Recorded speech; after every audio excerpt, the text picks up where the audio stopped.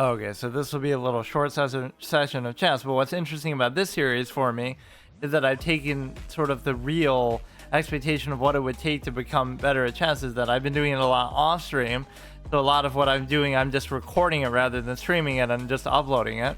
The main difference there, I guess, is I don't listen to music, or I actually listen to it, but I don't actually play it because I'm using like a mobile hotspot and I don't even have internet where I'm doing it. So I find a way to still do it, but I just record it.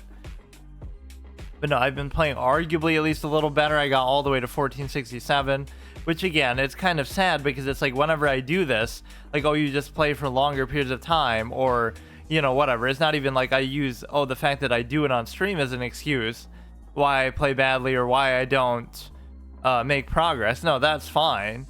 But it's just like there's only so much time that I have in life or in the world to do it, which is just sad. Right? So we had a couple good streaks. We had won like 5 in a row, then we drew one, then we won like 4 in a row. And the problem is that some of those were kind of undeserved. Like they're, you know, they'll make some major mistake, and you could say, well, when I lose, I make a mistake too. But, you know, somehow you can cheat that effectively. So effectively, we won like 9 in a row, not to get cocky, obviously. And of course, here I changed my set finally from the Star Wars one to the Chess 24. I always liked the Chess 24 set. The one good thing to come out of the website, even though I don't think you can play on it anymore. And then the other thing is I obviously made it a checkers board, which maybe suits me a bit more. It's like I'm trying to play checkers while everyone else is playing chess, to the extent that I don't really study and I don't know theory, which of course 1,400, 1,500 players apparently do know that. At least better than me. And then what else? Just, you know, I guess I never really pay attention to the boards much, so I don't normally change those. But I guess I finally got bored of it.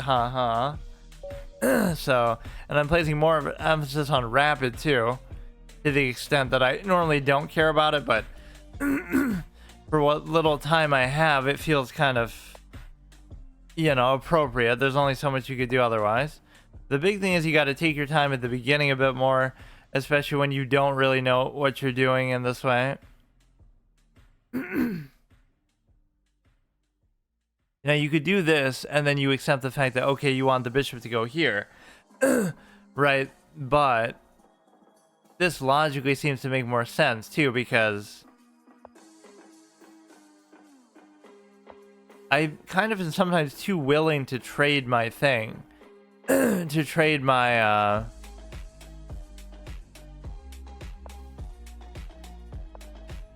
what do you call it?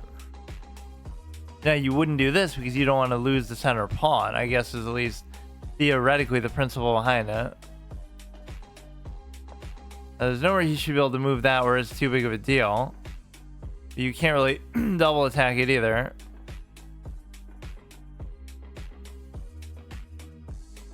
Like, you don't have to take it at any point, but you may as well. These are the kind of lazy, pointless moves that don't really serve a purpose. This is kind of a nice spot for the knight to be in, but there's going to be no way that you can guarantee it to stay there because this can still push it out, or you could even just take it with this at any point. So take, he can't double take. Yeah, but the secret is time times 2. In the sense that you have to take your time when you play, but also you have to put more time in a real life sense, which is utterly ridiculous. You know, just the amount that people actually do that.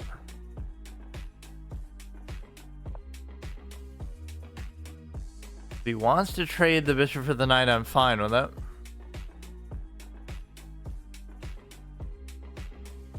You know, my dark square bishop is in a very defensive-minded spot where it doesn't really bode too well to make sense that you would really want to do that. Like, that you would really want this one to be there. This is the kind of game where a bishop pair was literally impossible to even get. Even if I hadn't traded that one, they're both on totally the wrong sides of the board, basically. This looks so good because of the octopus knight potential, but I just don't know whether you really should do that or not.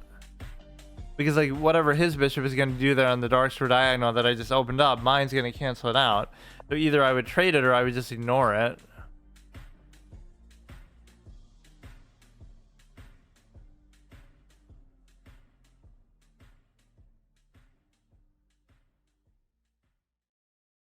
You got to look that extra step.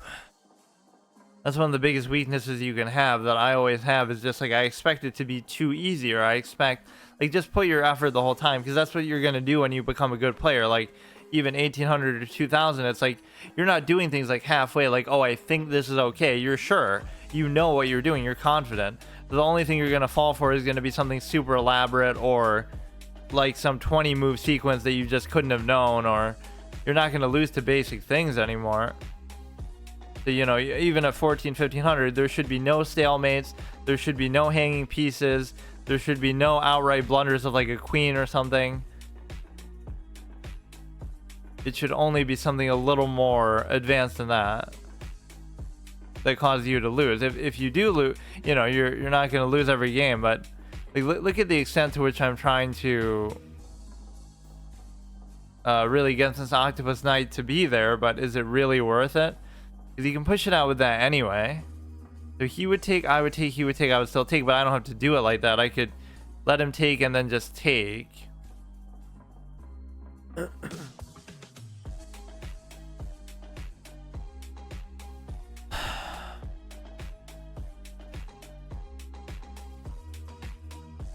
That's interesting because then we're good to go, and I didn't really want to even do that, but I don't know.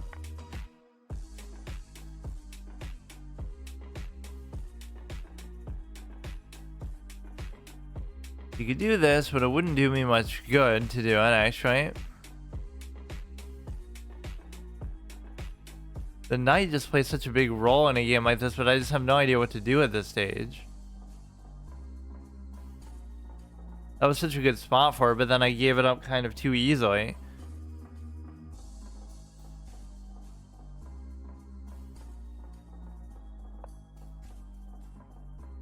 Like at some point you just don't know what you're doing, and it seems like we're both in that position here. Neither player really understands what's happening or what we're trying to do. We're developed, we're in okay positions, but there's no clear rhyme or reason to it. If he takes, I take. If not, I could take and guarantee the thing. Like, it's fine. Like, why is that a bad thing to do? Fuck it. I'll just do it again. How does it hurt me? Right? I don't see anything that's a plus or a minus. It's just there. Why even leave anything to chance? Yeah, this is a pretty sick combination of cosmetics. Fuck it. Just do it again. Like, what do you want me to do, dude? This is so dumb. Now, this is actually bad, though, because you're leaving him with the bishop pair actually attacking the king side. That could be very good. So this is, as much as I love to trade, I can't really justify doing this one. Let me think. You're back at 1500, nice. I'm almost back at 1500 myself, although this could still take a while. Music is fire, thanks. This might actually be royalty free too, because I see everybody use it in those stupid montages.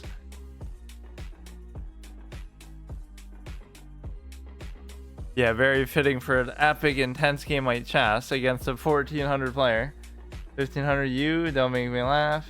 Isn't that what this is? I'm 1467, but not on the real site, chess.com. This is obviously inflated. I can't do it. That's a mistake, because now the knight's gonna fuck me over.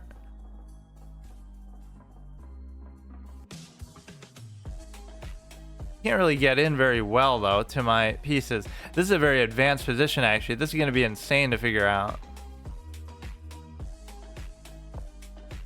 Like, playing this correctly is actually gonna take a super long time. Is.com is more.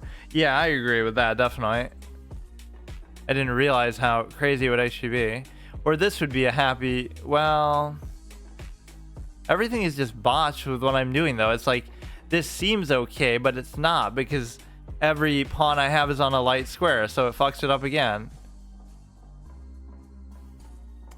and he won't even do it. Like, how are you supposed to really know what to do in this situation? Like, I don't care if you're a grandmaster or something, like, it's so bizarre. I guess you wouldn't allow this position to occur if you were a good player, but it's just random. I can guarantee you this guy has no idea what he's doing. But it theoretically should be better for him because he's got both bishops here. So I would take, he would take, I would take, he would take. I would take, he would take. It fucks up my pawns though. Like, I don't want to do it. That would be a fork. Why don't I just ignore it? But then he could, like, he's gonna block me in there and trap it. Right? He'll go there. And then I just won't be able to get out of there.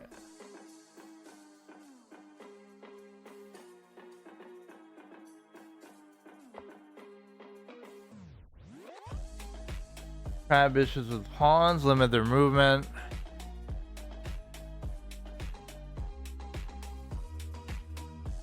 This is a pretty unique thing though. Like, I don't normally see this happen.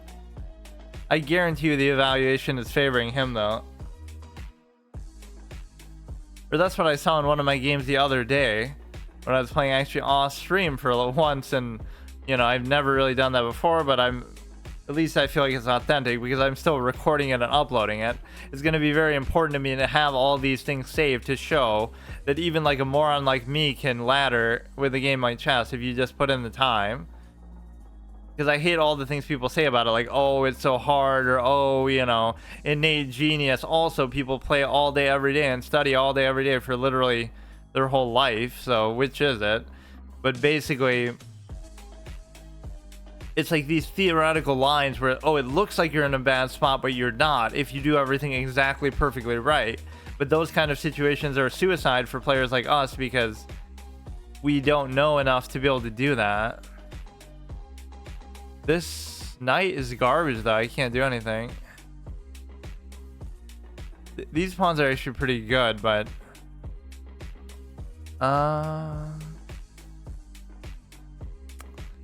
fuck, I don't know.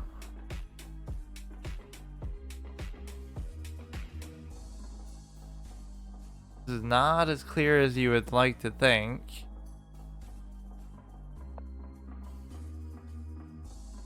Puzzles, yeah, I somehow just don't find them interesting. Every game and every move itself is a puzzle.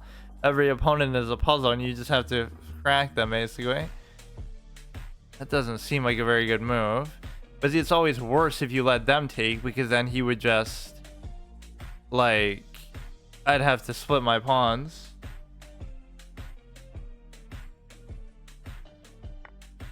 Okay, this is fine. Opens up some kind of a little cute check thing. Okay, now at least the board, you know what's ironic? Now, I was about to say, now at least the board's open so the knight can move. Like, we can get an octopus knight, but that's the opposite of what you'd normally say, because you don't really want that normally. Right, like an open position favors the bishops, not the knights. But here's one of the rare cases where it at least has made it a little more clear to me.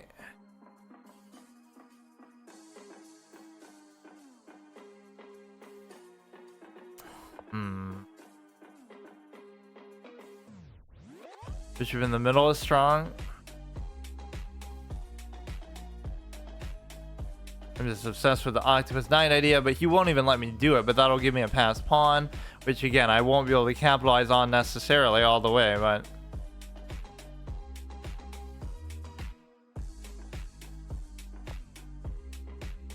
yeah, we could give a check there.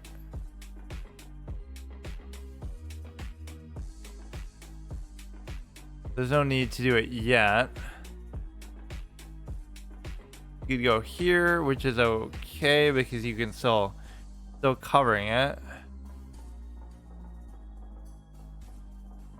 If he goes here, I could have took there. I can check here, or I can go here, but now it doesn't have as much value because you're going to obviously.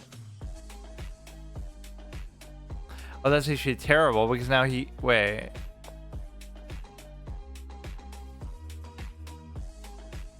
That was horrible. See, even when I make a mistake like that, I see it clearly as I'm doing it. I just don't have the patience or actually the time here.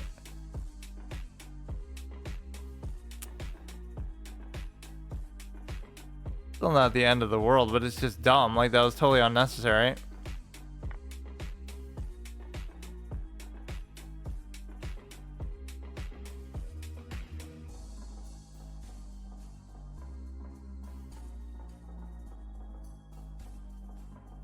Okay, this should be a relatively strong move, I guess. But now too many things are going to open up for him. Like, would he really give me the pass pawn here and trade to save the pawn? In chess, you got to go the extra mile, apparently. Okay, now we both have a pass pawn, but mine is not too good.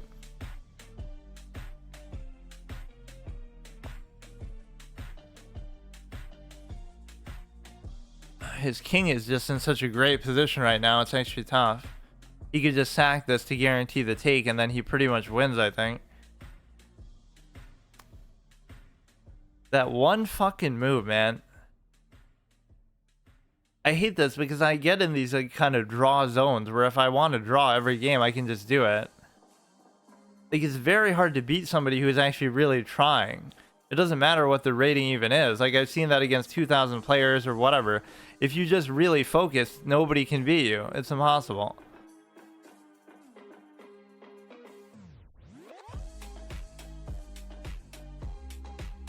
It sounds stupid, but I mean, that's how it is.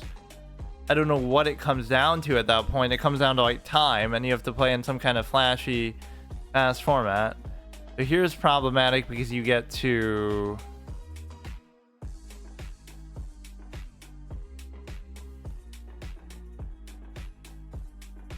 You get to just raise it. I don't know what to even do there. There's no way I'm going to lose like this, bro.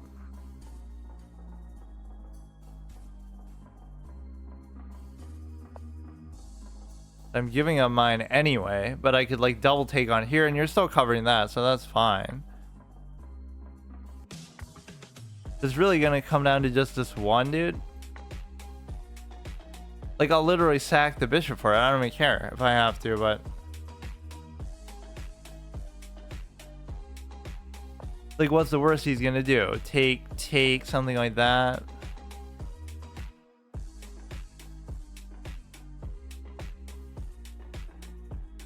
Or really what the worst he's gonna do is he's actually going to...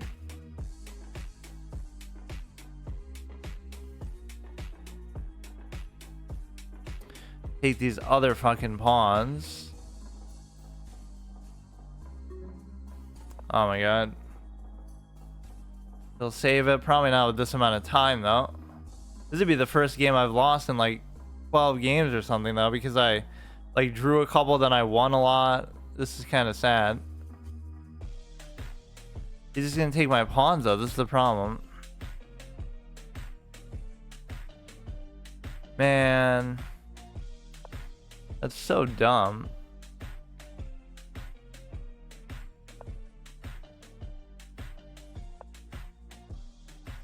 I'll sack it. I just said I would do it too. I don't care. And you could actually probably well, you could have maybe figured it out because you could like squeeze your thing in there and just put these on the dark squares, but now my king's just out of position. If he goes like that, I just can't go and...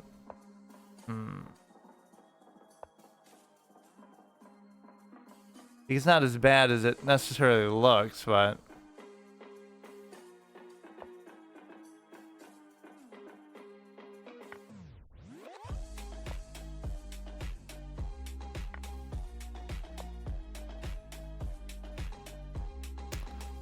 Man... Maybe I just play better off stream somehow. I don't get it.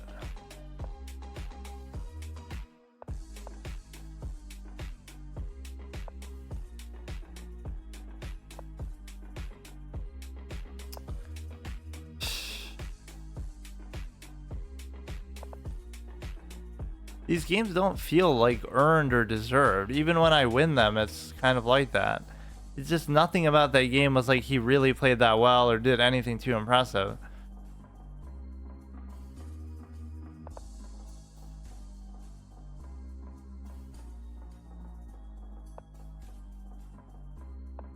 That's how they always basically are, right? It's gonna come down to something really stupid.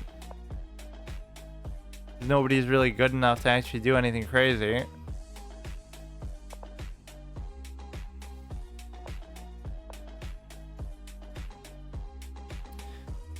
Alright, hurry up, give me a fucking stalemate.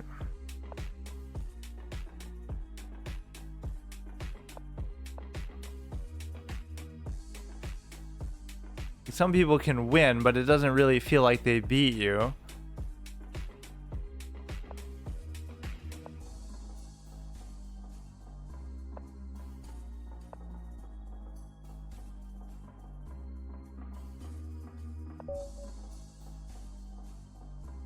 Fine. Just don't want to go on a losing streak right now after doing so well.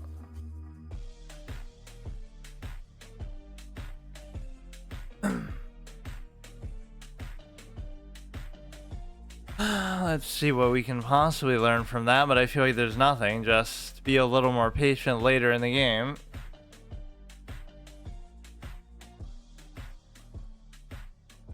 I completely have fallen out of wanting to play classical either because I just don't have time.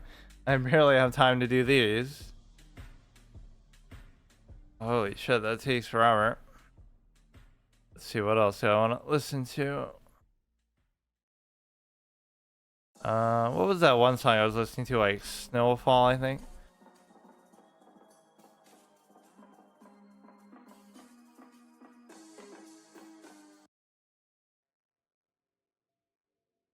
This one's almost way too quiet to even fucking hear that.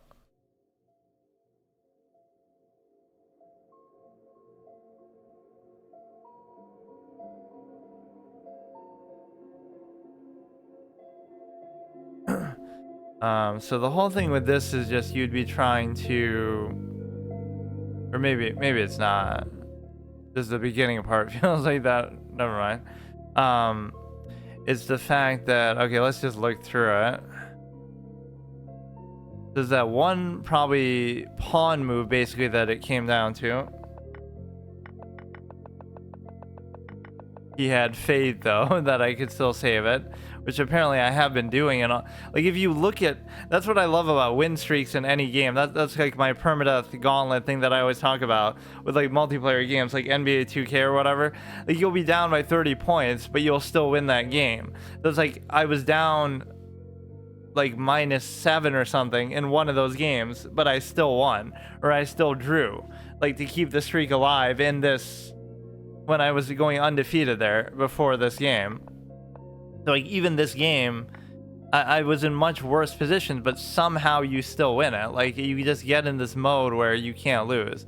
So that one's a blunder because it gives up effectively the thing.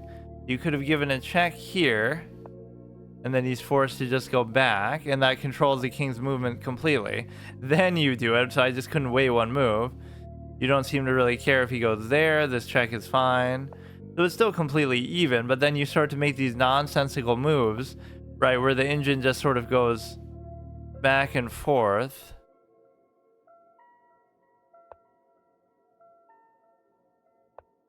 I shouldn't even worry about endgames though at this stage, because it just shouldn't come down to that, but it so often does, I guess. Or rather, my style of play makes it so that it does, to the extent that you obviously have to... Why is it showing me anti-chess stats? It's the fact that because I'm so trade happy, that's what it ends up coming down to.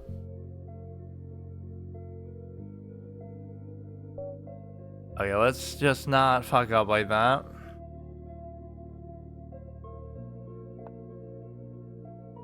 I don't know what I could do psychologically to stop myself from wanting to trade, because it sort of represents something that's just very different. Like, I'm gonna go for a scholar's mate because I'm a fucking moron lazy clown, even as I'm saying Even as I'm saying that I shouldn't try to trade or do these basic things.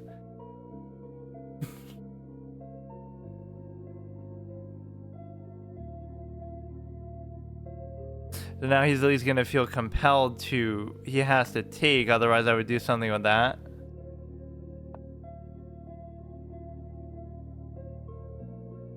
Yeah, forget about the Botez Gambit. The lazy Gambit is my biggest weakness. I just can't overcome it.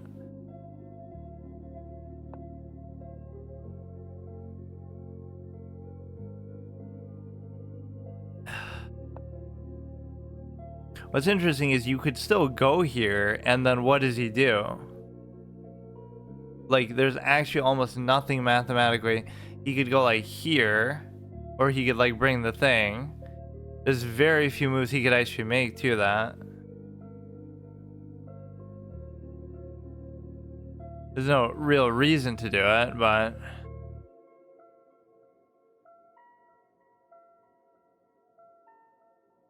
You do this and you kind of push it out. Let's bring the knight. We can always bring the queen back here. Is the good thing about it.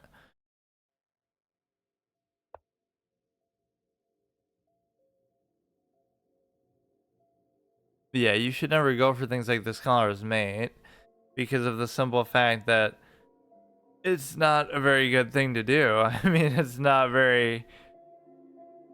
You could like do some sort of bait play with this if you...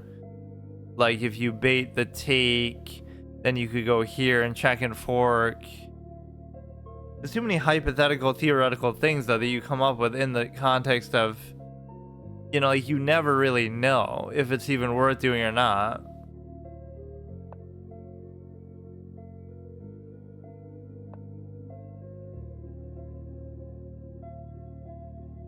Just gotta take my time, which at least I seem to do a little better at that than most people. But doesn't mean it always helps me. You know, I'm prioritizing doing this over simply developing my pieces, and he's already going to castle, presumably. So if he was to have just left it there, then maybe I could have done something, but I just can't now. There's so much of this back and forth movement, like these cheeky threats that I always call them. Either they're too obvious of a threat, or they're just useless. Okay, now this is a bad move because the queen could get somehow displaced by this. Or somehow trapped by it.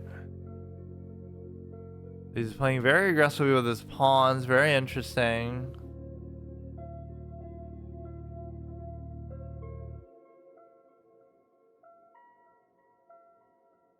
This light square bishop is going to be interesting as to when exactly it engages here. I don't know exactly how to do it. Deal with it, I mean. Like, this is okay with me.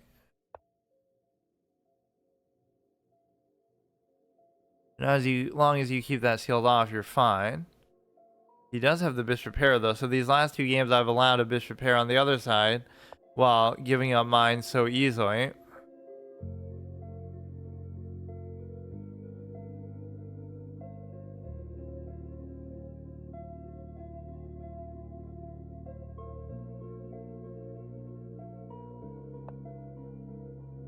I always go for these like cheesy little bait things like, oh ha ha, he's gonna move that pawn and then I'm gonna take the queen. Like, it could happen, but should you really even be thinking like that? Like, it's not a bad thing, but it's just not probably the best thing to do. There's a lot you'd have to work through to be able to actually benefit from that though. You could go like this, he would take, I would take, but I don't know if that's really worth it either.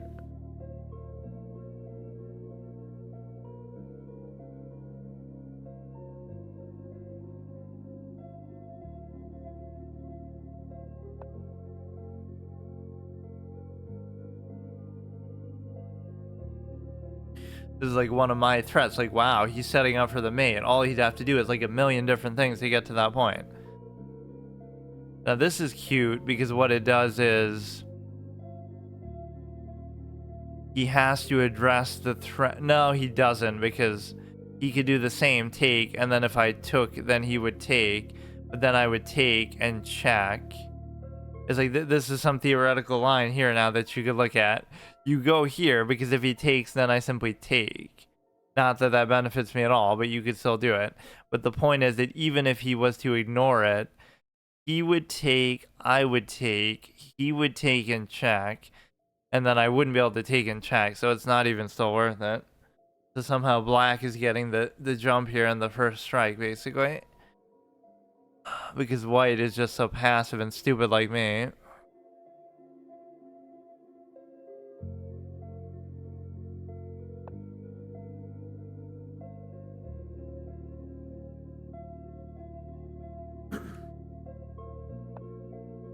He does that, which kind of seals off a little bit, but should I not still be able to do the same thing? Because now you can't go there. If you go there, I can simply take it. This does work because you're taking this.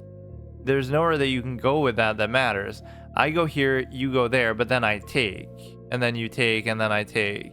This works. I don't care what anybody says.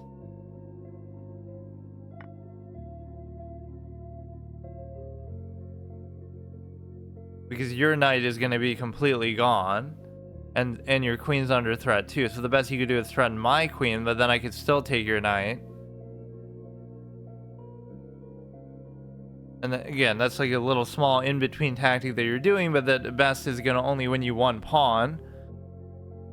I just love the balls of these low-rated players to do stuff like this. Like, I'm at least so nervous about doing it.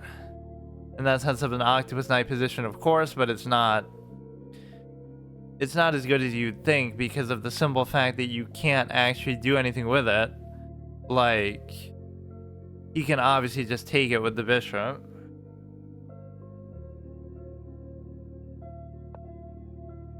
So that's like mid-tier status that you're able to get the octopus knight, but top-tier status would be if you could actually guarantee its safety in the long term too. Like, you would have somehow gotten rid of that first, and then you would allow it to be at the top of the game. If you do this, then you'd be setting up to take. It's like, it's not a bad move, but it just feels like maybe it's not the time yet. And see, what you're doing for that might make it worth it. Okay, I'm too slow. Is that you would be getting an octopus knight. Or no, you'd be getting a passed pawn. Even if you were to take it, right? Okay, so take it. Now you have to sacrifice the fact that you're giving a passed pawn. The problem is, me or players of this caliber are not going to be good enough to guarantee that passed pawn safety or whatever. Be able to actually promote it.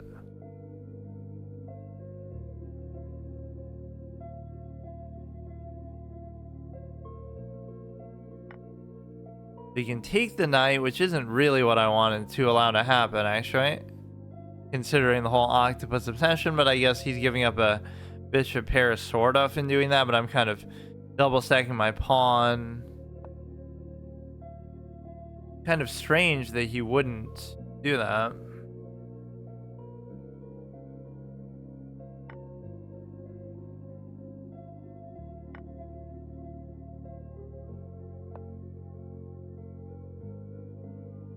He's attacking there, which is actually very irritating.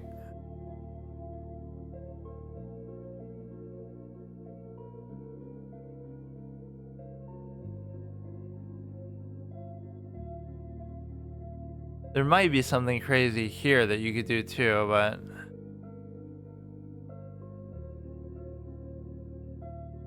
there's something crazy right in front of you. Now, I certainly didn't see that at the outset, but it is interesting.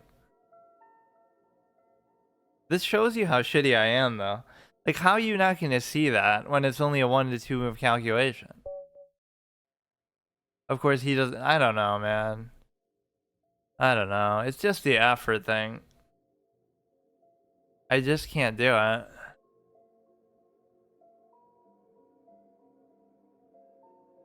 Even when it works, it doesn't feel right. It doesn't feel like you really deserve it. At least we get back what we threw away there. So let's see if we can win a couple. But yeah, basically I've resigned myself to the fact that we play on stream just for fun. But if I can try to fill up the pieces, because look at how much I did off stream. I almost didn't do any of these last games on stream. So think about how much progress I just made. All of these, I was like 13. I don't know how you would even tell like what I did off stream or what I didn't, but I effectively got from like 1360 to like 1460 all off stream. And whatever like session I do, a little here, a little there. Some old school player was given a GM title that could be right for debate. I keep seeing these Hans Niemann, you know, videos like he's banned from the St. Louis Chess Club because of whatever false accusation that never even came to be.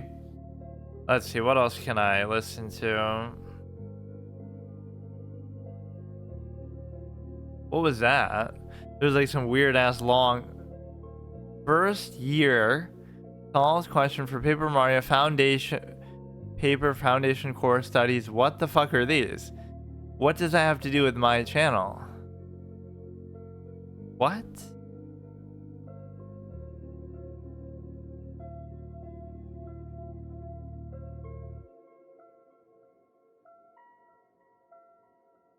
Okay, let's just choose something from here. Or whatever.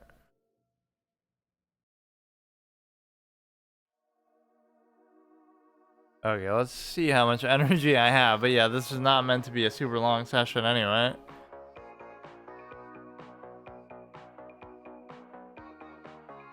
I don't know what I'm gonna do tomorrow, actually, my little whatever Wednesday thing. I keep just deciding stuff kind of on a whim.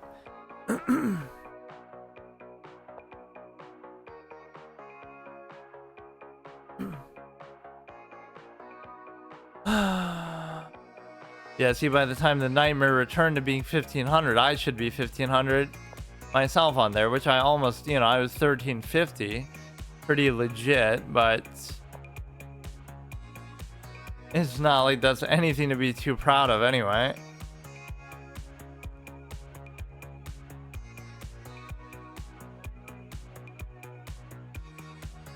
The Simply is saying he's like 1800 USCF, which is pretty damn good compared to like 2000 on here, so that's only like a 200 point inflation. But then on FIDE he's 1500, so I don't know whether that means he hasn't played in as many FIDE events, or if it's really that much harder, which I kind of doubt, because I know people who are around 2000 FIDE who are also around 2000 on these sites, like maybe 2200 or something. And it gets distorted by the time formats too, because it's like, oh haha, Alex Botes has 2500 in some inflated format when she's sub 2000 FIDE as a player. But it's because, you know, if it's like bullet and you're flagging people, and like that's a skill too, don't get me wrong, but it's not the same. Huh? Why did you leave? I mean, I'll take it, but I was just kind of pissed, honestly. Like, I just want to get back to 1550, then you can fucking do whatever you want with me. Like, why should I have to redo what I've already done before? And it's my fault because I'm the one who tanked it. I think I partly blame that game for it, because I was going on these long losing streaks, but I couldn't even appreciate what I was doing because you can't see your rating in that game. It's like that chess exclamation mark game. So I lost like 200 rating there, and I couldn't, it doesn't process the same way as here because you're not seeing the whole interface of it. And of course I was out of touch and whatever, but it's not like I'm ever in touch anyway because I just suck so badly. That's all my chess experience has ever been, is just either it's high effort or it's just low performance, because it relies purely on how hard you're trying, or you know, your studies are nothing, your will is everything, the will to calculate. Little Ra's al Ghul Liam Neeson line. What if he returns as I'm choosing that option? Would it undo it then, like if I'm just too slow to click it? And I have clicked the draw thing before there. I don't know why he just left though.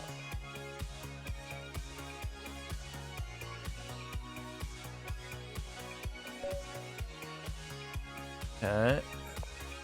I'd like to get to 15 here, but let's not get ahead of myself. I can barely even handle this right now.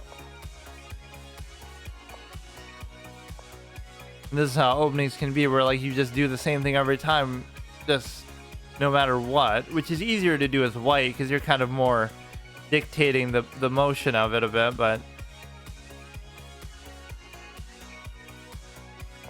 you can't resist the opportunity to simply bully the horse around as much as possible. You know, that's technically probably the right move, but it's fucking annoying, isn't it? Because it's just so slow and stupid to have to do that.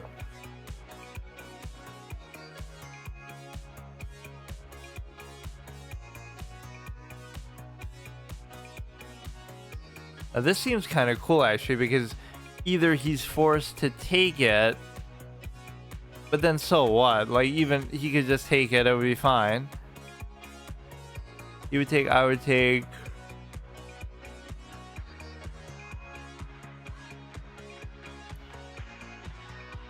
What actually happens there is the fact that, you know, okay.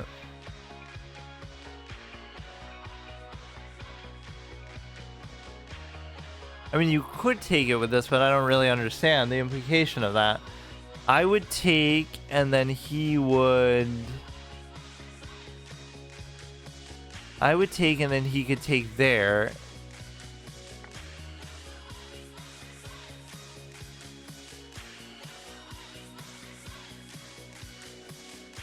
So what you're doing is you're setting up for a simple double attack there, but it doesn't have to work at all. There should be something that opens up, though. That's the thing with this position. There should be something that's already open, and I just can't see it. If I go here, you can go here. I take, you take, ooh. If not for the knight, I could do something there. Or you could do it like this. If you take, I take, you take, I take, you take, I still take. He would take, I would take, he would take, I would take, he would take, I would still take.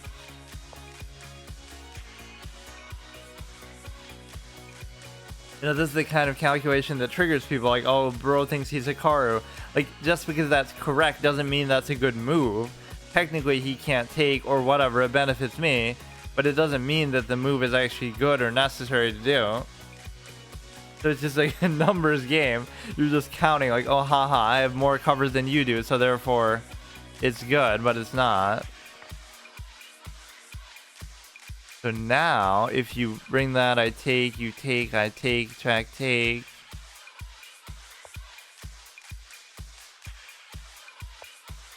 If you simply go here, then you're attacking the queen. So now if you take, I take, and what the fuck are you doing?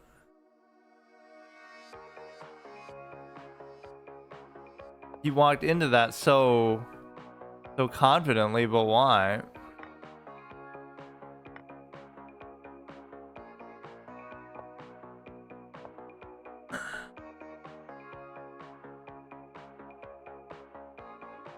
Just give random good checks, good things will happen. Chess is a funny game, bro. The way that people try hard it so much and just... there's something stupid about it.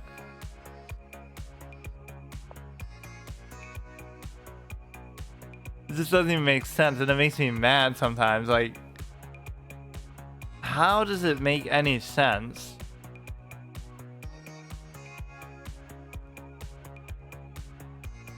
Now you're gonna have to be super patient and figure something out, which I'm just not patient at all.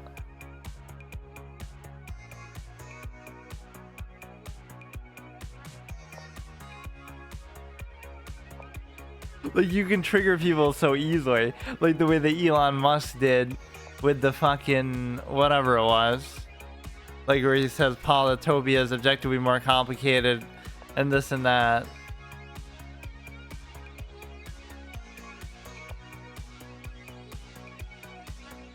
What you can do, you pin it down, you could take, and then take and force a trade. And it might not seem like the greatest thing to do, but the reason why it's okay is because you know, you're up a little bit, so it's good enough. But actually, that's probably the worst thing you would tell somebody to do, because when you're up like that, you don't need to do that. You can just, you know what I mean? You should try to win with the advanced material you have. But when you're like me and you don't have the confidence to do that, then you just say, fuck it, I'll win like this because I'm an endgame master, clearly, even though I suck at endgames too, seemingly. Just trade everything off and you'll be better off. And he really doesn't have a choice here. Like, he sees how I'm playing in such a degenerate, trade-happy way. Hey, how's it going? That was hilarious, bro. Like, how fast he did that. It's like he wants to lose or something. Why would he do it so confidently? Like, this is a theoretical line that I've played a million times. Like, these people are so good sometimes, I don't get it. Some of these people must be provisional, I guess. That's the only way to explain it, because some of these people are playing like gods, but he's played 2,000 plus games, so I don't get it. I have such fear and respect for 1,400 rated players, even on an inflated website like the chess. It doesn't even make sense. Because they've humbled me so many times with how crazy they play. They must be Hans Niemann fan. Okay, so at least he's a provisional player, which I can accept that. Which still doesn't mean that he's going to play badly, but... You shouldn't even look at stuff like that. I had like an add-on that hid the ratings from me, so I don't read into it too much or let it psych me out or something. Right, play the position, not the player, but that's easy to say when these people blunder their queens. It's like, how am I supposed to not take that into account and be, you know, just very cocky or cognizant of that in general? It makes you get too lax.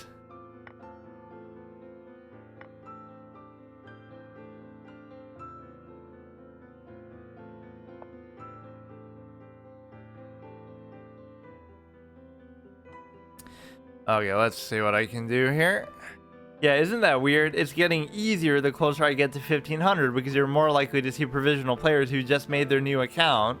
It's one of the most dumb shit things ever, which maybe is true even in real life chess if when you play like a FIDE game or whatever, when you get a new FIDE rating, maybe you start at a fixed rating, something like around 1,500. I'm not actually sure how that works, but I imagine that might be what these things are based on, like how the sites do it. I don't know what to do with this, actually. I feel like it's often better to take, but you're gonna probably be able to take this no matter what. How do I make the board? It's some add-on I have. It's like stylish. So they have all these custom... Oh, whoops. Like the custom piece sets, and you can just kind of get all kind of different ones. So you can take here, and then he can't really do anything about it.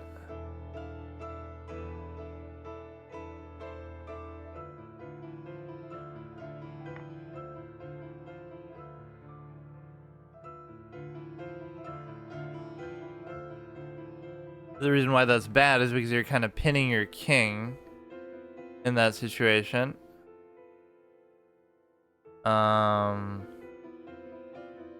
That's a very good move by him because it also... Oh, shit. It not only attacks that, but it also allows him to do this. Oh, here we go. I was too overly ambitious, I guess, in the opening here. Like, he's doing way too many things at once.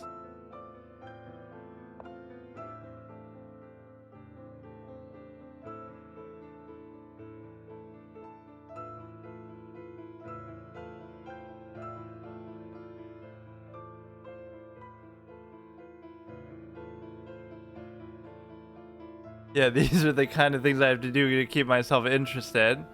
Custom piece sets and weird things to spice up the very boring game of chess.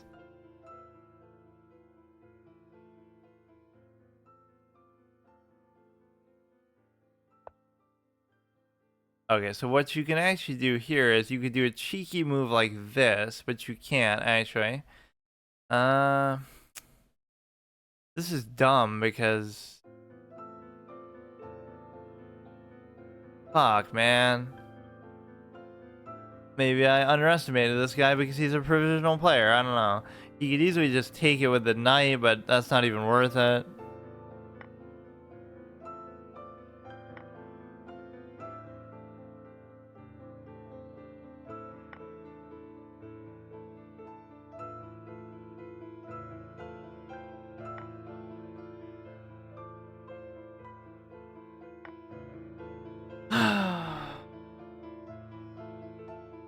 How do you on the knight there? Why not bishop f7? f7.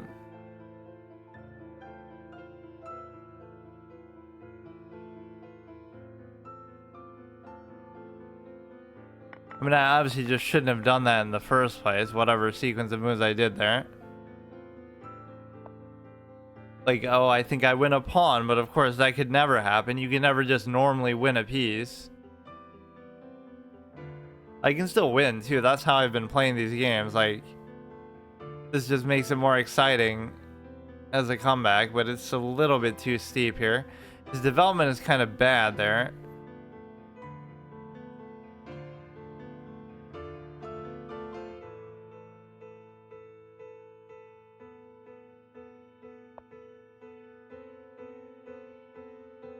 This is what you get when you line king and queen line. Well, that was kind of after the damage was already done, though, because well, that just made it worse, though, I guess. But no, like, I kind of pinned the bishop. And he did make a very good move there, where he just, like, he attacked it with both the knight, and he was threatening a check, and he was also opening the pawn to be able to attack it, so that was like way too much going on at once.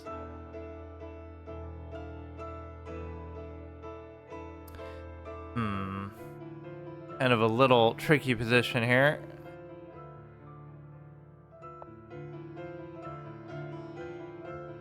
Doesn't feel really that bad, but it depends how effectively he uses pieces. Sometimes somebody will just leave the rook there inactive and do nothing with it for like 50 moves. And then you have something actually going. Hey Stars, how's it going? Pretty good, how about you?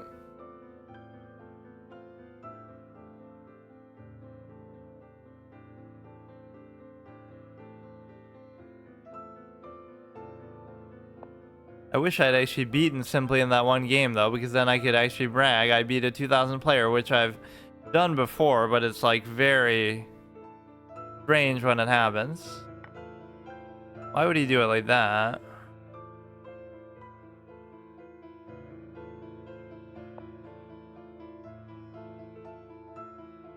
Or then they'll say, oh, they weren't really trying, but it's like every time I lose to them, then I can say the same thing. How many games has this guy played, man?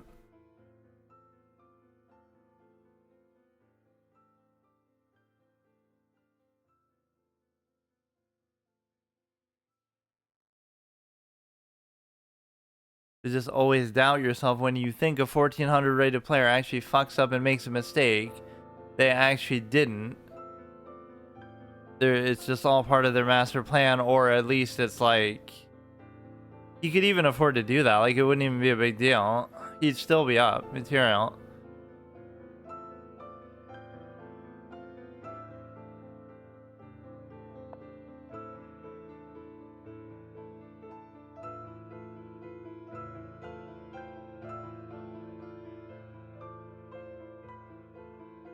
We can try something here. Yeah, let's just make it annoying for him, though, at least. We did kind of get a free win in there, too. I kind of just wanted to get to 1500, but I definitely don't have the energy for it. So he's letting me take that, which I don't even really want to do.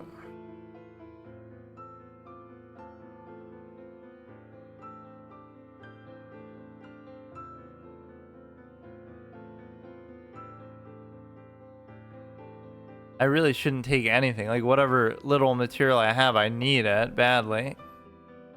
You could take there, and I don't know if there's some sort of crazy follow-up that he would have. Probably there is.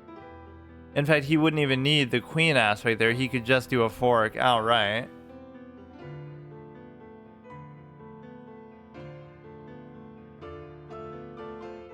That's not even a very difficult to see sack, but I still let it happen.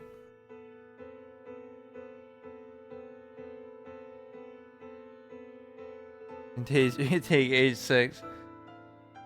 What have I been playing so far? What do you mean?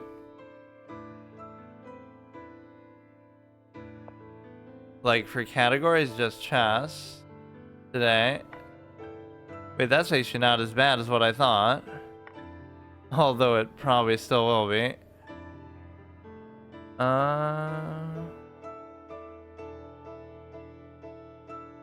Because he can't actually do anything with that. If you bring the queen, then I just take with the pawn. He'd take first with the rook. Look, the point is it's still bad, but... In fact, that should be a mate, but I don't know how exactly. It'll still take like a move or two.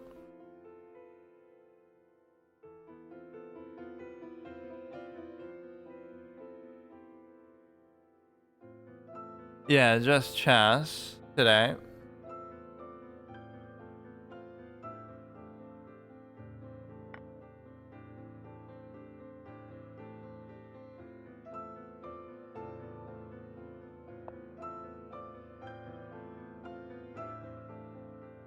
Comes there, I could block, he could take, I could take, he could take, he could check.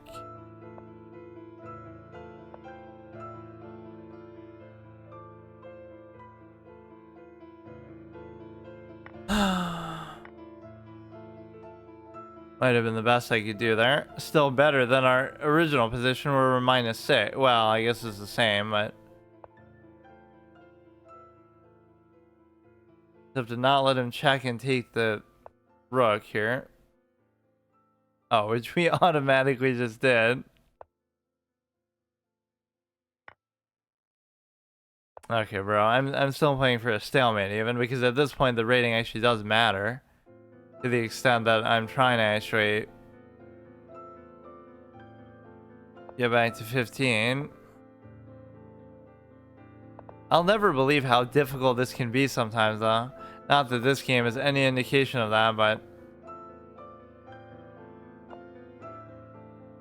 Like, this is literally where you start if you make a new account, but it's so hard to stay there somehow.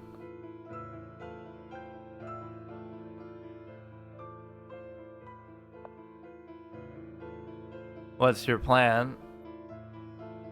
Oh, man. Yeah, people rarely do that here, actually, but...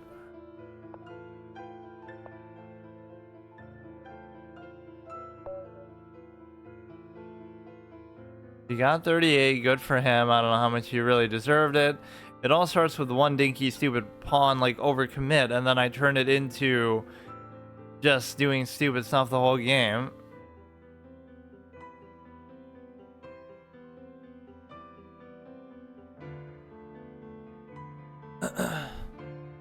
There's no real good reason for that. Like, everything's fine. I don't have to do anything.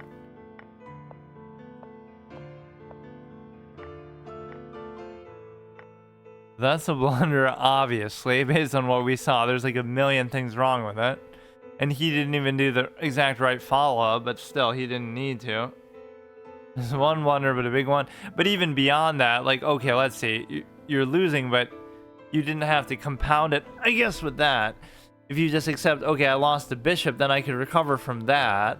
But then I fuck up and give up the queen too, I guess. Okay, let me try another one.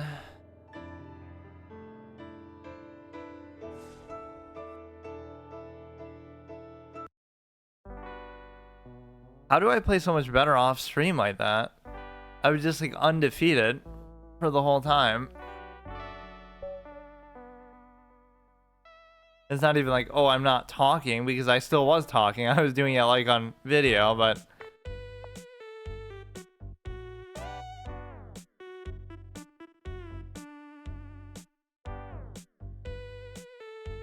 I think there's something to the time element of it, like you feel like you're not under pressure in the sense of like I can do it as long as I want then, whereas here I feel like, okay, I only have X amount of time to that's still a bad excuse though, because you still have enough time for each game that you're doing.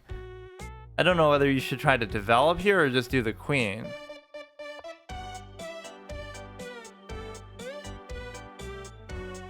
That still doesn't seem like a good move, but if I can bait the trade, I'm happy with that.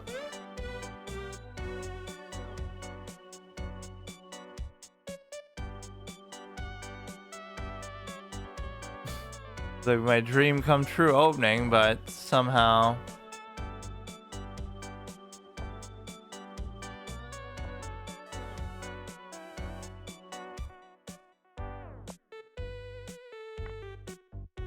That's fine with me. I couldn't pin down the knight as a result of it. He's got the little cheeky fork.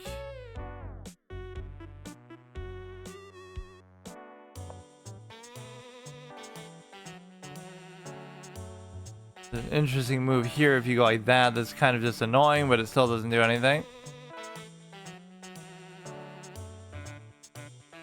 Now that becomes far less effective here with respect to the take. He could still just do it, but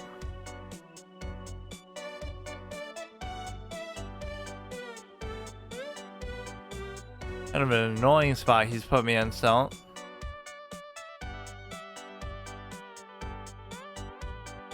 But a queenside castle itself is a pretty rare sight.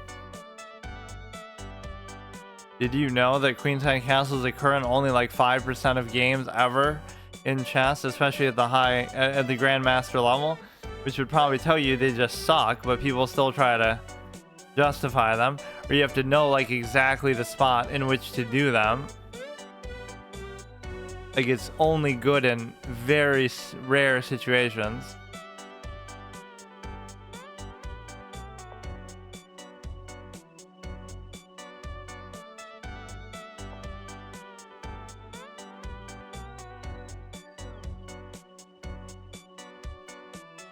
I like this kind of move, even though it's not probably anything too good, because it at least guarantees the ability to trade, because he has to give up one or the other, which he makes probably the right choice there still.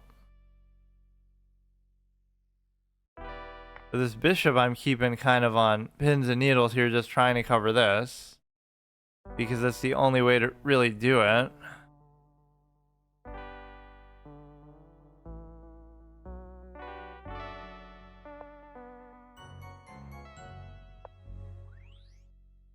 Thanks for the follow. Okay, I fucked up again. You know what? Let's be a little bit weird about it. Let's do it like this. Now he can't go there anyway, despite being potentially a fork. That actually worked out pretty well.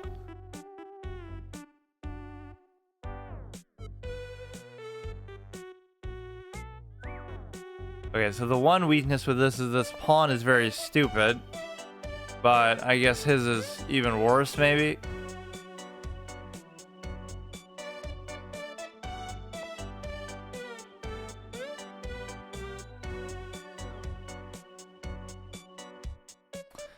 You could go here, it would be still not trapped. If he takes that, that's perfectly fine with me.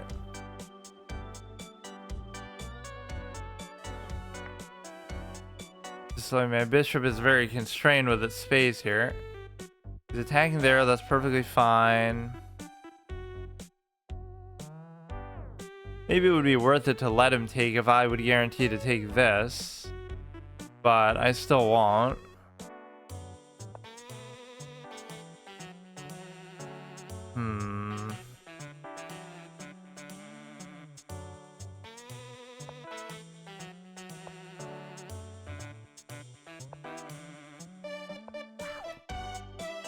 Yeah, that's covered. That's perfectly fine.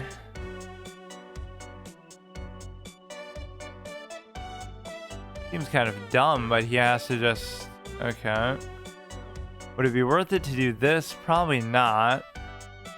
I like the fact that they're on light squares because it kind of just negates his bishop's influence here.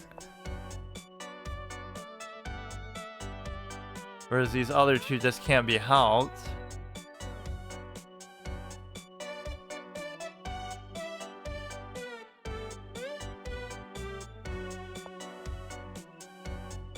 He's double tagging that. There's really not much I can do about it.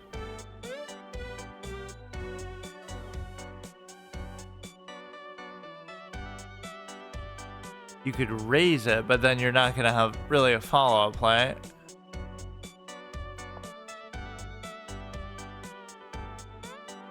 You kind of just have to let it go, I guess. Okay, let me try to involve my king a little bit here. Oh no, we gotta watch this first. Almost gotta bring it here just to make sure of what you can do. You're covering both of those key pawns. The king's gonna cover all the rest of them. So how the fuck do I do this?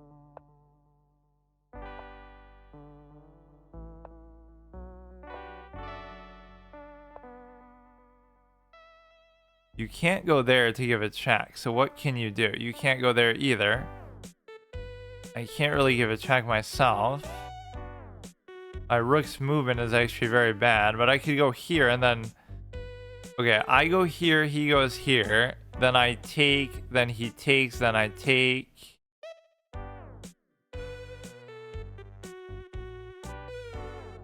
I would take, he would take, I would take, he would take, but then he kind of wins on that side.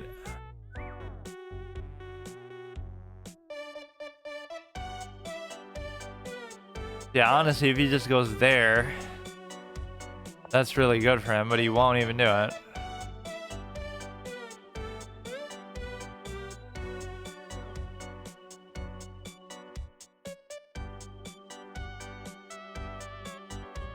Honestly, there's nowhere he can go with the king, like to unleash into a check that's actually good, so I don't even mind it. But he's doing it more so just to get rid of my king, I guess. What if I just say fuck it and just do this?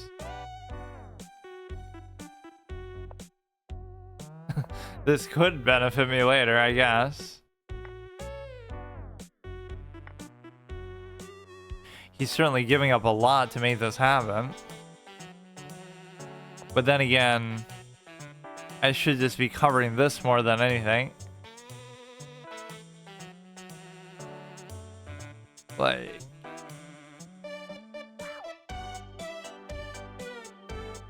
Because yeah, if he just comes out there, there's nothing I can do about it.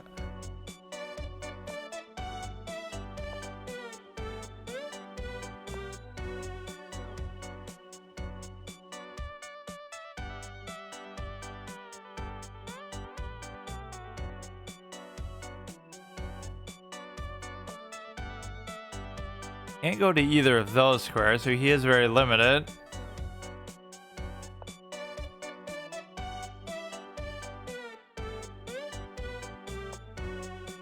You could keep doing this over and over, I guess. He can't go there. If he goes there, then I can always take this, and then I don't feel too bad about it.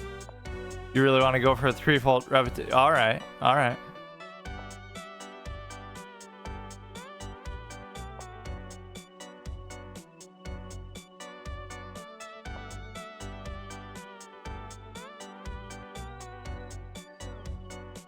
Come on, bro. Don't be like this, dude.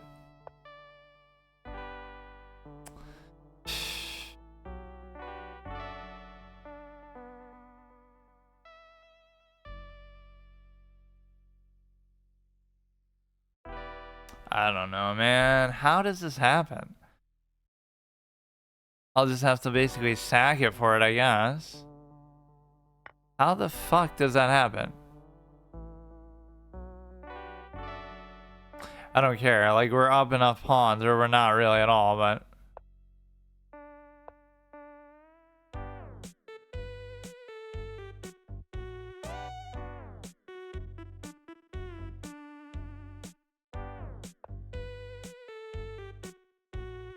He's gonna cover it with the rook, but at least it's a little bit awkward because you can't cover it all the way. Dude, what is this guy's problem?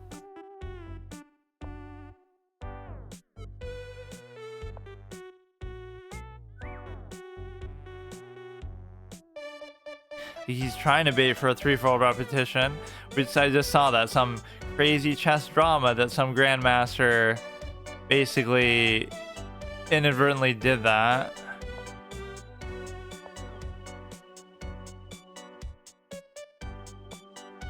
Where it was like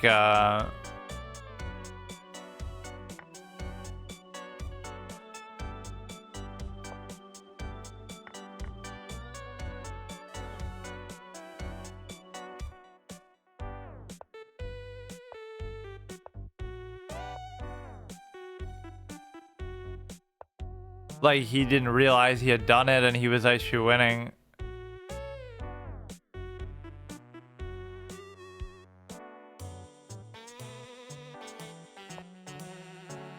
You can just sack for it, it's not a big deal.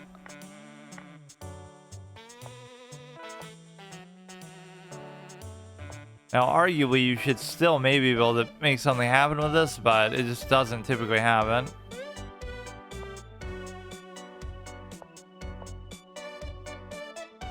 Because his king's far enough away, so like, he could fuck it up and still let me do it.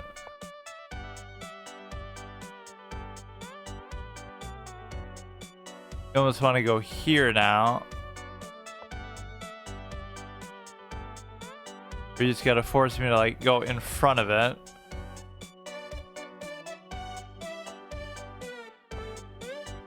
Just keep giving checks and then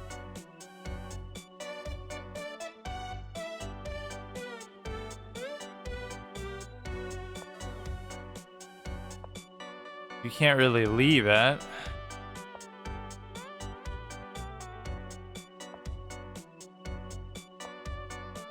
That's at least perfect. What the fuck? See, this is what I mean. To cheat death is a power only one has discovered. I obviously lost the game, but that's why you keep playing, because people are even bigger clowns than me. That's why you never give up, not out of some sense of honor or whatever, just out of a belief that people are even dumber than you are. But no, that's how like I would win some of these games. In that kind of same unlikely stupid way, which isn't instructive at all either. Maybe I should just stop pushing my luck here. So I basically only won one game's worth of stuff here. I don't know. But yeah, I've made pretty good progress lately, but just mostly not on stream. So what did we do here? We lost, we won, lost, draw. Okay, see you tomorrow. Okay, so today I'm going to continue my little push for 1500 here, also using the checkers board, and that's all. I kind of stay on the same one for a while, but I do like the variety that these sort of extensions and whatever things allow. It's the one thing I like about Lit Chess, maybe more than chess.com. So what's interesting here is like I did my one episode, so you'll see I'm a little bit higher. Then it's all one episode, so it won't matter. But like, I did my weekly chess episode, but now it shows you like this has gone from, you know, oh, chess is something like I do once a week here and there to like a whole lifelong thing. Like whenever I have time now, I try to fill in a little thing here, which is why it does kind of annoy me because like I'll set a goal, right? Like, oh, this episode this week, like on Tuesday, I wanted to get to 1500, but of course I didn't have enough time, or I didn't necessarily play as well to be able to do that, right? So you kind of keep it even. So chess is the kind of game you can sort of brute force by just time. But the one thing aside from that, like, okay, now is going from a much more extended thing where I'll do it whenever I have time here and there. The one thing that it goes even beyond that is still, I haven't been willing to really study too much. I mean, obviously you inadvertently are doing that anyway, just by simply doing it so much, like you're learning through experience, but chess is the kind of game where you really have to do it above and beyond with respect to, somebody was complaining about my Star Wars pizza too. That's not really why I changed it, but just on one of my old videos, that he's like, you know, it's so difficult to, I'm just double checking this. It's so difficult to watch. You know, I forget why this isn't good, but I feel like this is always the one that sort of shuts us down.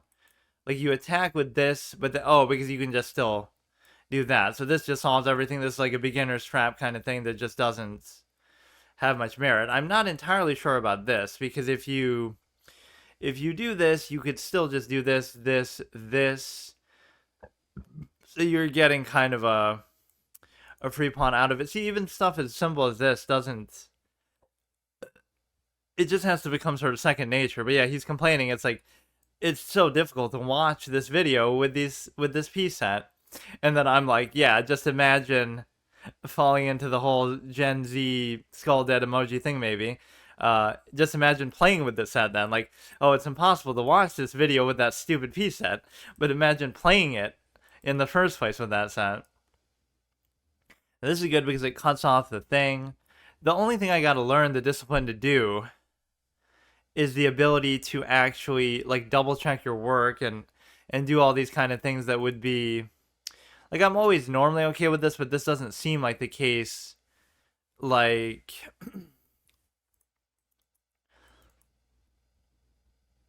this is a little bit tricky because you don't really want to do it. And what this would do is it would preserve the threat there. But no, it's like you got to double check your work. Whether you're 1500, whether you're 2000, like always doubt yourself and just double check. So you want to be sure of what you're doing.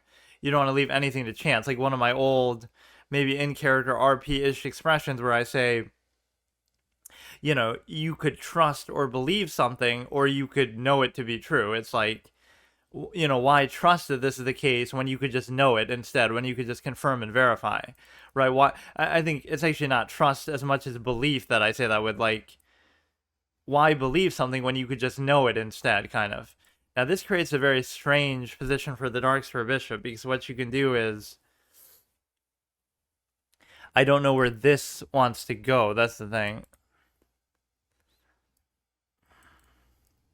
Like, I see, I have this instinct, oh, I want to go here, but then you know that's not the right thing to do. And then he could just come back again. Like, it's so annoying, man. And a lot of it's on account of the knight that you have to do it.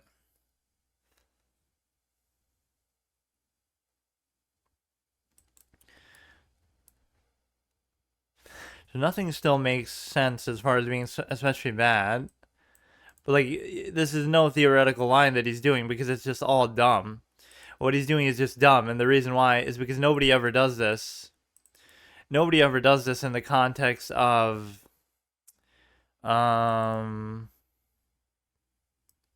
moving the queen, like, so early, you know? That's something I always used to do. Those two things I did as a kid, just my natural instinct for the game, which is ironic how much discipline I've learned just through getting humbled by better players or whatever. I would always be super aggressive and move my queen early in the game, and I would always queenside castle, both of which I've learned are very bad things to do that almost nobody ever does. The queen thing is pretty true, because all it does is put the queen under threat, but you could get away with it because people were afraid of that, and, you know, you could get away with very basic, very lame sort of attacks.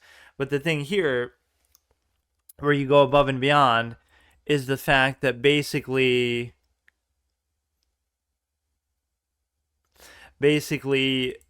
you know, you just put it under threat and it's not going to work. The queenside castling, again, some people will fight you on that and say it's not so bad, but it's played in like some, I always refer to that one statistic, it's played in like 5% of, you know, he does actually have a tactic here. That's not actually that hard to see. Like, if he just takes, I take, then he could just take. Right, so it's just because he's loading up so many things. Like, it seems like a good attack, but it's very primitive and sort of uninitiated.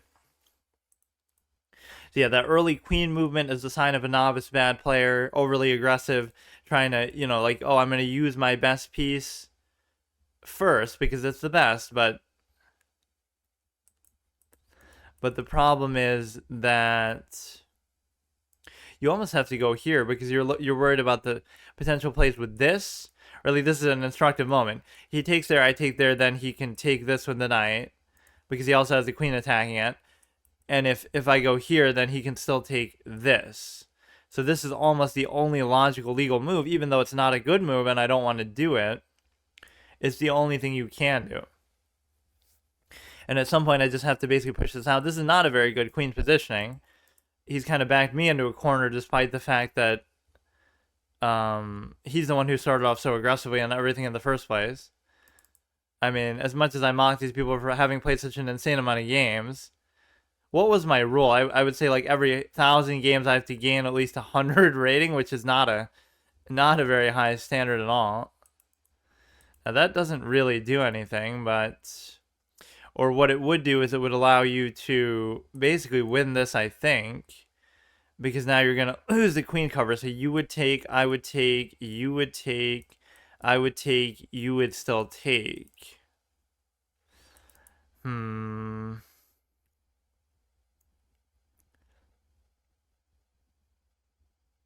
mean, it's a lot of back and forth movement that's happening here that I just don't really appreciate. Like it's kind of just annoying at this point. What's cool about doing it this way, not that I wouldn't be an AFK Andy all the time and do that regardless, but like I can take breaks more. So like I can play this one game, then I can go use the bathroom, whatever. Then I can take another break, play one game, take another break, go get some food, then play another game, then go eat it, right? Like you can keep taking these breaks because you're not worried about doing it live. So that's the one advantage at least. I mean, look, dude. I am like a defensive ace sometimes with my ability to do these things, but you gotta somehow punish him for this. But this is an annoying position right there. He goes like there, and then I could just like take it. He's got to push something out with a pawn, but there's actually nothing you can do that with.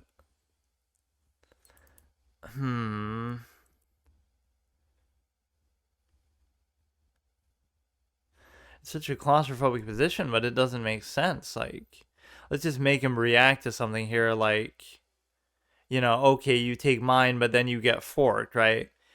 You take mine with the thing, but he gave up an attacker on there as well. Is there an imminent trap coming? Because I don't see what it is. It's like, or what he's actually doing is he could just, you might have to do this. Because he would take, I would take, he would still take. But the thing is, I wouldn't. But the check is still there, so like, why leave it to chance? You think you're you're going to just rather do the fork, but like why leave it like, oh, I'm going to lose a piece so I can get the fork? Why not just solve the problem, right? Don't try to leave it halfway. So now he's had a chance to like win a pawn and do all kinds of things here with this very brazen sort of cheeky opening attack that it's just not normally a good thing to do, right? But now you could do either one, so it's actually kind of hard to say which one. I don't think the bishop really wants to be there, right? The instructive thing here is like the knight being here is okay, the bishop being here is stupid. You almost want to do this, and there's nothing else really going on. See, so he did all that for basically accomplishing nothing because he doesn't even have the threat on here. So the big move you want to make is this. You can develop this light square bishop, and you just want to I like how the checkers board could ironically represent my style of play, that like, I'm playing checkers while everyone else is playing chess. The fact that I basically want to, oh, no way. But no, it's okay too. That's okay. Unless the queen gets involved here somehow. But what this allows you to basically do is you can go here so that you can still cover this again.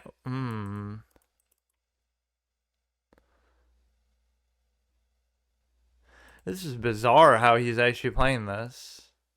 You might just have to go there, though, or this. But then, because this allows you to have another, man, it takes me too long. He would have to take, because if you don't take, basically, he would take, I would take, he would take, okay. Because it's going to guarantee that this gets moved, therefore it's not under threat, therefore he still gets the fork, though. Oh, what was this opening, man? Like, how do these people do this?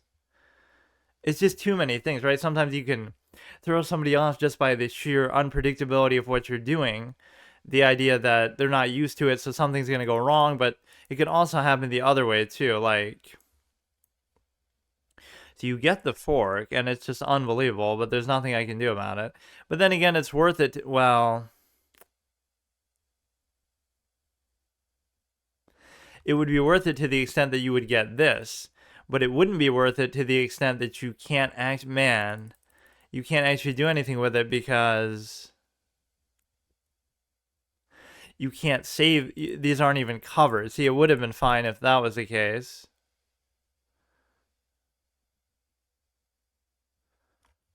I guess I'll just do it, and I don't really know.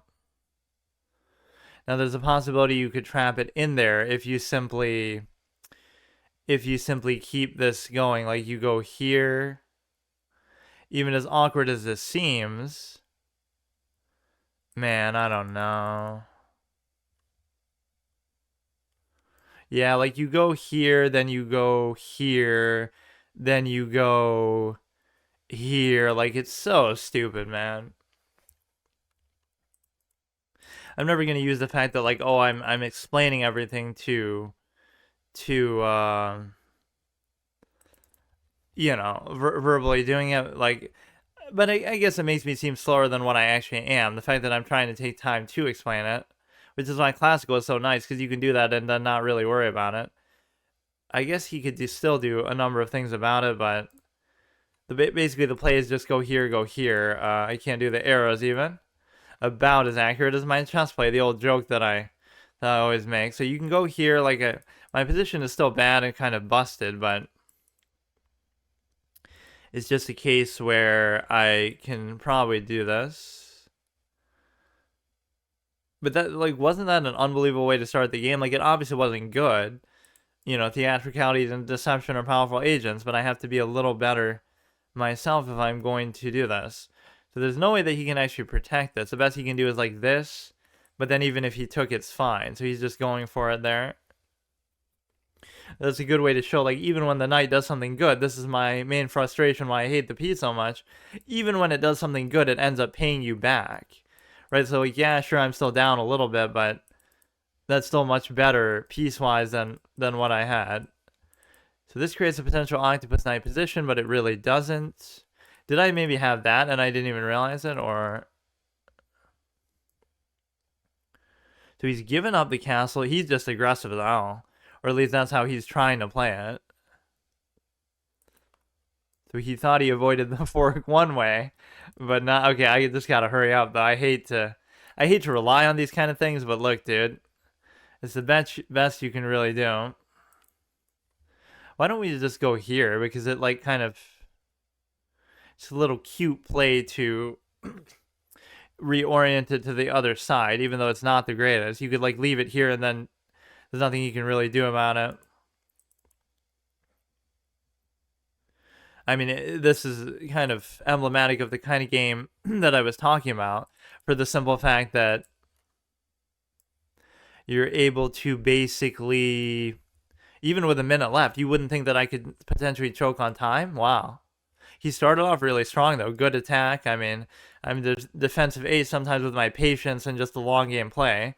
I don't know how much I just like the middle game. You can kind of recover from a sloppy opening, but I like that. Like, you never need to know end games because you should win in the opening, or at least survive it, and then win in the middle game. So at no point do you need to be good in the opening, because you would have either outplayed them in the opening because you do some kind of trap or trick, or you just know them better. So you've already won in the opening.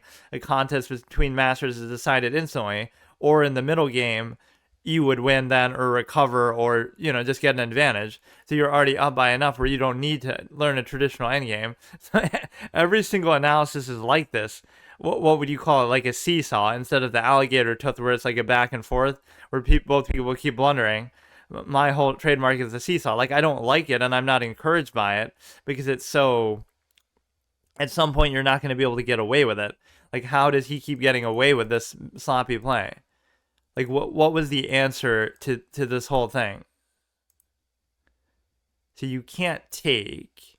You're supposed to go here, which is weird. I thought about doing it, but there was some reason why I didn't want to. That would have probably solved the whole thing. He would take, I would take. Oh, you know what? It was actually, that's interesting. It's the same idea. It's the same idea. The reason why I do this is because you're thinking after the take, now you want to stop this double attack with the knight and the bishop. But now I'm stopping it from here, but you want to stop it from there. And the reason why is probably because this becomes whatever. It's just better. I can accept that it's just better. Sometimes you can't really question the engine, but no, it is interesting how many of these games have gone like this. And it's interesting that he didn't think that time would be such an issue that you would still try to play it out. Okay, so we're gonna go ahead and do game two. What I also have a temptation to do is I want to do one of those adult-only games or some other category because this is kind of fun to do. And what this makes it do is it makes it sort of inevitable. So it kind of goes along with my philosophy of like why I stream every day and why I always used to do that. It's like you're just making it a routine. It doesn't feel like, oh, you're going out of your way, or oh, now I got to make sure I have time to stream or something. You're doing it like it's such a natural thing, even if it's not for a super long period of time. Right? The idea is if you're gonna play, because logically you think like everybody watches at least an hour of TV every day or does some recreational activity for at least an hour every day. So if you're going to do that, you may as well, not saying you should look at it so cynically, but you may as well do something else that you enjoy too, which is to stream it or like, make content out of it. It's like if you're going to play chess, I may as well do this. Or if you're going to play something, right, in a day, you may as well do that. So and it becomes even more pressing the less time you have, because it's like with what little time I have to choose kind of one or the other. So you may as well just combine them both. So I do like that idea. And so it creates all these other options. I could do just chatting. I could do those adult only things. I can do other things. Revive my debate format. Something, just anything really, that I wouldn't normally feel like doing on stream. Although most things I would rather do on stream, like if it's just any new game or some other ongoing series. But it might get to the point where it's kind of more comfortable to do it like this. But for now, I'm focusing obviously on chess, and this is going to be a whole lifelong journey itself. The other point is, I was almost thinking like every game I should have like a sort of a topic or a theme that I'm going for. So what I was thinking about was like my whole delivery and stuff. Like I was always very monotone, always very quiet. I'm a little louder now. I certainly talk more, but the philosophy behind it is pretty telling, right? It's like whatever I'm doing on stream, whether it be gameplay, permadeath runs, hard modes, world first, whatever the case may be, that should have always been the emphasis. So the idea there is, how did he just get mated like that, dude? These are supposed to be grandmasters. So that was so obvious. Even I could see it out of the corner of my eye. But I really hate those faster formats. But no, the philosophy was always like, you're quiet and you're monotone, not just by accident, or it's not just like, oh, I'm like that in real life. Although arguably I am, and whatever, boring, to the point, things like that.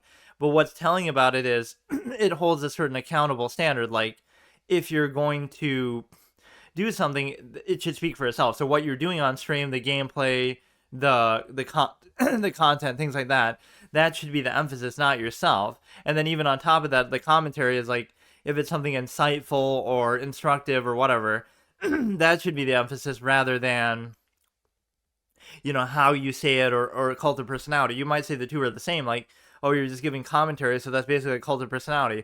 But there's still a difference. Like, oh, if you're doing some kind of RP or you're doing something, there's a fork there, isn't there? What? Oh no, the bishop was there. Never mind, I'm watching this stupid one. But no, it's like you could be doing an RP and you're coming up with these like storybook, best-selling author caliber quotes and all these kind of things. It's like there's something more to it than just, oh, it's about you, oh, it's impressive or it's good because you're the one saying it, rather than, oh, it speaks for itself. So there always is a good philosophy to that. So like even here, my chest should speak for itself and it should be so good and so instructive, even though it's not, right? That should be the standard. Or any sort of other gameplay, or again, it even applies to commentary, where people lose sight of this so much in the modern day. Like, it's not the person who's doing it that should matter. It should be held to the standard that what you're doing should be very significant. Otherwise, it doesn't have value. So there's a difference between, oh, I'm gonna rank my favorite fast food restaurants if I'm, one of these big streamers and do like a tier list on that. That's kind of the cult of personality content. Like what is the context of it? Like this person's an expert on fast food or something, or I don't get it. Just like any sort of refuse like that. Or Are you going to actually go over something that, like a movie review, like you go into deep analysis about it? That's actually the perfect analogy. React content to movies versus reviews, right? You'd be Roger Ebert and you'd be writing something articulate or eloquent or in depth or using decades of experience with watching movies and all these kind of things versus simply doing like React content where you're just like gasping at a scene or doing facial reactions to it. Also, why I don't like the idea of doing face cam, and I've always argued against it, because it makes it too much about you rather than what you're doing, so it holds it kind of less accountable. All these little things that have such a major psychological effect. But basically, the idea is that you, the idea of reviewing it, in-depth analysis, using past examples, experience, things like that, versus simply the ability to, just simply react. You're just simply watching it vicariously, and so therefore, there's nothing to it. You're just simply giving a base stream of consciousness, banal sort of reaction to what's happening. It's kind of hard for me to do these sort of discussions in the middle of a game because it's too exhaustive. I can barely handle just doing these. So I'd like to get to 15. That's my main thing here.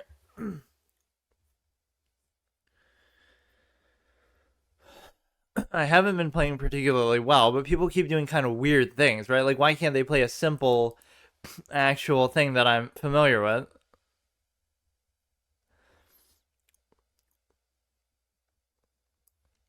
At least in the opening, it's like you don't have to go so above and beyond. Like, what if I do this instead? Then it fucks up my pawns a little bit. It's like I don't really want to do that. But what's the worst that can happen, I guess?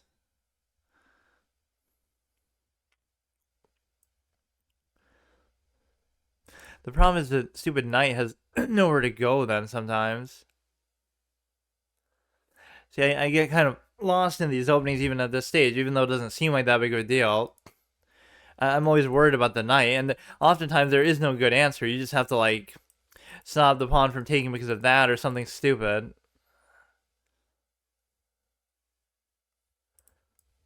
Like, now you're setting up the castle, and at least the knight can go somewhere if the pawn comes up, but it doesn't even really have to come up.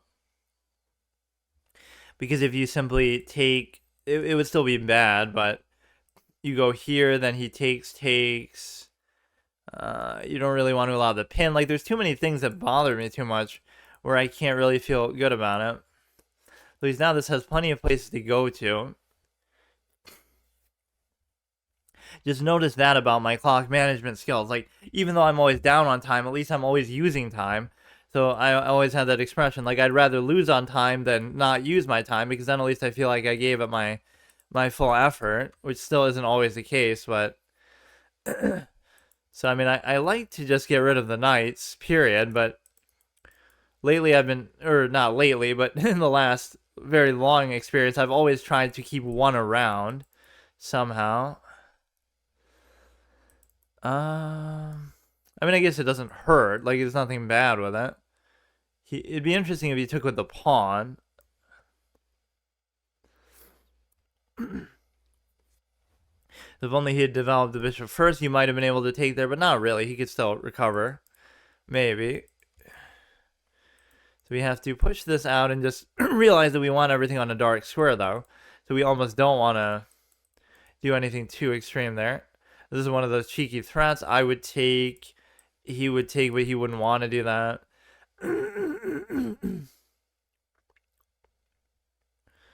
So... Let's see. He's going to try to punish me in some way for this. Which, this isn't going to be the anchor pawn. That's the only problem with it. Right, so for example, you raise this, but the anchor pawn is actually going to be here.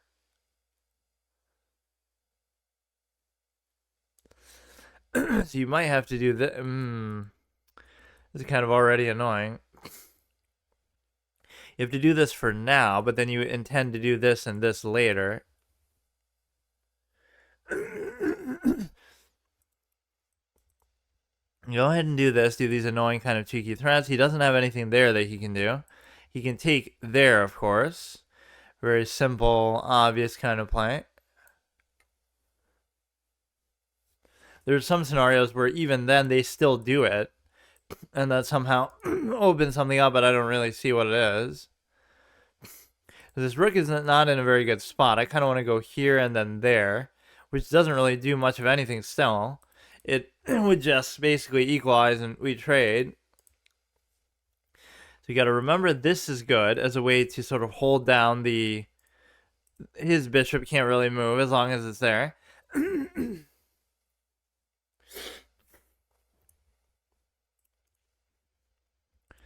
We can just keep doing these. I mean, it's really just that annoying, huh? He's double attacking there, so you basically can't even move it. Because if I if I move it, then he would, but he can't do it. That's the thing. So as annoying as this is, it's like we're trying to force a threefold repetition almost out of the opening or just barely into the middle game in a very irritating way. At some point, you do it to the extent that you want them to do something else, right? Don't just keep doing the same thing over and over, and I won't.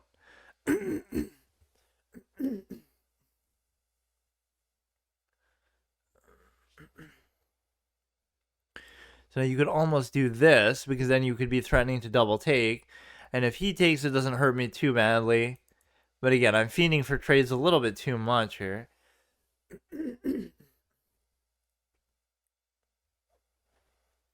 So he chooses to decline it, which is interesting. But it does, like I said, it does give me the ability to do this. Even if you were to push the pawn here, I could still take it. Or, I mean, I could just take whatever I want then. So by choosing not to trade, we at least punish him a little bit. So he kind of guaranteed that he should have done it. There's no way you can, like, trap the queen in here. If you raise this, you got like a million spots to go. And even as much of a threat as this seemed like, it's just not that big of a deal.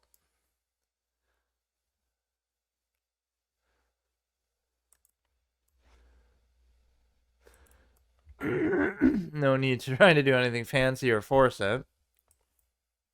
I would take, he would take, you can go here, you can try the same little threat here, but it doesn't actually work because the rook is not there anymore. He's moved his queen like 50 times, but just not done anything with it.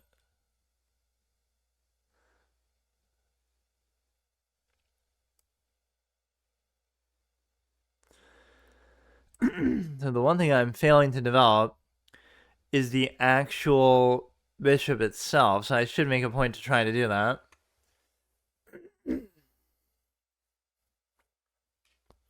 So I sense that he wants to push this, but I'm not really bothered by it too much. Like, what's the worst case? I would just take, he would just take. It's not that big of a deal. Center pawn for a center pawn.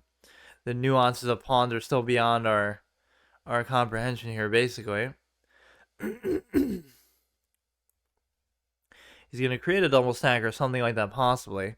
This would be kind of cute, because what you do, or even this, because if he takes, or if he doesn't take, then, you know, if you go here and he doesn't take, then I would take, he would take. So then he basically can't take. Actually, I don't even know what's happening, but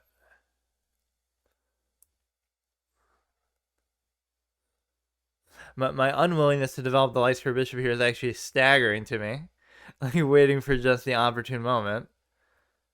It's not actually trapped, but it's just kind of annoying the spot that he's in. A little bit. Like, he goes back, I go here, he goes back, I go here. But it wouldn't even work because it has to be a little further extended here. He could take, and then if I take, then he takes. That's an unbelievable, remarkable thing to do. You gotta be kidding me, bro. You gotta be joshing me. Look, dude. Like, I saw it, but I admit it was not at the opportune time. That's fucking crazy, isn't it? Like, and what I appreciate about that for his part is he had the discipline at least to. Oh my fucking god.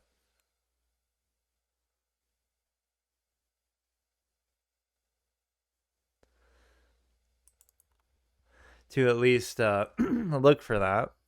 The problem with this is he can still give it check, so it doesn't even. Man, if I lose like that, I don't know what to tell you. It is kind of a good move that he made, but that is staggering to me. Like the speed with which he did that too. And again, that's me just getting punished for the base lack of development.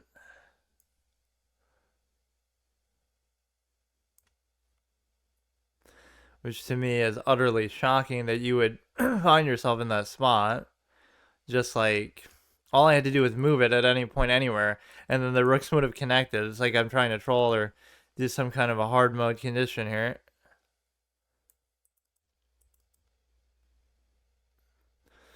Now if he takes with I'm forced to take with the rook. So that I'm logging myself into a very bad thing, but you're still not going to take it. So I'd be forced to take. At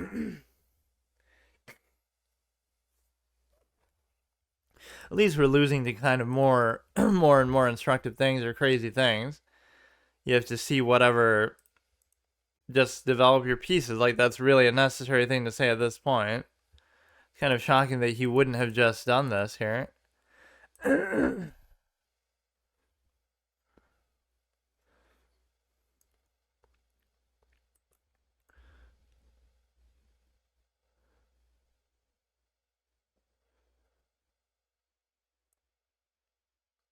He's taking his sweet time to actually win this. I mean, there's nothing I can do. As long as he doesn't move his king, I can leave my thing there, but it's just interesting to think about where he would go with this. I should almost give up on the thing, on the bishop threat.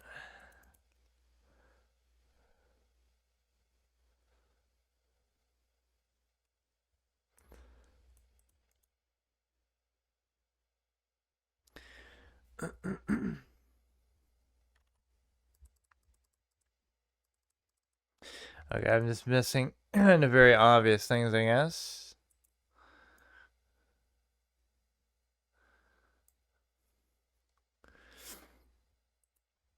This is what I sometimes do very well at, though. Not in this game. It's actually the opposite of that. But like, you're not winning or you're doing badly, but you don't get tilted, so you still come back. This game, I got so annoyed that I just kind of gave up almost. Right, like I've made it a lot worse for myself. I'll still play it out because I've put in so much time to actually do this, but this is actually good though because you end up winning, or no, you don't. It's like it looks like you'd win a rook, but you actually don't.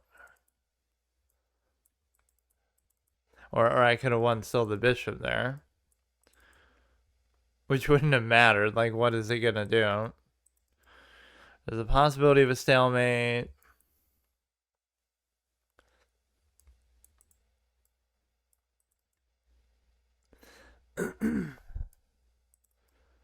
And Pizan right on cue. We get a very strong pass pawn actually there, very close to the edge of the board. Hilarious that he might fuck this up. But I doubt it. Yeah, that's how cocky this dude is. You would have been better off trying to promote that. Not that that would work either, but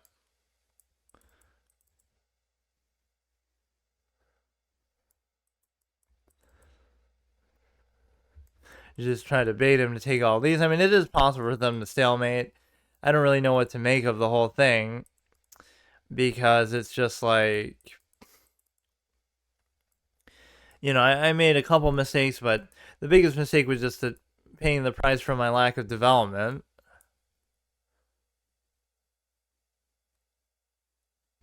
As the Emperor from Star Wars would have told you.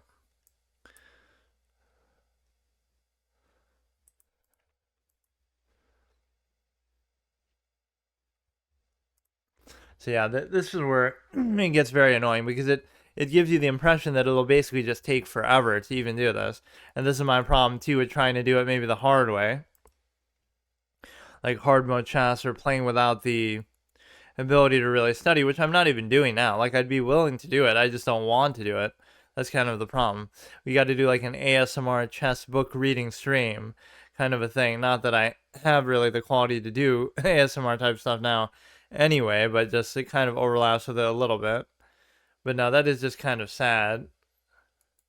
I can't say that he didn't deserve it or that he didn't find a couple good things, but you can't afford to do this right now. Like it's all senseless stuff. Like there was no point to doing any of that. It was just such a lousy, typical position. He's just moving the queen back and forth like 50 times.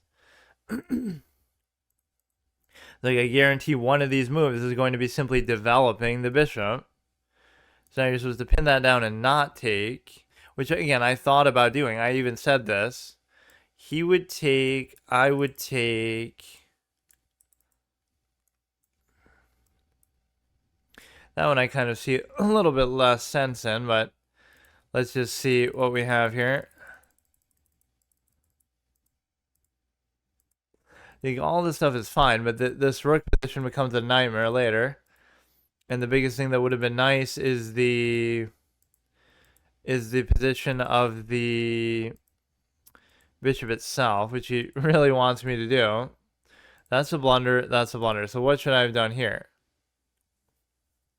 I should have done it now, which I end up doing. Now it doesn't like it. What makes it so good here, I wonder? He goes there. Oh, because since you're threatening mate, it's going to give you the impetus to move that, and therefore he has to address the mate. Because since he can't address the mate, but I guess I thought he would just move the king, but that doesn't work either. The point is that wasn't as bad as it seems maybe, and the point is you could just do it like simply develop. So let me just try to get to 15, but it doesn't really seem like it's going to happen. It's very annoying, but so 1550 was like our peak on here, which is not really that big of a deal. Obviously 1700 in classical, and I don't count like the provisional stuff at the beginning that might have gotten you about the same or higher. I'm talking about like over the course of hundreds of games, some of which is getting farmed by viewers, but I can't really use that to excuse like why I fell so low, because at the same time you could be farming viewers too. Like I always had this rule that you should always play rated games against everybody.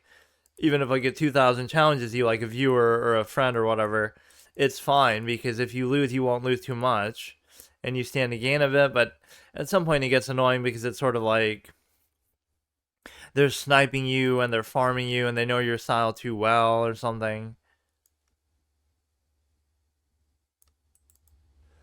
So it can be a little bit stupid. I would take, he would take, I would take, he would take, I would take, he would still take. So technically I would have to back away a little bit. My desire to trade pawns always is too insane. At least trading pieces you can kind of say, there's not a big deal one way or the other, but would there be a reason to allow him to take? Because there's really nowhere else I can go.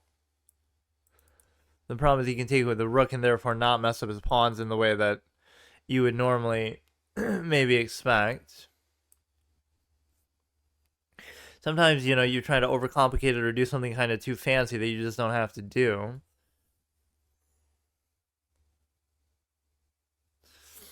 Which is okay even to do, but you kind of have to know a little bit what you're doing. So I'm never usually the fan of doing this, but maybe it is worth it to do it. Because because then you go back, he goes there, then I go there, but then you can keep going. It's just awkward, like.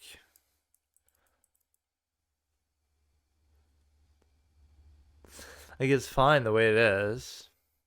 But now we're in a bit of a nightmare position, but he only has one bishop, so I guess it's not that bad. Now I can just walk myself into this, or we should be setting up for the dark square little anchor pawn situation, which is a very... Those are like two of my things that I take a credit for. The bishop stagger, where you put the bishop here to develop it in such a way to like stop the fried liver or something like that. It's kind of... You have to see the position to understand it. It's not really good, but it's still something that I almost do take credit for. You know, one of these things I almost come up with myself, if you want to call it that. And then the other one is just this sort of anchor pawn idea that nobody ever really told me that. So you put them all on one and then you cover like that.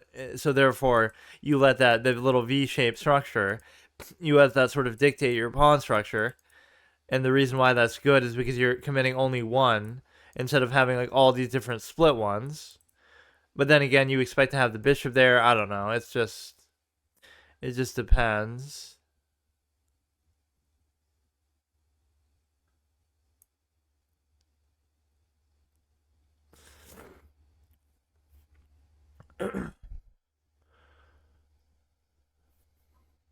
It's so hard sometimes to like look for these crazy advanced things because you wouldn't really know or expect that to be an issue.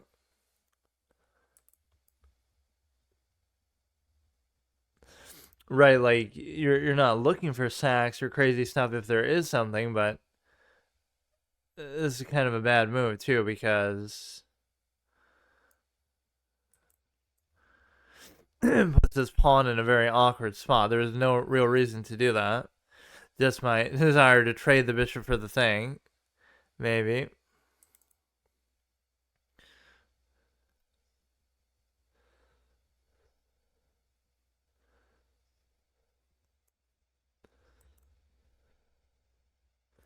You really only have one spot to go, or you can't go there, obviously.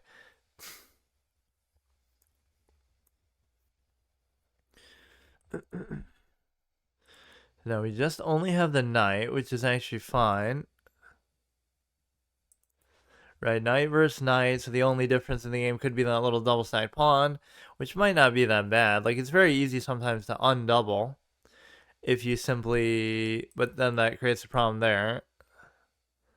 And we kind of gave up even on the V-shape idea, or I guess not, but the idea here is you could easily, like, undo that.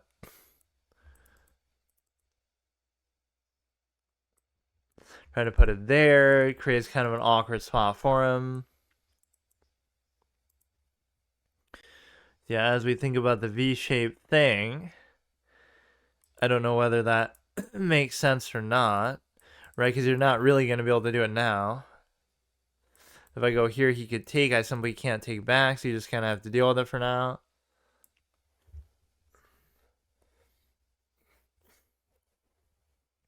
So his rook is very disengaged, so that's the one thing I like, and as soon as I say that, he changes his tune a little bit. So you're setting up for all kind of cute things here with the knight. If you go here, I could take, I could check, but I can't do it now. He's going to basically let me do it, which I don't mind. I don't really see what is so crazy about that. If anything, it helps me because now you have the dedicated anchor pawn. So you just completely ignored what I was doing. So now you could do like this. No. He still can't really do anything.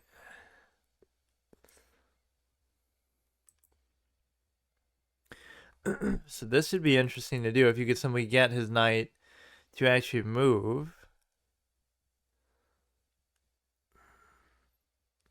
Right, because that you're triple attacking. You could try to attack, like you're double attacking there, which is kind of cute, but it doesn't really do anything. Right, you still can't do anything yet. His knight doesn't seem like he's very willing to move, though. He's treating this like an octopus knight, even though it's not. And that one simply moves up.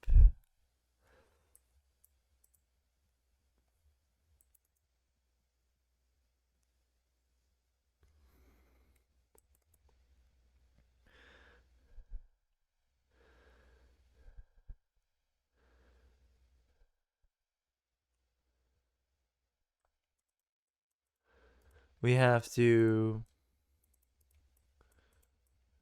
I don't know. I don't see a good path for it. You can't go there. You can't go there. I almost wanted to end up here somehow to block his dumbass. So then the rook will be trapped in there, but then you won't be able to target him with anything, so it doesn't really even matter. I'm just kind of wandering around with the knight because I don't know what else I'm doing here.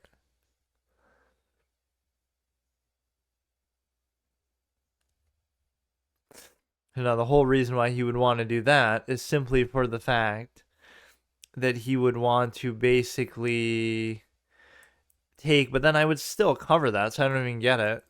If I take here, it's very potentially bad. You can go this so the guy can't escape, but then I still can't figure out exactly how to attack it.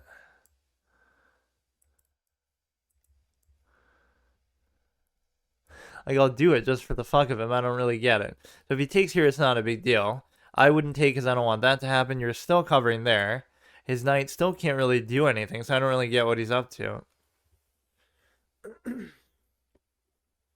You could, like, literally march the king over there, I guess, like the clown that I am.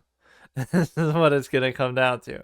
If he gives a check, I can just simply move. It's so stupid.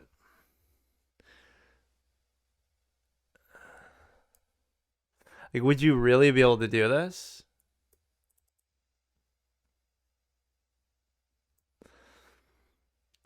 But how? How would this make any sense?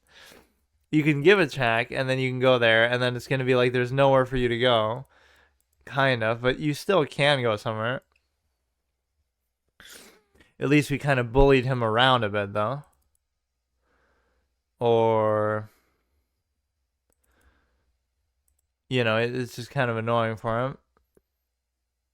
If I raise this, then he could check and take that. It's more like you would want it to be able to attack from the knight, but you can't really do it. This is kind of good because he would take, I would take, he would... wait. He would take, I would take, he would take, I can't take. Like where I think the double stack pawn is almost going to help me somehow. So now you're in very drawish territory despite being up a pawn. Maybe it's the fact that they're doubled that makes it not really feel all that good. But his pieces are very constrained to the effect that, you know, even his knight can't move, otherwise I take that.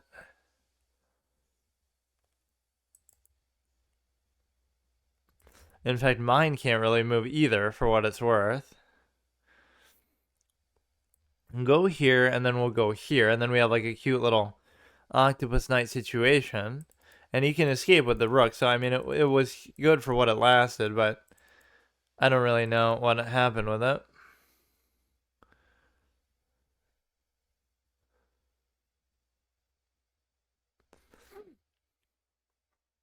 So recovering this with the king now, so the rook can finally roam free. I'm mostly trying not to move my pawns at all, so that I can basically just... You still won't be able to do it though. See, this is the problem. If I go... First of all, I don't even know how you go there now, but... You could go like this and then do it, and then you still can't cover that square though. That's the problem. Go here, then go here, but then I still cannot guarantee, or no, maybe then I can because he's just scared of the fucking knight, so he's just gonna get out of there.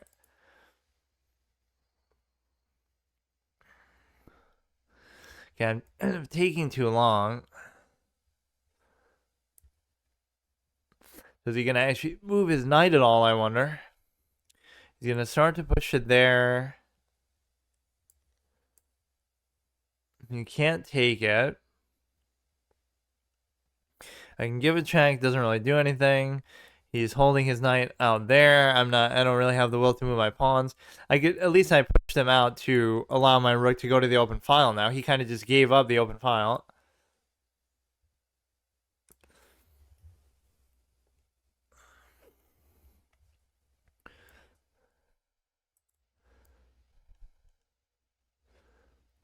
You know, this would turn it like into a passed pawn, but it wouldn't actually matter because you're not going to be able to protect it. Let's see where his knight actually goes. I'm just going to go here. This is the most important thing. You could have given a check there, but it doesn't really do anything.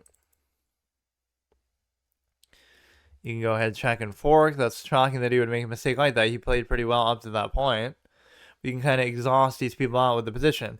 I'm not even doing this because I'm trying to be annoying. I'm doing it because I don't know what to do. That's the thing. So we kind of gain back a little bit of what we lost there. I just love how long this takes. Like, even if you're doing well, I just get so impatient with it. Even doing it, once a week like we do, even doing it off stream like this, even doing it whatever beyond that, just all day every day. Like, what do you want from me from this whole experience? Like, how much would you really have to commit to do this? It seems absurd. I feel like there's not anything too instructive there. That's just one of those, pretty evenly matched games, and then he just makes a very obvious blunder, I guess. 79, like, where was I just now? 81, I guess. That's not really that much of a difference. Okay, what you have to not expect is don't expect it to be too easy in any of these matchups. They can all be difficult. They can all be frustratingly long. Like, that's almost how he beat the last guy. Through attrition. Not even attrition of, like, trading and getting to an end game and getting a draw. But just, like, attrition of you drag it out so long that eventually they will make a mistake that they're good enough not to make, but it just gets kind of annoying after a while. Like, I didn't really have anything going there. I just kind of did whatever. Oh, there's a lot of things you would think to do here, but I'm actually doing this to let my guy move, not to... Like, see, doesn't this work, actually? Or no, it doesn't, because you're strategically going to block your own fucking bishop here.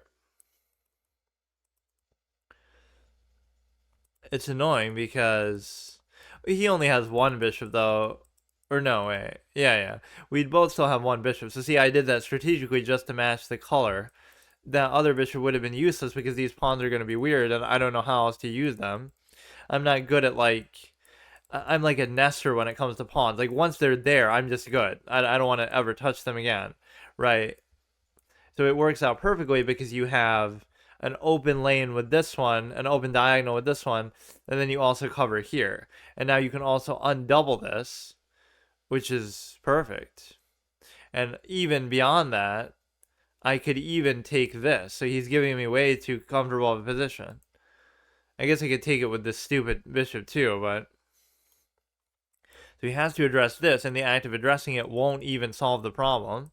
Or rather, he just gave that even up for free too on top of it.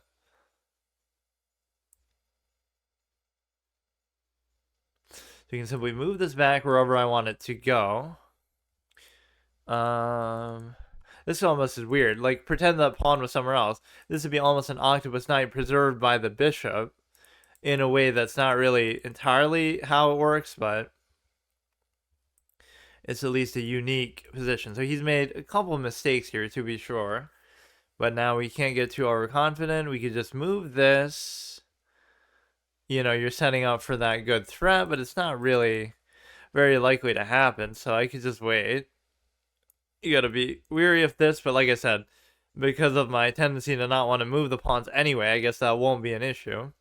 And I don't see a good way he can really double attack it. So I thought all he did was trade the pawn, thereby allowing me to take the other one, but he actually just gave it for free and then still allowed me to take the other one, which is kind of weird.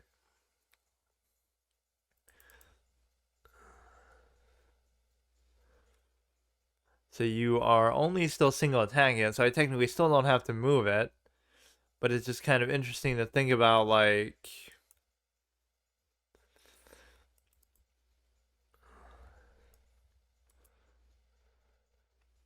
Like, I want to put the queen there and then do something. Or now you are creating an actual Octopus Knight capability for the simple fact that you're able to... Wouldn't it be ironic if knights ended up turning into my favorite piece because of how much I trash them? They have a certain annoying quality that you can both get really tilted by and triggered by when you're dealing with your own or your opponents or whatever. But they can also be very satisfying to the extent that you can troll people with them, basically. Now, you could even keep going, but I don't know whether I want to do that or not. Like, I don't see what is wrong with doing this. This is fine. Just because... whatever. Like it's my doubled pawn anyway that you're letting me just undouble. And like I said, I know I always have some failure to understand that, like the idea that, oh, a doubled pawn is so bad, but it's so easy to often undouble them that it takes something a little more advanced, I guess, to figure it out. We'll just wait here with this knight kind of just sitting there forever, not really doing anything.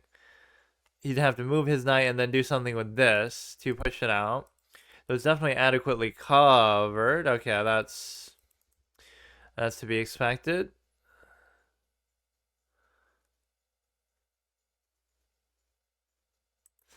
He's attacking that one as well. You see how these mistakes can kind of balloon out of proportion.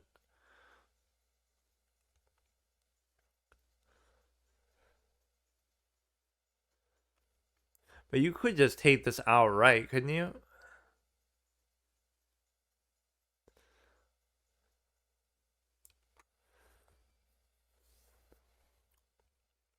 So now you're compelled to take here, then I would take, then he would take. It's not exactly the greatest, but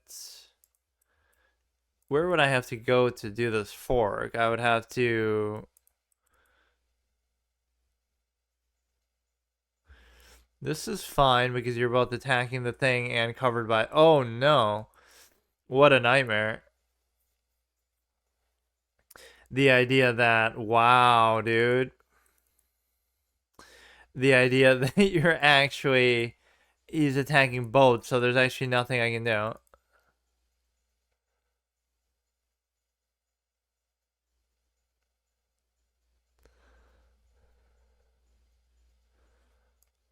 Or no, you know what you do here, though, is you're attacking him. It doesn't matter, though, because he'll take this. He can take either one, but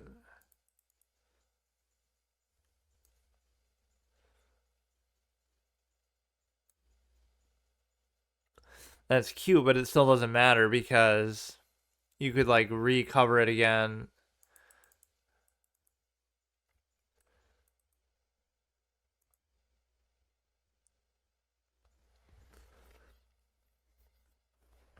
It's sad that it comes down to these mistakes so easily, so often. Like, I felt very comfortable in this game, and then I make a very stupid mistake. Like, the idea of getting checked there wasn't even on my mind. Like, it didn't even occur to me that that would have even been possible. So all you would have to do is cover it with a rook, and then there's not much I can do about it. I could do this like, oh, it's a bait play because he would take, I would take, he would take. It's cute, but you're giving up both rooks for the queen anyway, which is actually a -1, even though I often feel much more comfortable in that situation. Also, just going here would allow you to take something, but no, I mean, see, he's giving me too many easy things, or I don't even have to still do that. I mean, I kind of want to, but like, I would take, he would take, I would take, or I would take, he would take, and then I would still take. Because it's not like he's giving a check. So if he takes my queen, I take his queen, and then I'm golden. And if he doesn't, then, like, if he wants to save his queen, then I can save mine, so it's fine. If he wants to take the rook, then I just take it with the queen itself. It's going to be one of those alligator tooth evaluation kind of games. Just one blunder canceling out another. And you can't really judge them by the faster formats. People do that with me sometimes, like, oh, you're only 1100 or something. It doesn't really mean anything. So now this knight becomes a real target for him, because now what we're doing is threatening the mate if he simply moves it, and then we could do this. So it doesn't matter even so much whether you cover it or not. So I wonder what he's gonna do. You almost want to go like that, maybe. I mean, whatever he does, it doesn't mean it's a loss, though. You could, like, just go here, and then if I go here, yeah, maybe he's somehow sniping my recording, sniping me in real life. I mean, the thing is, the problem is the checks, but he's just giving it for free. Never mind. I was gonna say, like, oh, I'll just take this and try to mate. I don't feel like he even necessarily had to do that. In the worst case, you just give up the knight and then try to cover this somehow, right? Like, just let me take the knight. So that one swung kind of crazy. Like, I was actually kind of dejected by how badly I was doing there, but we can do it all over again, too, since he was so scared by it. It's not really that crazy of a threat, but now at least he gave up.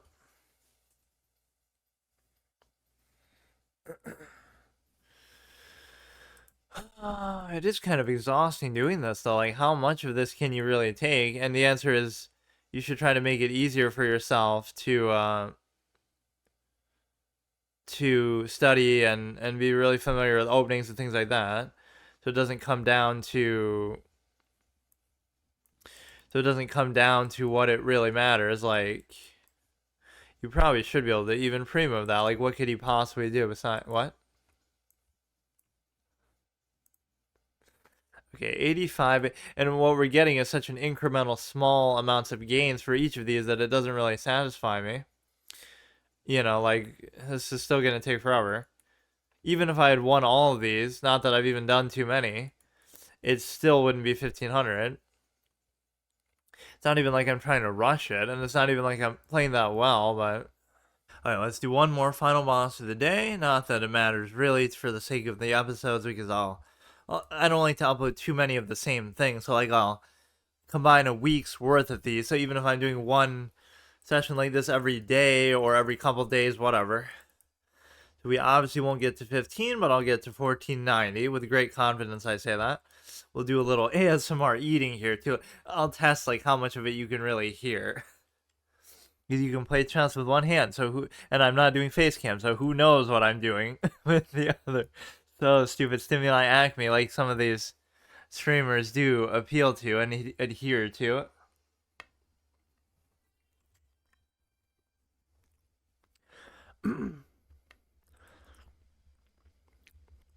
Stop the pin. Everything should be good with that. I'm not really concerned about it. Go like this. Like sometimes I am just doing stupid things in the opening. Like, you got to learn the discipline to the extent that, you know, everything is very boring and stale. So you just don't even try to do anything else. Basically, just don't try to do anything ever, period. And that's good enough for you.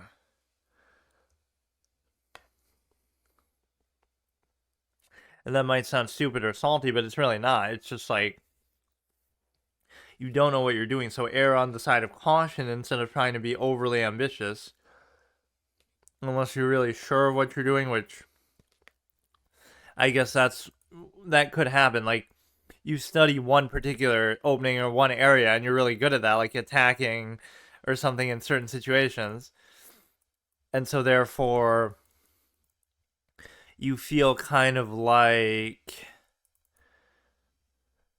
that's actually good though if he takes, because then I could do that. But then again, it wouldn't be that big of a deal, but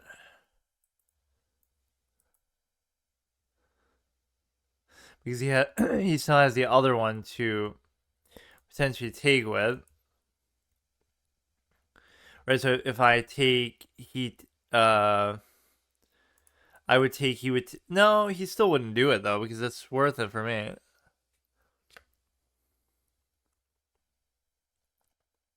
Interesting that he chose not to though.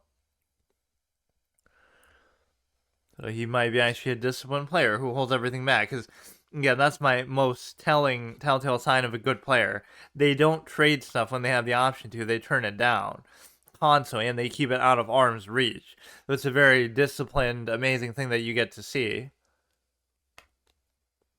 Where it's just like, no matter how badly I try to fiend for the trades, they just don't let it happen. Now, you're not going to do anything here. I would take, he would take, I would take. I'm doing it more just to ensure the trades rather than...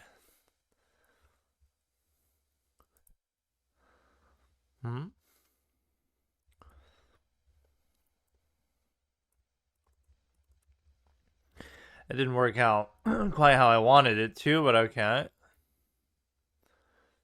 You can go here, you can go here.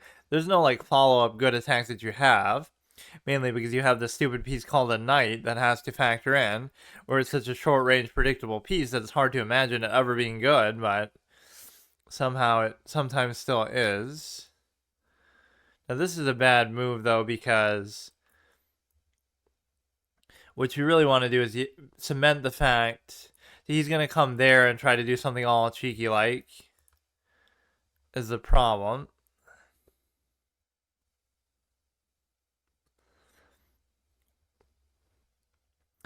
And the reason why is because you'll go there, but then you won't be able to go there. So you could just put the queen there, though, I guess. Everything should be like pretty straightforward with this position, but I just can't figure it out exactly.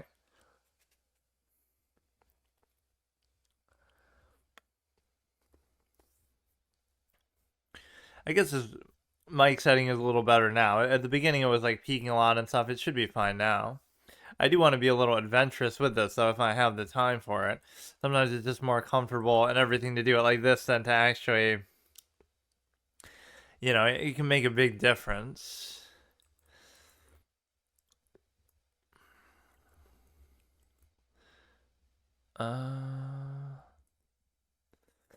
This seems bad because it stops you from actually. Like, there's no reason to really do that.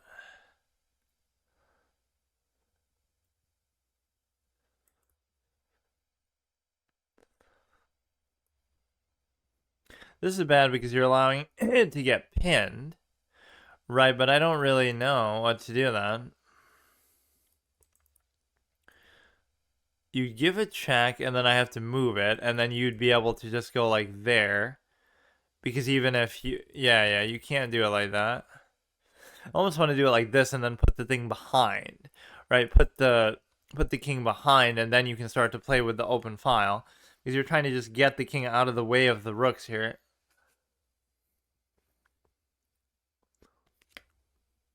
That's at least a solid rationalization for your move. All the other scenarios lead to you getting checked first or potentially losing something overall. He would take, I would take, he would take, I would take, he would take, I would still take. So I can do that. The question is, do I really want to do it? And the answer is, I don't see why I would. He goes here, and that's problematic because you're attacking the knight and the rook, and the pawn. And so you could do something as simple as just stop him from going to that exact square. Isn't it satisfying though when you're so good and perceptive as me and you just see absolutely everything, at least on a surface initial reactionary level, not like everything truly, but everything, you know, immediately relevant to the position. I'm not sure what even he's doing with these though. This is kind of too claustrophobic with the rooks, where it's often bad to bring it above the king pawns, like I always say. You often want to just do it like, I don't know, I've done this a lot where they can often get trapped.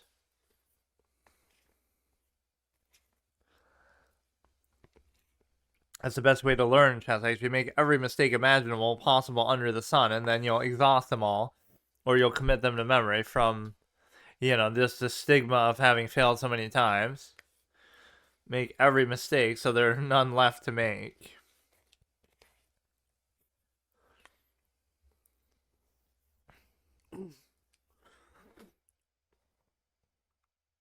You go ahead and do this. He's trying to get all cheeky with the knight.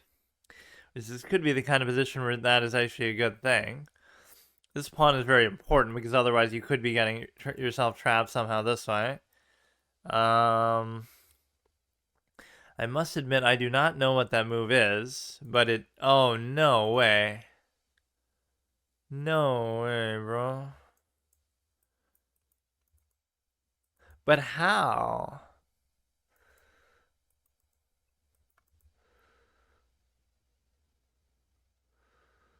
Oh, that's so fucking stupid, man. And that's gonna be a mate, too. Or, well...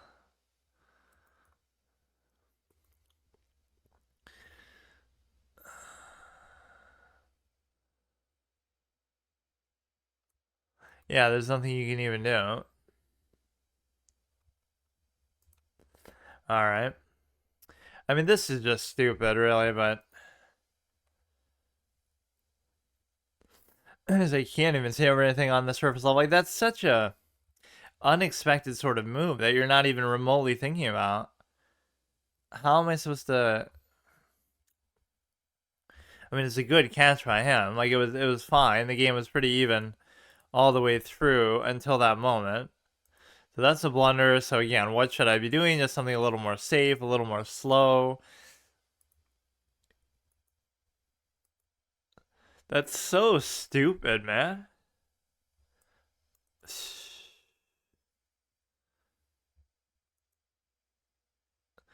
But like, if he did it now, I guess it wouldn't matter, right? He goes there now, I go here, so it's okay, right? So I did like maybe the one thing you're not really supposed to do, but oh, whatever. We're like, what are we, like 79?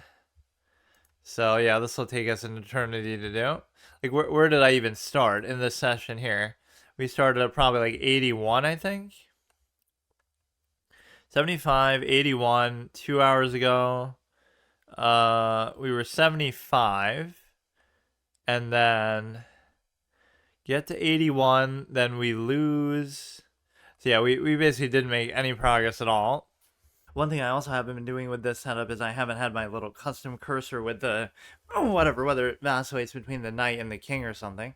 So it's to show you how truly serious we are about this. We're not listening to music, at least on the computer. Like, I'm still listening on my phone on the side, but that's just more because of mobile data or whatever stupid thing that I'm using here. So Chess of All Games is much more suited for this. But I guess any game that isn't, like I was saying with those adult only type of things, like they're not really online, so it wouldn't matter. Like, if I have it downloaded, I can just do it. So I was thinking like maybe I could fit in card games or something here too. But you see how much I like the idea of the format. But let's get to 1500 here, and so we're like 79, which is actually, we'll see what we can do. We should almost do it where like we play until we lose, which at times means that we'll never stop. But that's at least worth it then. So this is always okay, I guess. You can always like do it like that, but then it raises the question later on of like where you actually it raises the question of where you actually want the thing to go. The light square bishop, right? So, there could be something wrong with this because you look at it like he'd go here and then he's double attacking this. So openings in particular, you always have to be a little bit skeptical about, right? They're never as simple as they seem, or like so now you should be guaranteed because it doesn't matter what he does. It doesn't matter if you bring the queen because now it's covered by the pawn itself, so there's nothing you can do. Right? That move doesn't work, and now you open up the whole 6 for 6, which a lot of the time people don't like. Um the thing is, it's hard to even say which one's better to take with. You could say you take with this, but if you take with this, you're attacking there, and then if he chooses not to take for whatever reason, then I don't know. I actually couldn't explain like which one's better. Now that's an even thing that I actually kind of like. You might say, "Oh, you're up a pawn," but that has nothing to do with it. Like, the reason why you're up a pawn is just because you won that other one, so that had nothing to do with it.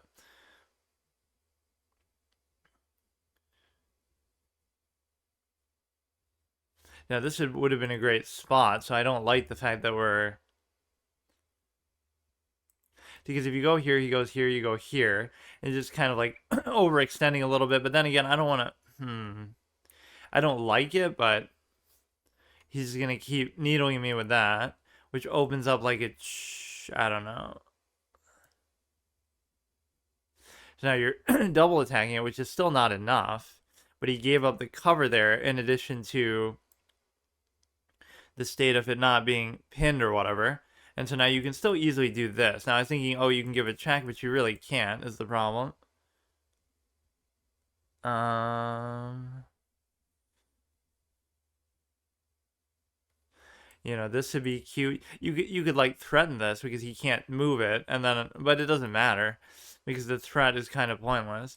You could go here, like it's just a lot of back and forth stuff, or you could have actually brought the bishop there too. Seems like he's almost playing into what I'm trying to do. Must be all part of his master plan. You can't move the knight. You're double attacked. You won't be able to really triple attack it, though, is the problem. And it's no longer even pinned to the queen to the extent that you get to do that. So if I move this, he does that. But what if I do this? I take, then he takes, then I take, then I don't know. You don't really have to do it like that. I don't see that as being too impactful. Like, what does he do next then? Oh, wait a second. So he'll do it like he takes, then if I take, then he... No, but it's still covered, too. It doesn't even matter. Or it's not like...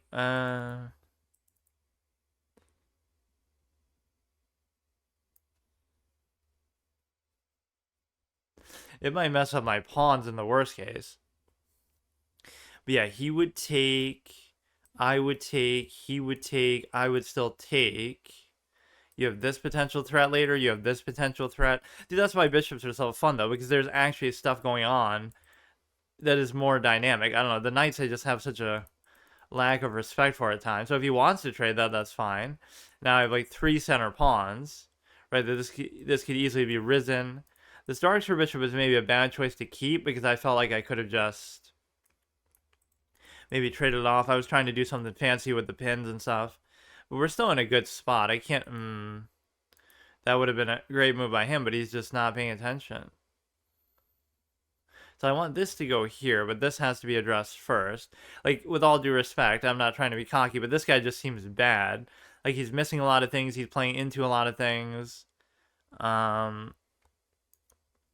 This is almost how 1400 should feel. Like, think about how shocked I sound when I say that. This guy's actually bad. Like, most of these people are gods, so I don't get it. So that move doesn't really do a whole lot of anything. You could take that at any time, but honestly, let's just be a little bit on the safe side and try to, you know, we have it. Sometimes you get cocky like that. Like, I'll go for some little... Why...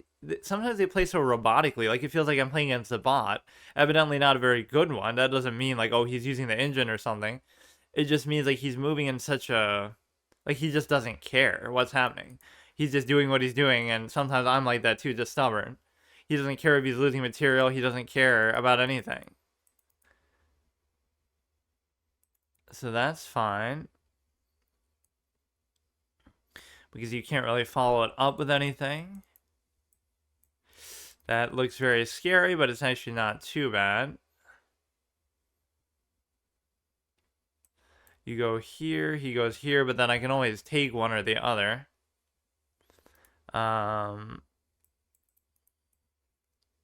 You know, you could go as far as like a move like that, which doesn't really serve much of a purpose. I think you should be able to do this. I don't see what other things he could do if he takes the...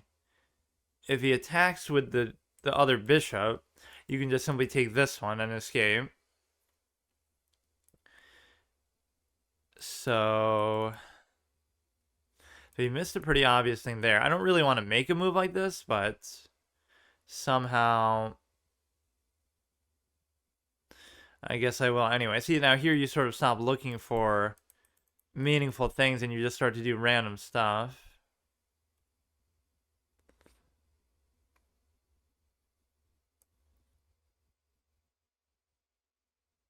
Let's do this one. So where does the stupid knight actually go? It'll go like here. It almost has nowhere to go. That's the whole beauty of it.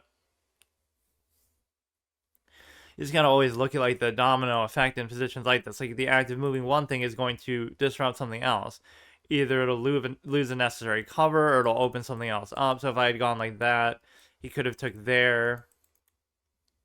But this structure is actually pretty strong because think about it. It's actually 3 connected passed pawns in the center of the board too. Like, could he get any better than that aside from the fact that they're doubled? But I guess it wouldn't be possible for you to have 3 in the center otherwise, right? Because there aren't enough center squares, considering these 2 as the center, which I don't know what the official... That must be the official meaning of it, but...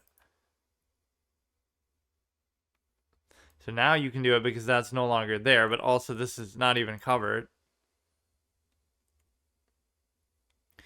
kind of overthinking it a little bit, but you can't let these people lull you into a sense of whatever stupid thing they do. Because see what that did is it kind of messed up my whole pawn structure going forward now. We're in a decent position, but I don't have the killer instinct in these kind of moments. That's why Kobe Bryant would have been good at chess, because people always talk about that discussion, like the clutch thing, or, you know, like, oh, he's a killer, he's the Black Mamba, which is, I always found that to be the funniest, most obscure sort of thing as far as a nickname, because it's like so random. It's like a particular kind of snake, but it just sounds so weird. He's restricting these rooks actually pretty well. See, I don't really want to take the knight. I don't feel like the knight is all that good here, so.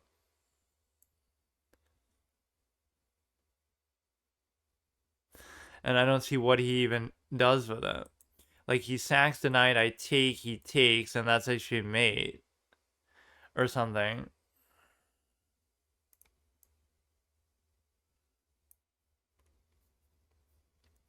Right, so you go here. It's not even a check, though, is the beauty of it.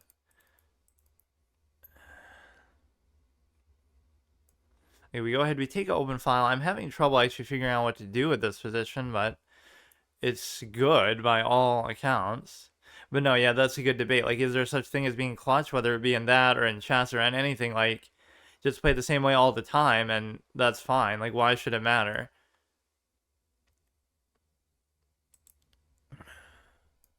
I mean, at some point, I want to get rid of the bishop pair, basically. If he moves that, then I have the capability to basically take that, so he feels compelled to do it. Or, you know what might have been better? He could have, like, just covered it with something. So this is already covered, so it doesn't matter. You gotta keep that for this structure here. These pawns are not exactly in the greatest spot, but I'll just leave it for now.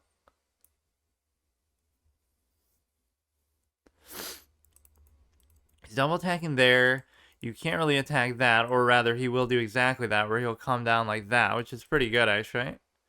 The knight creates some security. So that double attack would actually be pretty good for him.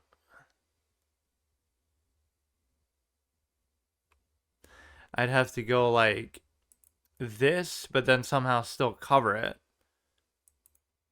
But it's okay.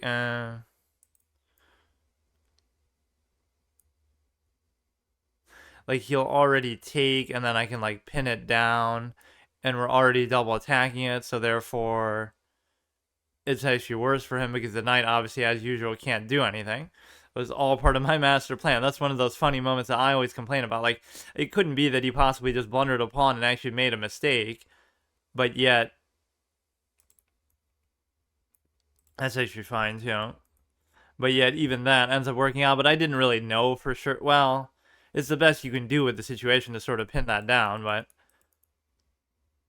it's just, this is what can be so annoying about chess sometimes, is it takes so long sometimes to, you know what I mean, even capitalize on a position. It just takes forever, where it kind of bores you.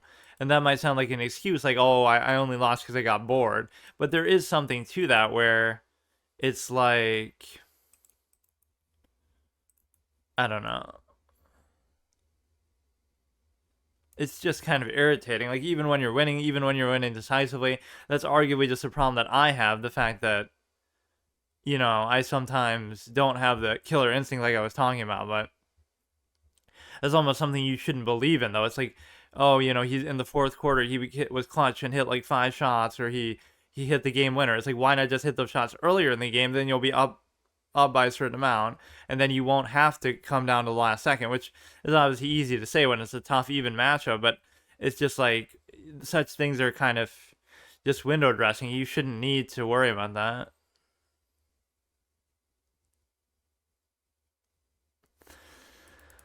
And they can pad it out even more, even though I'm the one who obviously took longer. But this was a relatively comfortable, easy game, even though I did make some mistakes. He had the chance to take the pawn there. Like, even when you see their missed opportunities, you don't feel as good about it as you should, because it's like, you basically feel like you could almost just do this and then do this. So then if he takes and you just keep going, I don't know. I almost feel like I have to bring my king in. I just have to not get forked, or he's just going to AFK for the whole 5 minutes. I love how mad everybody's getting about the whole Taylor Swift thing, though. Just that she's like always, it's like the discipline of media to like not overdo it with stuff like that. Like we get it. She's dating one of the people, one of the fucking people on the Chiefs, on the Thieves. But so what? Like you don't have to keep fucking showing that, or like they'll talk more about that than the actual Super Bowl itself. So I was saying like how it's the ultimate meeting of casual minds when it comes to that. Like if you're a fan of the actual sport itself, which I'm not even, I don't care about it, but or you know what, I've always been so surprised that it is so popular because it's so technical and there's all these little too many positions, too many players, not enough to get involved with. Like even though the quarterback is attempted to be made like that, he's the only guy who matters and he's the most important. The thing is, it's like there's too many positions, there's too many people who come on, do like one thing, offense, defense. Like it's too slow paced. Like compare it to basketball where you're up and down and you're every 24 seconds something is happening. So I've always found it surprising that it is as popular as it is. But the idea is that basically, and there's like, I always memed it for that. Like, there's more stoppage in play than there actually is play, which I'm sure they made rule changes and stuff over time. But I just remember seeing it when I was younger. Like, they're setting up for their plays longer than they're actually playing. It might have been some defensive like Super Bowl early on. So like they're getting tackled every 5 seconds. So like, you do a play for 5 seconds, then you sit there for like 30 seconds to a minute waiting for them to set up. Then you do it all over again. So it's like, who wants to watch a sport with more stoppage in play than actual play? And again, it's not even criticizing it overall, but it's criticizing it um, to the extent that basically it would be so popular. That's what I'm surprised by. He's provisional, but you don't know what that means. Like, he could still be really good. My old expression, like, he could be on his way to being 2,500. He could be a grandmaster just playing for the first time. There'd be no way to determine that. It could literally be Magnus for somebody who's just never played on Lachess and just feels like doing it now. Yeah, the amount that the media will ride something like that is hilarious. That's what gets people mad about it. It's like, you don't have to like or dislike her, but like, what does she have to do with it? She just happens to be, you know what I mean, with one of these people. It's not really even her fault either. It's like, yeah, sure, she might know that she could try to keep this under wraps or this or that, but it's like, and maybe she likes it and she likes the attention, who knows, but there's just so much of an emphasis on that.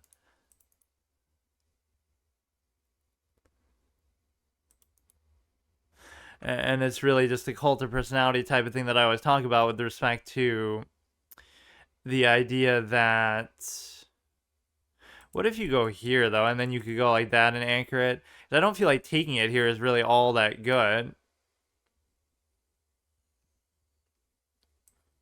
But then that can end up just being worse, I guess. Sometimes you just take it out of pure laziness there. Like, I don't really know what that is. That allows him to take towards the center, but it does the same thing for both of us. Like, I took, he took. It's very unlikely that he would have chosen to take with that one, so.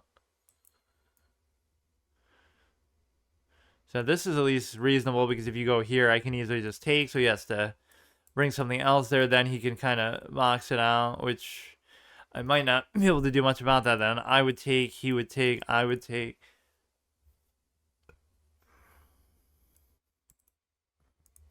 This whole center pawn structure is very interesting. See, that's one of those like autopilot type of moves that you're doing just because, oh, I want to get the bishop pair established and this and that, but it might not be the right time to do it. You always have to do things in the right, like in stride, where you're not going out of your way to do it or something like that. So either of these squares is fine for the pawn.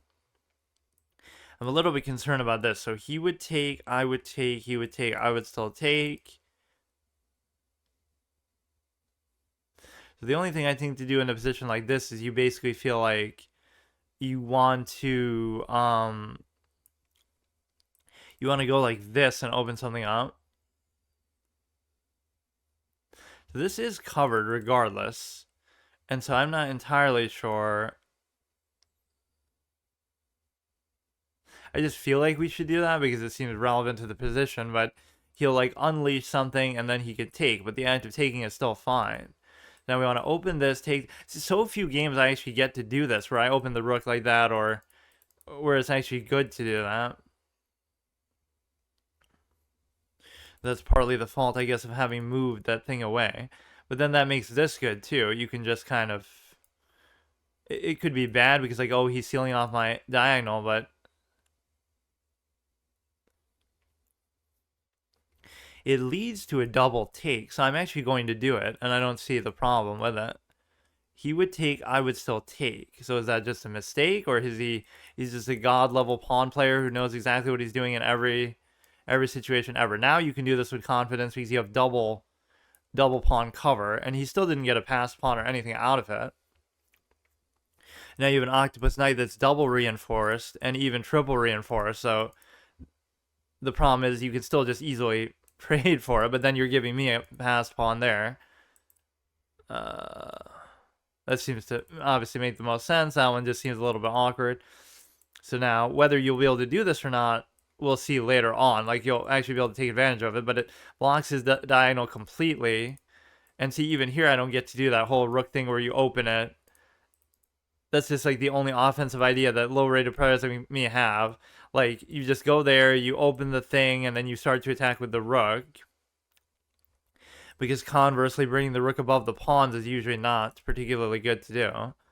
So this is safe no matter what you do. This one I don't really know. I wouldn't even mind necessarily if he took that, but I just don't have to let him take it.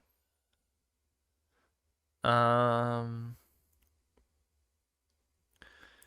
not sure what he's up to, but he's playing very, very aggressively with pawns, basically.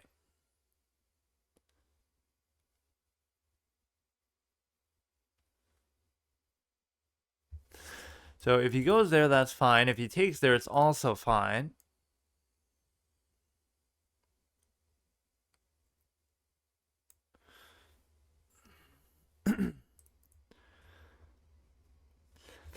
So you gotta take my time. Doesn't matter they're provisional. Doesn't matter they're 100 points lower, 100 points higher. You should just, play the position, not the player. But it's hard to, even like that last game, I'm getting cocky because of the fact of whatever stupid thing. We have too many covers on that for there even to potentially be a tactic on there. That's kind of a logical razor of chess, right? Like, just overdo everything, overcover it. Oh, he'll take this, and then if I take this, he can take this, but you're still fine. And then he'll unleash this, and therefore be able to take this, but it just isn't going to happen.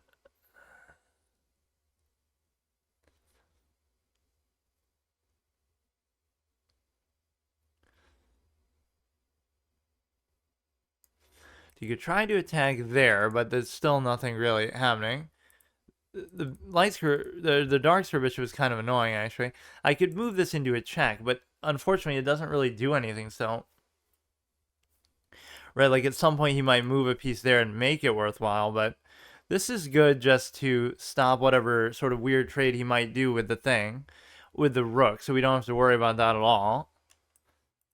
So we gotta keep the thing on pins and needles here. Don't let him do anything with the dark square bishop. I might have to move this just to figure out something with the dark square bishop. The problem is it's not going to be covered very easily. In fact, it'll just get taken. Like this I almost don't mind doing, but it's weird. Just to try to get it involved somehow. I don't even know exactly. Positions like this right in front of the king for the bishop can be very good, where it's just kind of sitting there and... Okay. Okay.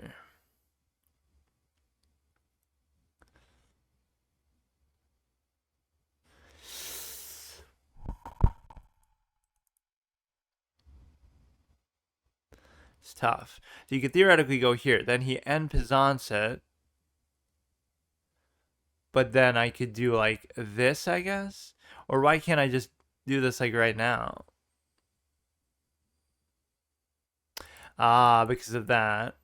But see, I could do this because if he takes the thing, then I take the queen. So he has to take with the queen first. He takes with the queen, then I can put this here. Because of the simple fact that if you take, I take, you take, I take, and check.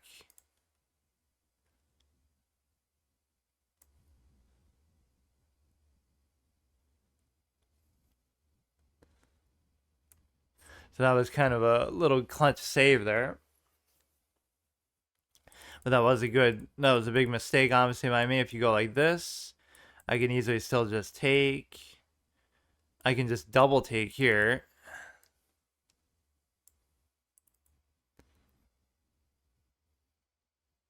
This guy was actually pretty good, though. I mean, see, you can't judge it by the provisional basis.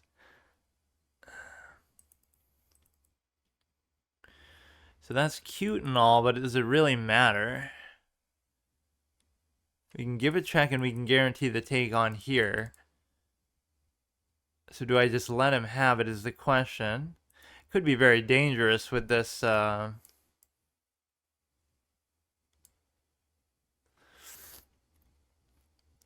getting a little bit cocky, but you can easily move. It's not like, oh, you can't move the thing.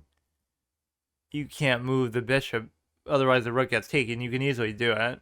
So the worst case, he'll take the pawn. He'll have a pass pawn in very prime striking position, which could be very good for him. Like, I'm just going to do it, but you have a pretty strong check here. Like, you would think he'd be more worried about the safety of his king than simply taking a dinky pawn over here. But who's to say? Or I did fuck up because... Yeah. Right.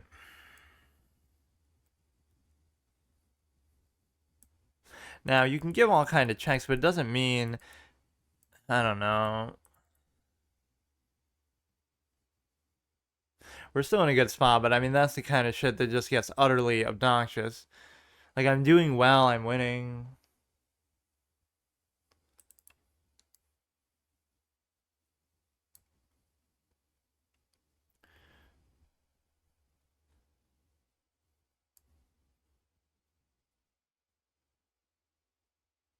I mean, I should just keep giving checks no matter what happens. You go ahead, you take here.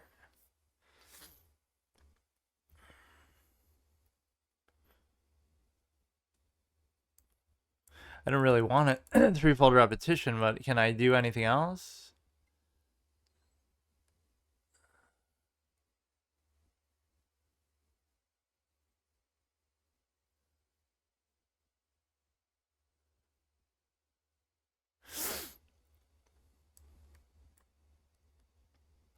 So you can like take this one, but he's too close to promoting that fucking thing.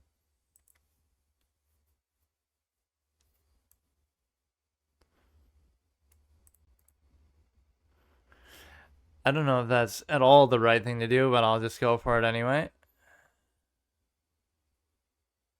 You sack it, then he shouldn't be able to do anything. You got the two connected pass pawns. You can take this. He can check there, and I'm a little bit scared about a potential mating possibility here.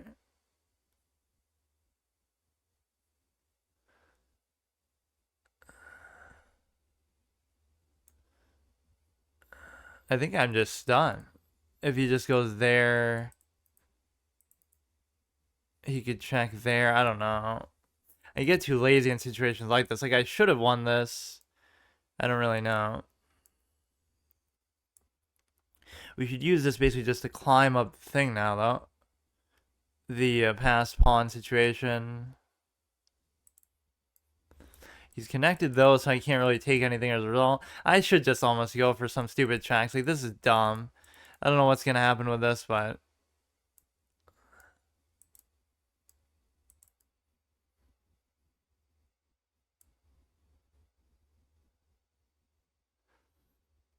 You would think you should be able to keep doing this, but I can't.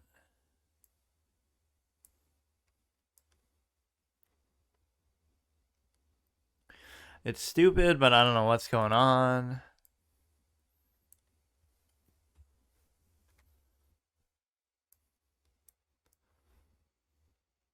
You would think, like, oh, I'm just trolling, but whatever. It's better than losing. Or you probably will still lose some rating because of it.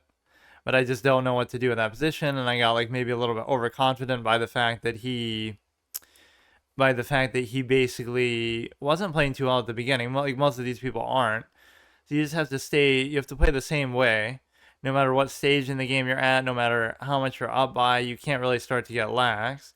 Like, I obviously missed that pin, even if it didn't end up working. So I have this miraculous ability to sometimes recover from mistakes like that, but it doesn't mean that you should just remove the need by not making the mistake in the first place. So let's see what the analysis looks like a little bit. It probably still wasn't too bad. Like, it was drawable, but that's what we went for anyway.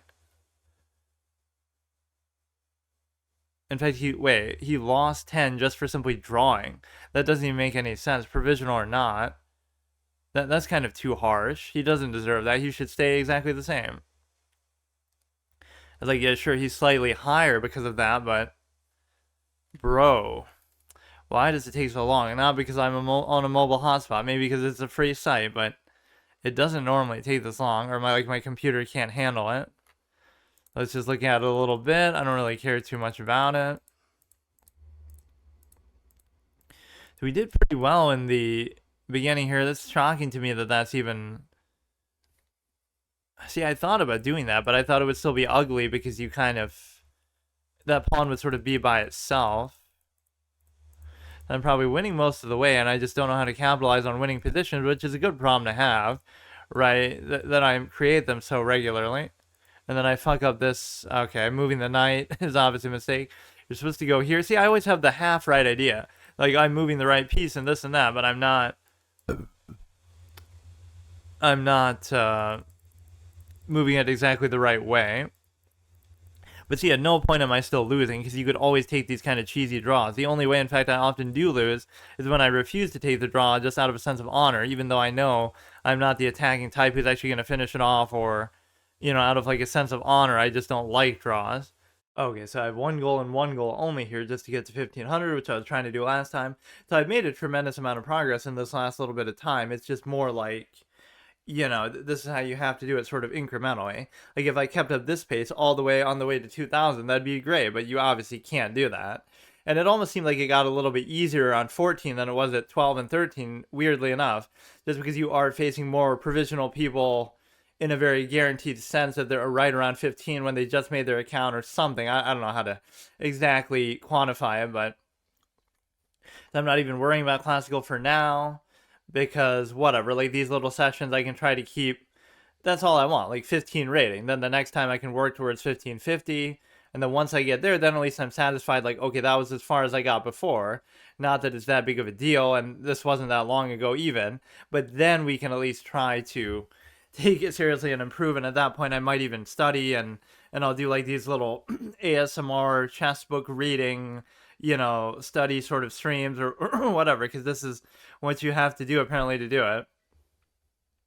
What I was also thinking is I could almost like do some, because like I'm listening to music in the background all the time. I could almost like listen to some sort of like I'm reacting to stuff, so I could just commentate on that, like I'm reacting to some debate thing, or some political thing or whatever, just some other conversation. So it gives me something else to talk about in like a just chatting sense. But for now, let's not do that. If I was a little better, maybe I could afford to do that and be all distracted. I get kind of obsessed with one set the whole time, like where I want this to be whatever. Like I'll use one for a very long time, like how I was using the Star Wars piece set. It's interesting that he chose not to do that. And so if this ends up here, this one doesn't really matter one way or the other. So he's got to make a decision. Either you take now or you just simply can't take. Now this is perfect for this, and it even covers that. So you don't really want to move any of these. Although I do get a little bit complacent with how I just, you know, haven't developed this other side. This is my little bishop stagger moment. So if he takes there, it's not good. And so I feel compelled to take, but I don't understand fully. Okay, I wasn't expecting him to do that either. He can attack the queen from this. See, I don't mind if my calculation is even slow, but it's often very thorough. Like, I'm just very, I don't know. I can be very good at calculating, at least compared to people at this rating. And so I've always felt that way, but if you combine that with the fundamentals that you are expected to have, that's a whole nother story. Now you could go here. The only, or no, you can't. I'm treating it like the king is there. This is fine because like what's he really gonna do? He's gonna bring the queen and double attack it or something. It could be bad though. Like, why not just go here instead? And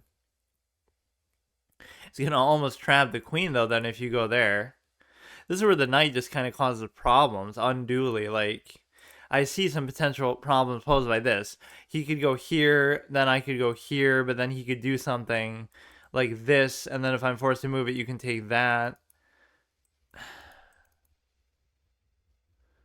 It's just so dumb. Like I don't know what to do with it.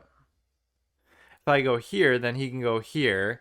Then I'm forced to go like super far out, like there.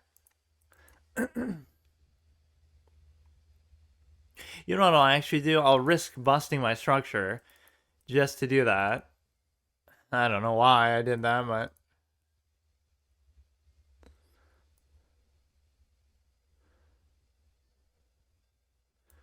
it should be okay. But see, that's not a good decision, even though I'm aware and saying it's not good. Now, what he can't do though is he can't move the knight because then, well, he still could though somehow probably. He could just take the fucking thing. Or no, he can't. I'm not even understanding my own strategy sometimes. Like this is pinned into that. You can cover it with this, but you still would take it. So when you play like overly aggressive like this, you can put yourself in situations this way. So it's like, why couldn't I have just taken? Why couldn't I have just done like that though? Because I guess he would have took there, and then it creates all kind of other problems. I didn't really think about it all the way. But yeah, this if you take. Now you can't take with the queen, but then the act of taking with the thing. The act of taking with the thing with the queen would therefore free that up because he has no cover there.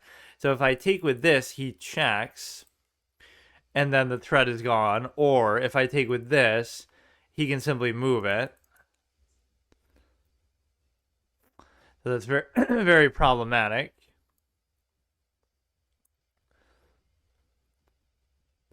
So yeah, now all he has to do is simply move the knight, and it's not a big deal.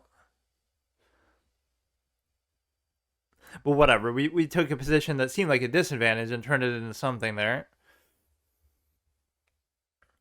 Which I almost don't even care to do. Like, I'd rather just be more of a normal thing, as lazy and drawish as I can be, these days at least. So you can take it there. What you're really trying to do is this. So you're just trying to be as annoying as possible. Now, I can't move the knight at all. But the thing is, he can't really move the queen off the back rank or away from there, because you could just literally back rank mate him here, surprisingly. You could even do it with this. Just, like, literally, if he moves the knight and the queen or whatever. Now, you'd be forced to take with the pawn and open the king.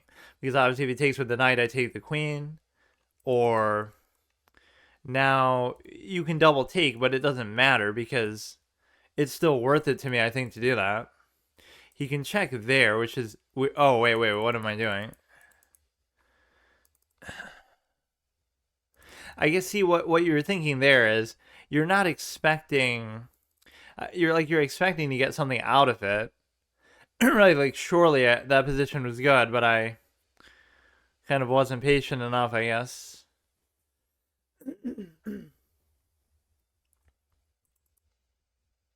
Feel like I'm expecting all these little cheese things to actually be there for me. Like, oh, I'm gonna get a back rank mate at 14 whatever rating, and it's like you shouldn't expect that to happen.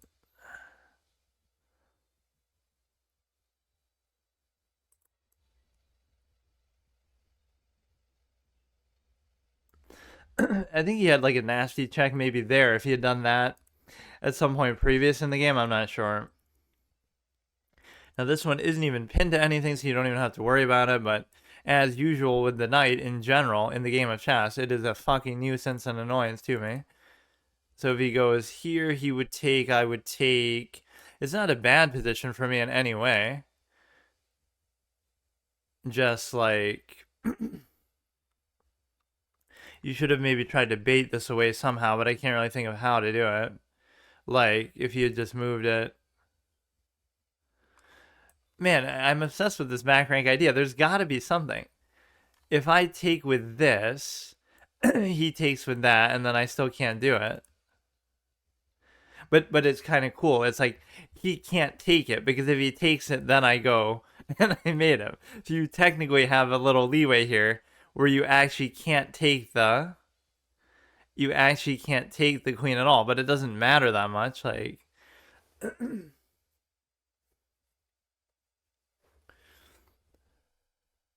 isn't that amazing? Like you can't you can't take it,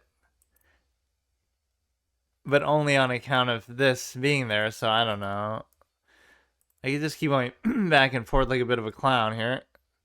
If he takes, I can easily take. He takes. Worst case, it opens the king. It's not that big of a deal. Although at this stage, that could be the difference in the game, especially with these awkward pawns. So we should almost be in favor of trading at this point. I mean, all he'd have to do is like move a pawn. It's not like that big of a deal. And this knight is going to cause me nothing but trouble here.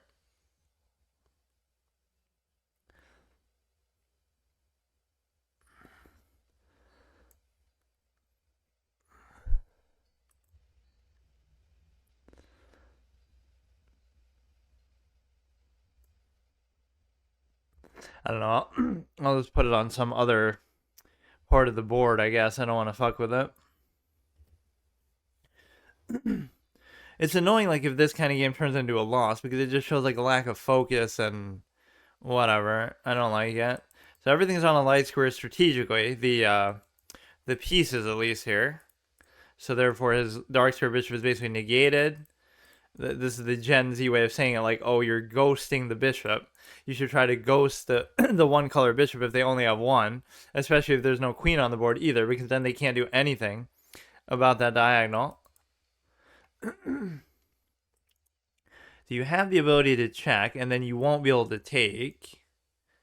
So it is an interesting idea. Like, there's nothing really.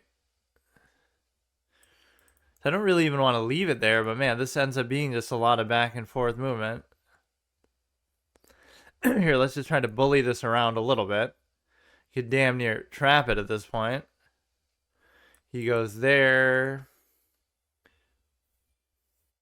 If he takes that, I can take that. It doesn't really do anything to hurt me. You put the queen there, you could take there, but you can't do it.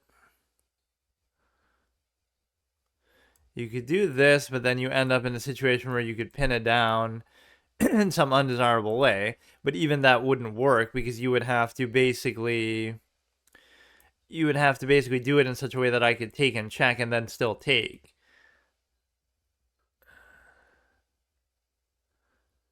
So now you don't necessarily want to keep it there, but he's got that, which is very annoying. And again, I love these moments where I see it instantly, but I don't know, man.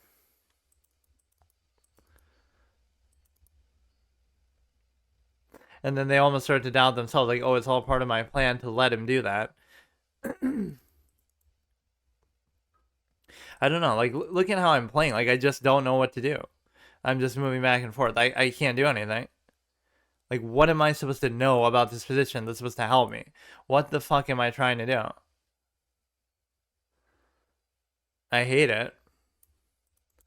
Like, nobody knows what they're doing here. Nobody. Unless you're literally grandmaster level or you've studied the game your whole life. Like, what the fuck are either of us doing? He messed up at the beginning. I let him off the hook. So if you bring the thing there, he could take, I could take, he could still take. There's a difference still of only one pawn. We have sort of the open file a little bit to the extent that if I go here, he could take, I could take, or he could take, I could take, he could take, I could still take. Like, I'm trying to do too many wild things. I don't know. I go there. He could take, I could take, I don't know, man. I'm just giving up the knight. I don't care. Or I'm not because Well, it doesn't matter though because I am giving it up. Just forget it, man. That's so stupid, man. I really lost interest in that one. I don't know what happened. This midway through, like I'm playing like I always used to play. I don't know.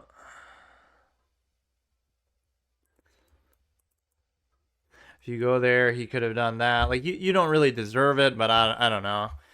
This is almost where you just shouldn't play because you can just tell you're not really even playing. That's the thing.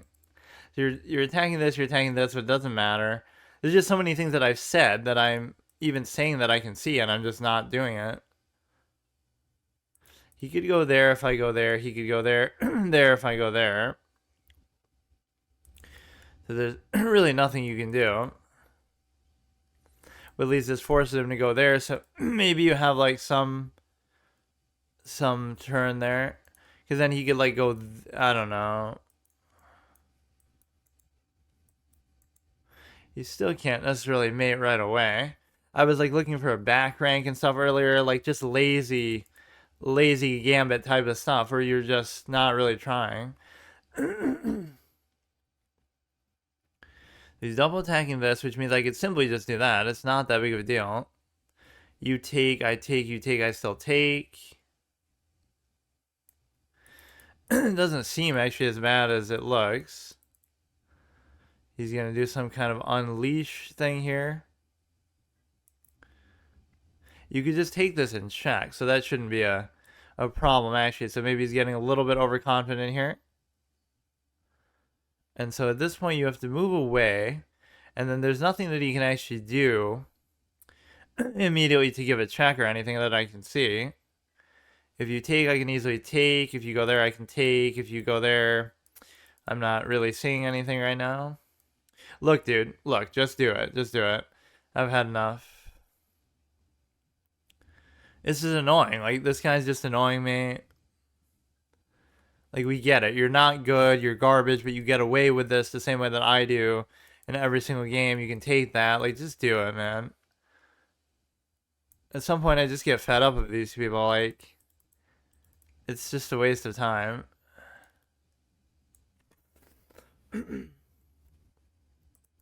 You can still maybe last it out, but I mean, that is a big difference in pawns. You'd have to play at like some sort of actual GM level to do this, or you'd really have to use the king exceptionally well. I don't know. It's just unbelievable. Like, you don't lose leads like that. That's just not how it works. You know what I mean? Like, I was +2. It started off in a way that was actually favorable to me, and you just don't do that.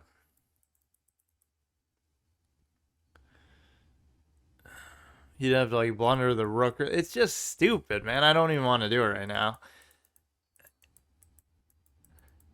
Chess can feel like one of the least interactive games ever because it's nothing that your opponent is ever doing. Like if you're just paying attention or whatever, like you can't really do it. Nothing that happened there was like a big deal. I don't know. It's like there's nothing that I couldn't see, even at, I don't know why I'm like that. It's like this delayed, unwilling calculation or whatever it is that I'm doing, where it's like I'm just not even trying, and it ends up taking me the whole fucking time. So I guess that is one weakness for sure.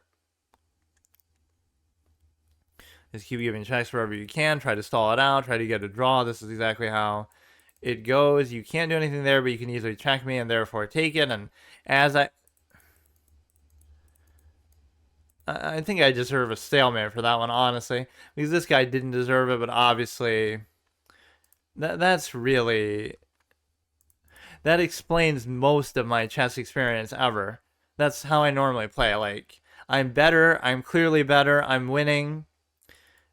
It almost feels like a faster format would suit me that way. I just don't have the patience for it at all.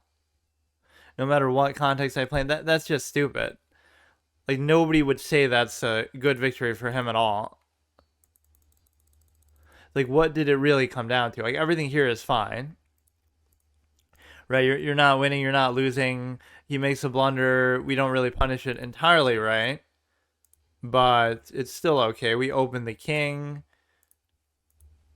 we take the thing, and so that's a blunder.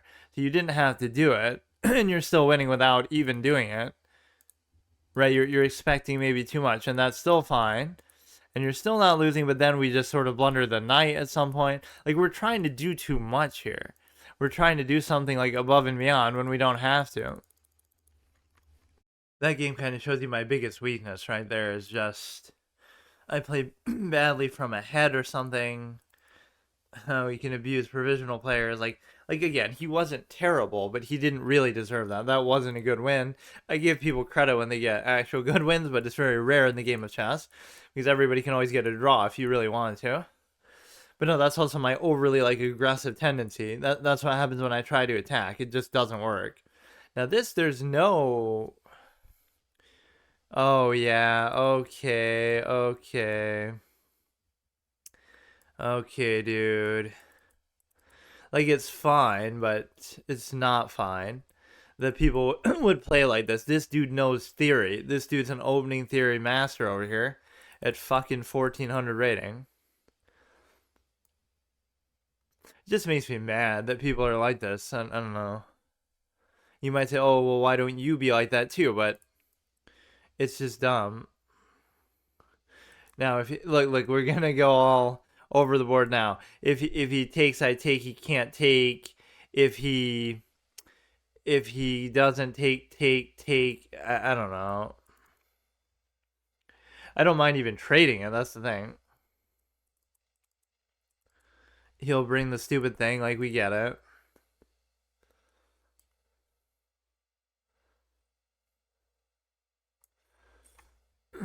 Like, whatever the outcome, it wasn't good. It wasn't worth it. It didn't do anything. I know that, but I still do it because I'm just I'm impatient in even the most basic sense. Like, I just want stuff to happen.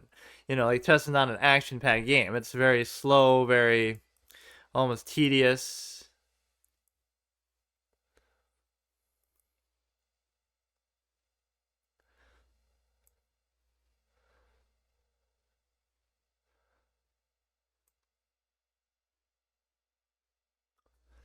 He could go here. He could go go there. There's a lot of annoying things he can do. We're covered by that in case we have to go in the queen file here.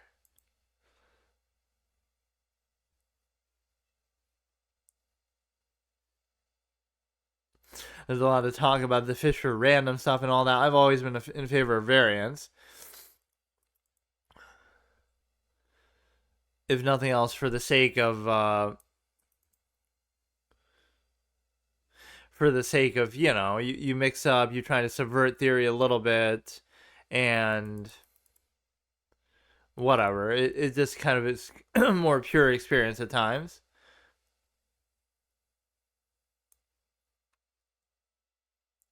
So he could take this first, but he wouldn't dare to do that with the queen under threat. He'd have to make some sort of flashy move with the queen that would actually be effective here. This is kind of good too, because now you don't have to worry about covering it any other way. You shouldn't look for like kind of crazy things, which is what I'm kind of doing the entire time here, though.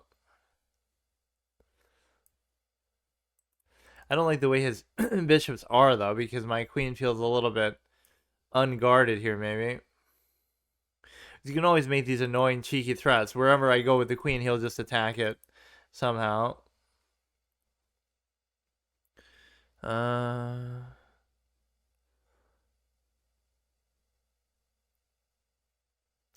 You could almost do it like this, where you just feel like,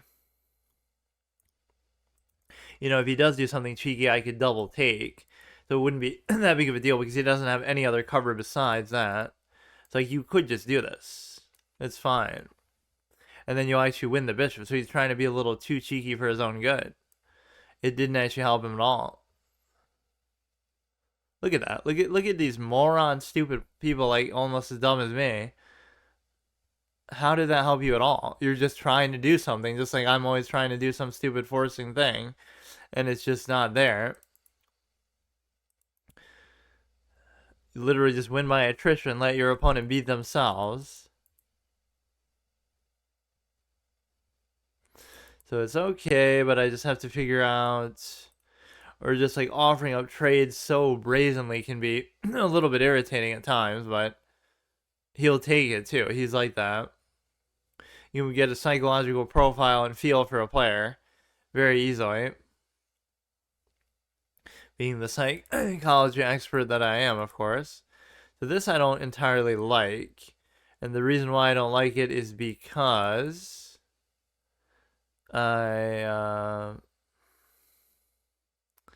he could like, it is covered, but there's too many moving too many moving parts here, I think. So he'd take there and then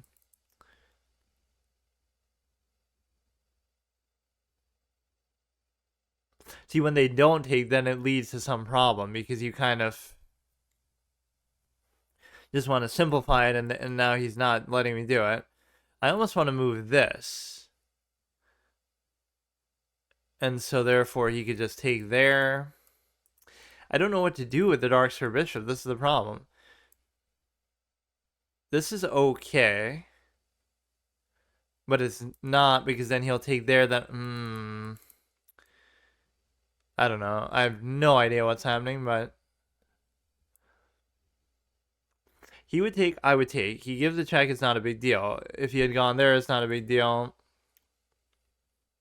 If he takes there, I could still take. He could just basically go there now instead.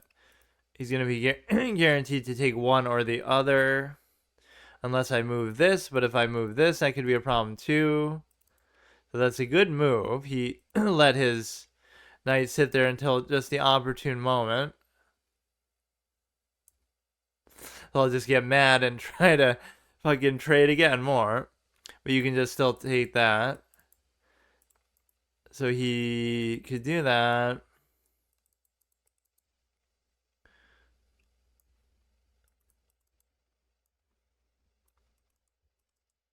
So everything is fine. You can give a check there on the back rank. It won't actually do all that much though. This is actually a very deadly spot for the bishop normally, but in this case you can simply threaten it out very easily. No reason to overreact to that.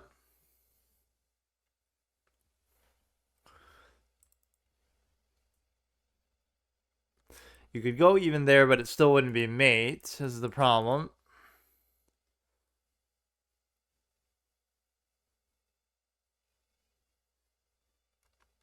It's that one square. I should almost just not even try to do it and just go here instead. Let him have my pawns. It's still equitable compensation here if he lets me do it. If he doesn't let me do it, then I don't know what to do.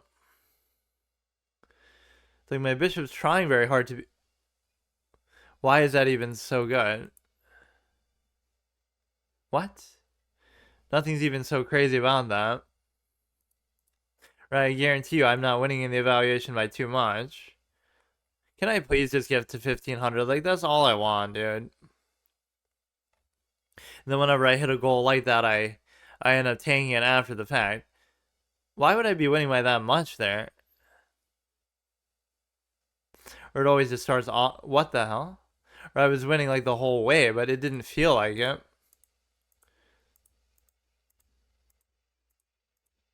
That's when you know you really don't understand the position. Like, you could be winning, but it still doesn't matter. Like, you could go there and basically block the rook in there. So couldn't you just go like this or something? But then you go like, I don't know.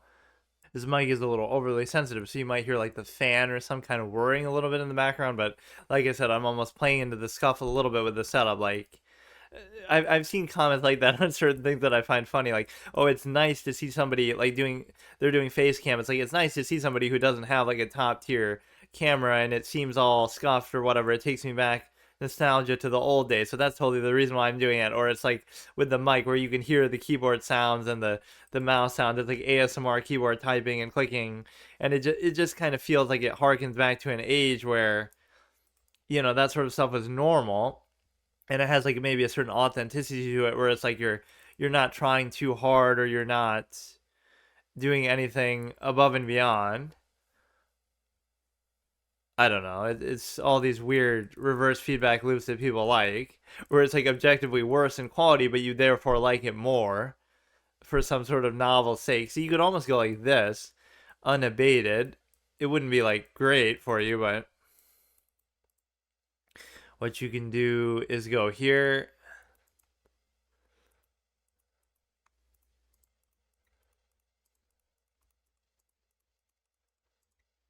You have the light square bishop, and it's a pretty clear sort of V-shaped structure that I'm going for, but it feels kind of like, I don't know whether you really want to trade that off or not. You could almost guarantee a bishop pair here, but then you have to commit to a different sort of pawn structure. I appreciate bishops so much, especially over knights, and I always trash talk the knights. And I even appreciate it to the extent of, like I value bishop pair so heavily, but like, what would you rather have, two octopus knights or a bishop pair? But you never really get two octopus knights together in any sort of meaningful way. But what it really comes down to is you I don't necessarily always know how to use it. Like, this is a good take. It is a good take.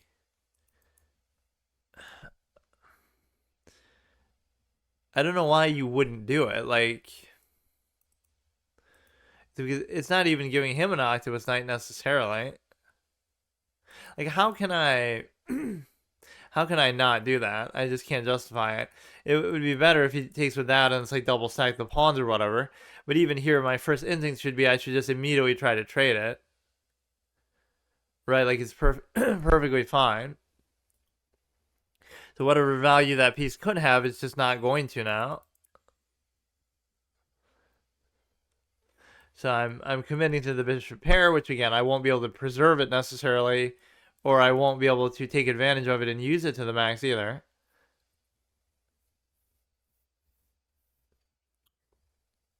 But still, as a fundamental principle, you should just try to do it anyway. You see how fruitless this is. Like, oh, it's cool because it's an octopus knight, but it doesn't actually do anything for you. So now you have to play the whole long pawn game here, but you don't have to worry about this diagonal. So you can easily just push this one, and there's nothing to worry about. I still haven't developed the light square bishop, but as much as I'm bragging about this bishop pair, so you can't do anything with that. Yeah, just give me a couple games where they blunder their queen. It's like, isn't that something possible for 1400 to do?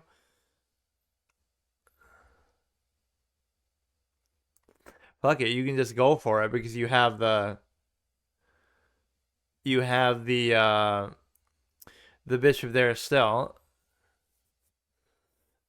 So now you will see the power of this fully armed and operational bishop pair. That could be a good title. I have all these like riff titles off movie quotes or different things that I do that I'm actually kind of proud of over time, or just some titles that I come up with as some sort of in-character RP type of thing that's kind of hard to explain for chess, just through all the pain and the extreme passion of going through it. So what you could do is you could keep going, but I don't know whether that's really worth it or not. Sometimes it just looks like it's so good, but then it ends up backfiring. Right? Like, that restricts his movement so much. This is a beautiful kind of thing we have going, and we can still do this, but you're kind of sacrificing opening that up, I guess, a little bit. I often do that where I'll just keep pushing it instead of trading, even as trade happy as I am, because I think it's better, but it's arguably not at all.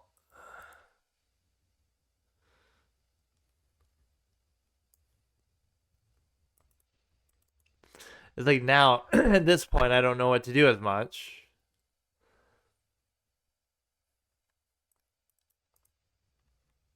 I can't say for sure that that was a great decision to make. If he goes there, then I'm basically forced to take. I would take, he would take, I would take, which would still be worth it.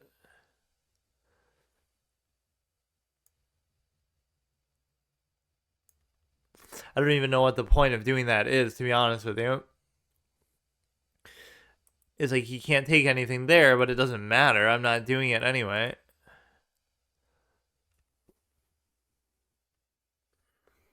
So it would have probably just made more sense to simply take it, but so you can block this diagonal, but it seems like it would be difficult to really block both consistently.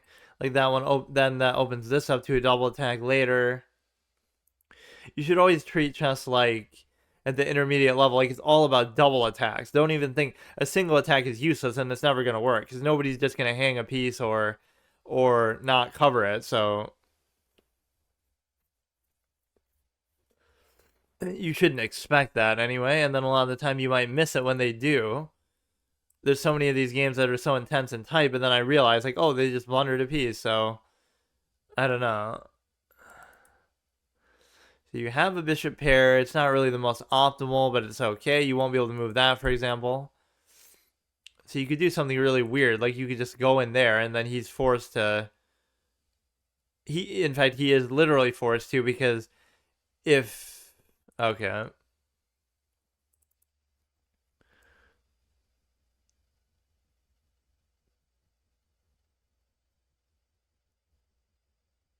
Now he could do like a weird thing where I can't take because otherwise the bishop would take me. So I don't know why entirely I'm doing that.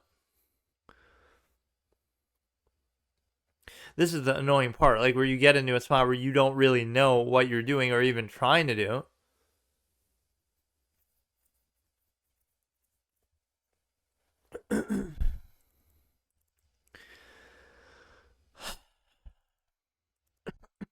Like I don't really want to do it even.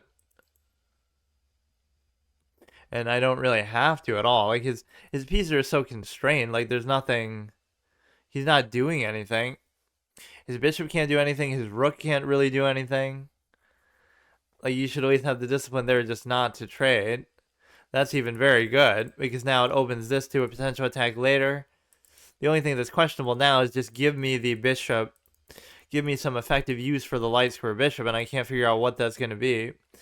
This might be a rare case where bringing the rook above the pawns is actually good. But yeah, I really don't know what to do with this.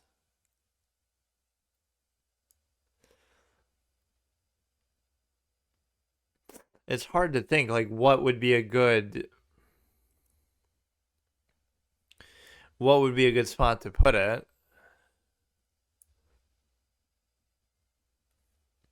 The knight can come in, but I could take it anytime I want, and I don't really fear the pawns too much. I don't like the idea of doing it, but I'm kind of even questioning what am I doing with it. Like, so he wouldn't take that, I wouldn't imagine. Or I wasn't expecting even that.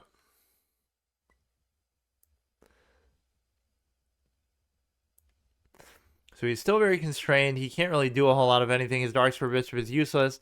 I almost would have thought he might do that, so then he could try to open something up here, but I always end up in these aggressive or seemingly advantaged positions, but then I don't take advantage of them enough.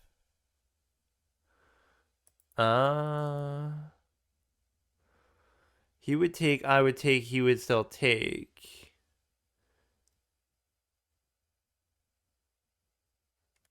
You could do a move like this and then, okay, he takes, I take, but then you can't protect it. You just won't be able to protect it. You almost want the double stack here, but then you can't take first, or you... He would take, I would take, he would take, I would take, he would take, I would still take. So it messes up my pawns a little bit, but his pawns are completely ruined. Like, if I just get anything going here, he's way too open.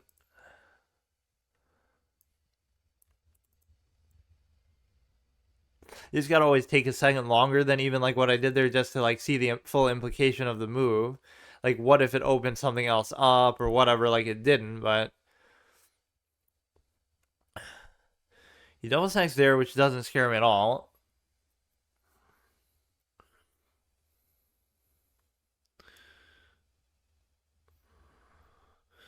Try to get this involved, I guess. I don't know entirely what to do with the thing.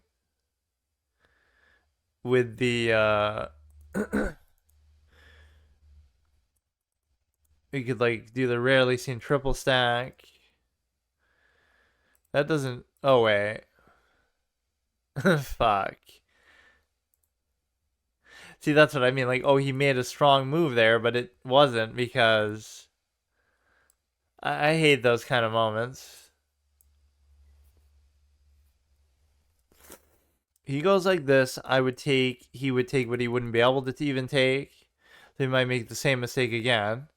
So yeah, see, like, oh, that seemed like a strong move. He just double stacked going into here, but you should know that he shouldn't be able to do that. So there must be something amiss.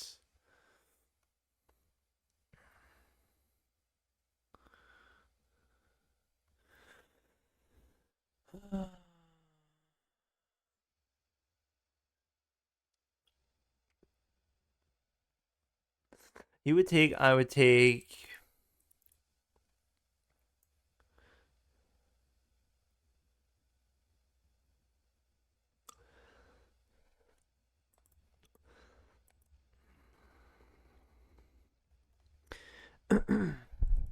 If he raises it, I could take. He could take. I don't know. I don't know.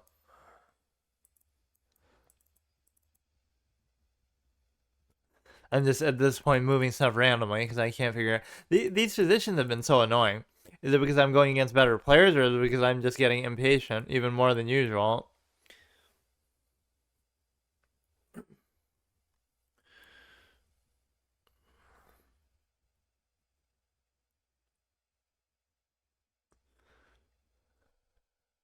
If I go there, then he can simply take, and then I can't take.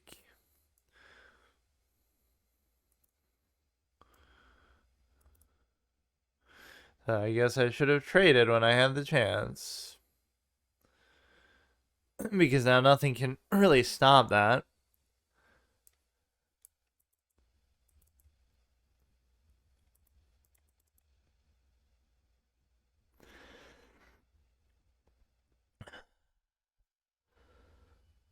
Right, you'll be right in there. It's not the end of the world, but it's actually surprising that he wouldn't do that then.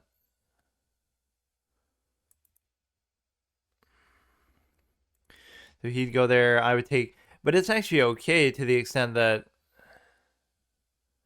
Theoretically...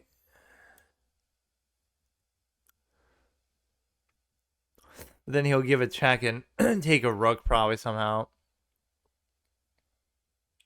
It's just the idea that you take,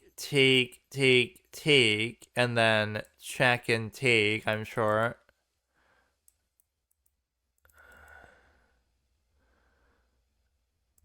Okay, just take something, dude.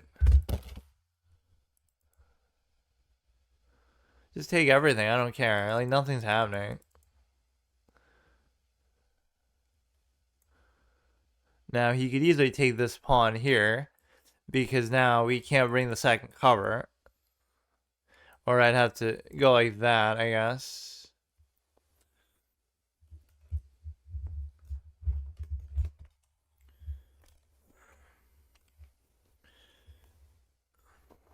I love how at some stage in these games I always just get fed up. Like, it's just annoying. You fight so hard for so long, and then you sort of just feel like you have to, whatever, you just double take.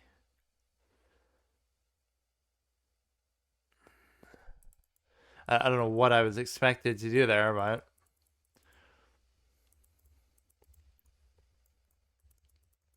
Just take it, man. I don't care. Yeah, I'm done, dude. I can't do this. I really can't. Like, it's too annoying, man. If you want to try hard at this point, I don't know what to tell you. This is so boring for me. Everything is just, like, so tedious, man. These games are going... But at least I should draw them. That's the thing I learned before. Don't have any sense of honor or anything and just try to draw everything. So you should put them on the light square, and then you should feel relatively safe maybe just staying there, because he can't give a check. So you should be able to theoretically do this in a very annoying way where you basically just finagle the still for a draw. Right? His king would have to come all the way here, which it's simply not going to be able to do. Or it might still be able to. Because what you can do is you can't go through there, you can't go through there. So let's actually just go for it. Fun and interactive game, by the way. Unsolvable game. So triggering, man. Let him go there. Who cares? It doesn't even have to be there. Like, just fuck it. If he takes, it's fine. He's going to do this to try to let the king basically get through, but you could almost do this to try. Well, all it would do is give him a passed pawn, though. And he still can't do anything with either of these. So as long as he blocks the king out that way, right, as long as you don't let the king go through.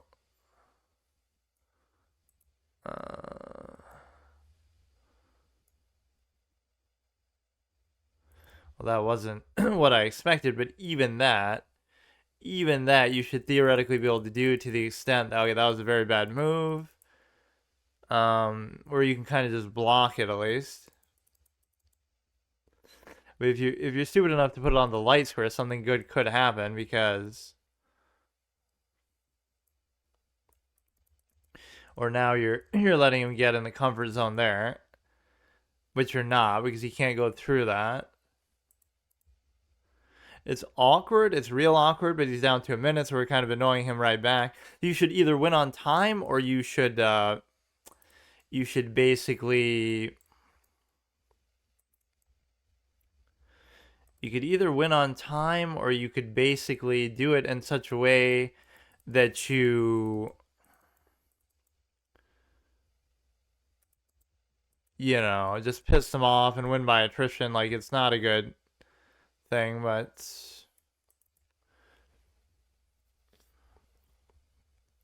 you can body block here. Now he can go in there, though. There's really nothing you can do about this bishop. It's just too good. He could just go in there now, and it would be fine. Right? Even if I check him, he can go and take that.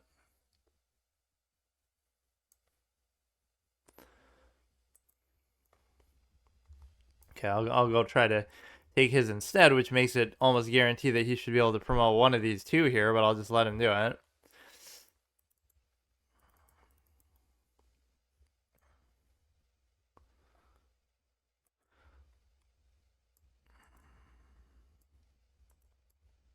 I don't know, just keep making that active.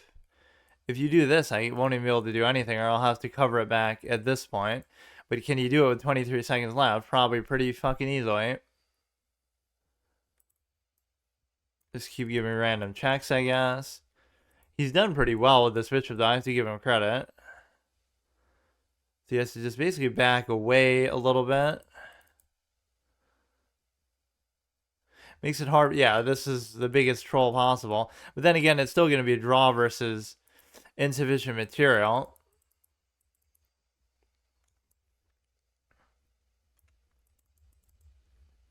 You can try to push on this side, which pretty much guarantees... Okay. Or wait a second.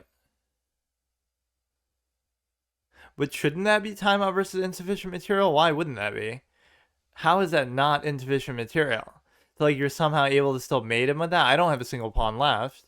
That doesn't seem right. There must be some weird scenario where... That's so bizarre. Because of his pawns, if it was just the bishop, you can't mate him. Right? It's literally impossible to mate with just one bishop and a king. But I guess somehow what the fuck? Like, I don't even deserve that, but I'll take it. Okay, so this will be the last one, so we haven't played particularly well here, and even if I win this, it's unlikely it'll get me to 15. Because it would have to give me 8, but I'm at least lucky that we...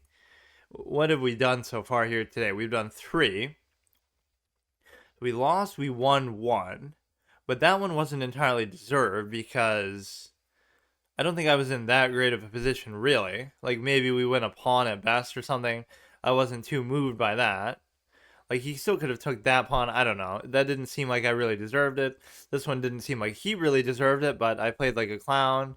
And then this one I thought was going to be a draw, but then I guess it's somehow not insufficient material, which I really don't really even understand, but it could be like, oh, his pawns would have to be in just the perfect... Okay, so it definitely won't give me 8, but I'll be satisfied with whatever it gives me. I like this because it gives you free development on the knight, even if it's like... And see, that's not a good move. That's objectively just not a good move. The question is, though, I don't know actually which... I don't know actually what the right thing to do here is. You could do this, and then you could do this, kind of a thing. I feel like I've made a mistake here many times where it does come back to bite me, though. But you just gotta cancel as quickly as possible. You don't even have to worry about it. So yeah, he gave me a little bit of free development there. It's not a huge deal. The pin is still a possibility with the light square bishop on my part, but it's okay.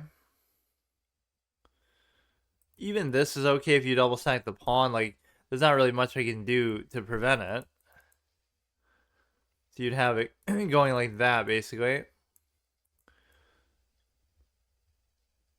This is that weird sort of central bishop position that can sometimes be pretty bad, actually. You could have this little x-ray vision to think, you know, oh, I'm going to get it there somehow, but I have no idea how that would even occur. You're still allowing the pin here, which is a little bit surprising because that's one of my weaknesses, that I always hate getting pinned by stuff like that.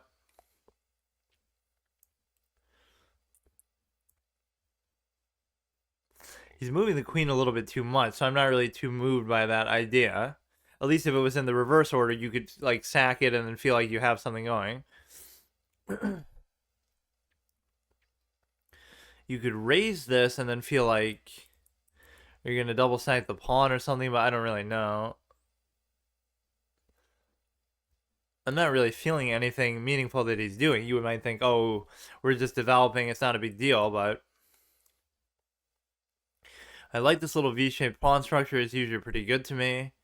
The problem is you're going to have a situation where you're pinned into that, in which case you don't really want to do that. If he goes here, I could easily just take or let him take. It wouldn't bother me too much. So this is where we were planning to move anyway. And then there's nothing else really meaningfully under attack, so that's okay.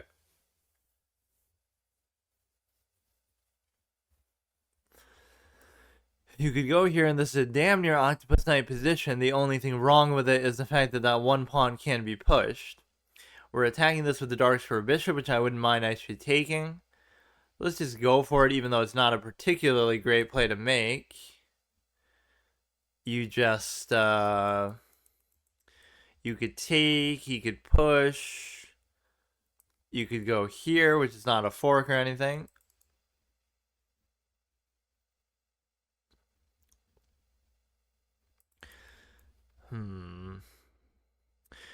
Nothing really came of it, but it's okay, I guess. I really want to do that, but then you won't be able to get out of there is the problem. The problem with it, not like, oh, it's the X factor. It's the one thing that's going to be the difference, and it's going to, you know, go behind enemy lines and do some epic thing, but then it often gets itself killed in the process.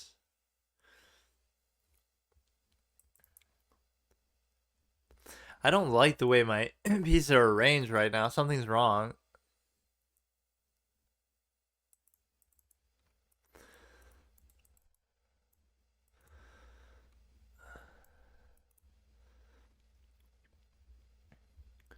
You could like unleash this, but it doesn't really do anything. Let's move some stuff out of the way. It's getting like a little bit claustrophobic almost.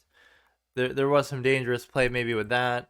So he gets an octopus knight out of it, but so do I then, right? He gives me one in the process. So I think that's perfectly fine. And I think now I'd be very willing to take that with the bishop, which of course he could do the same. So again, the octopus knight is overrated in even the most basic sense, where it just doesn't seem all that valuable. Okay, let's say she's trying to make something happen now.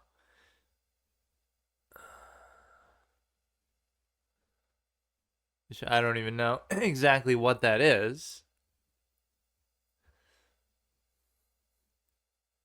The aimlessness at this level is really hard to live with sometimes. So he's going to try to do the same thing. But the good thing is maybe I can take advantage of it somehow. The fact that I can avoid putting the pawn there, assuming I even want to avoid doing that.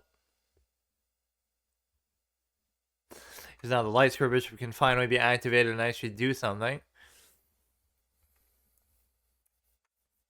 And that's arguably a good spot for it, but it's almost too much on the side of the board where it's like a wannabe octopus knight, but it's not even an octopus knight.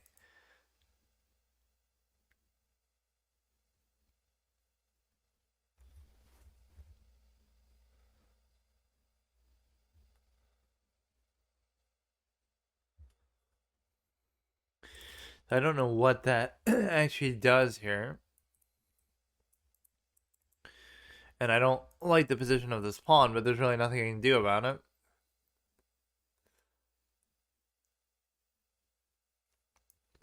You could bring this back and just attack the queen, which really doesn't do anything. What I always call a cheeky threat.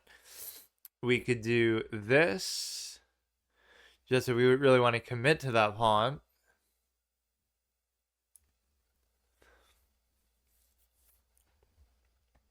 It should be very hard for him to do anything about it.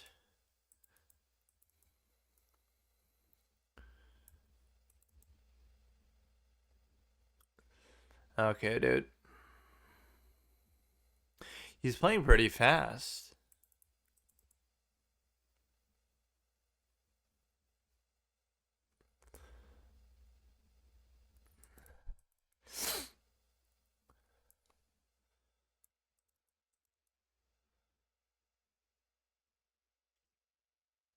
That makes me really sad, man. I don't know what I can do to get myself to really focus or play at a good level consistently. So he could take with that, and he would have more than adequate covers to do it.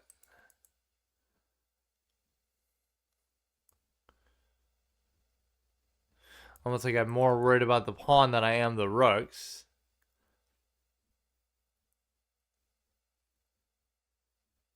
So like this guy is 10 times better the player than me.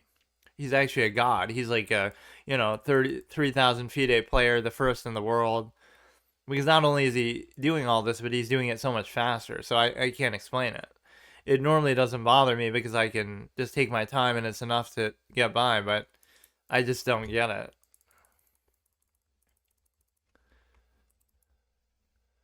So you're pretty much fine with this still because he would take, I would take, and that would be worth it, right? It would immediately be worth it because he'd be trading down a piece because his bishop would have to be in front for it to be worth it.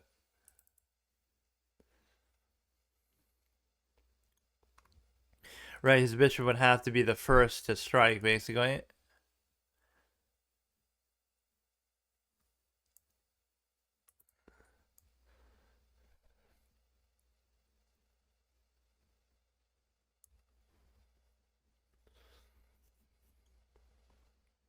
So he wouldn't take as long as the knight is there. The one valuable thing about it is that it's so useless that you would never want to trade down for it, even if you're winning a pawn here. So all you'd have to do is like reorient the queen to attack it in such a way that the bishop would be the first to strike it.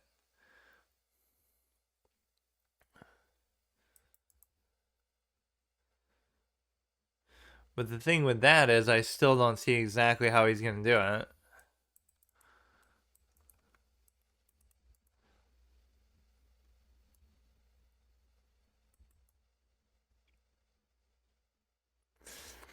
If I let him take, I would take. If I take, he takes, then he'd be pretty much guaranteed to take that.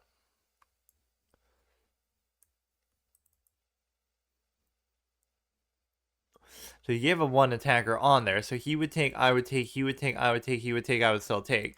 That would be worth it only from the perspective that you would have, it's a +1, but it's a very awkward +1.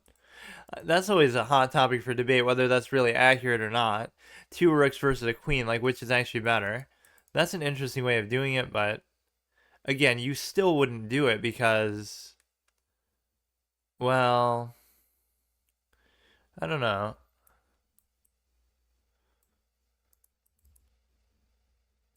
He's trying a little bit too hard to make this happen. There, I wouldn't be able to take, and then you'd be able to take.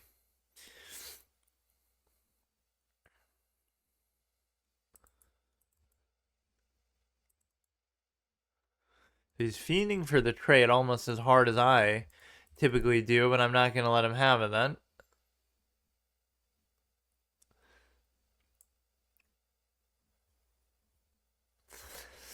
Just be as annoying as possible, but man, I played really bad today, and you could say, oh, you're going against better opponents, but these are generally the same ones I faced the whole time. So that's pretty good for him, I guess. To the extent that you can just...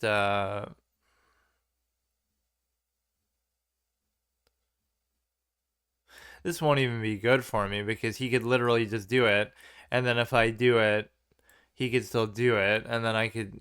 whatever, it wouldn't be good. Almost like you want to damn near trap the fucking thing, but...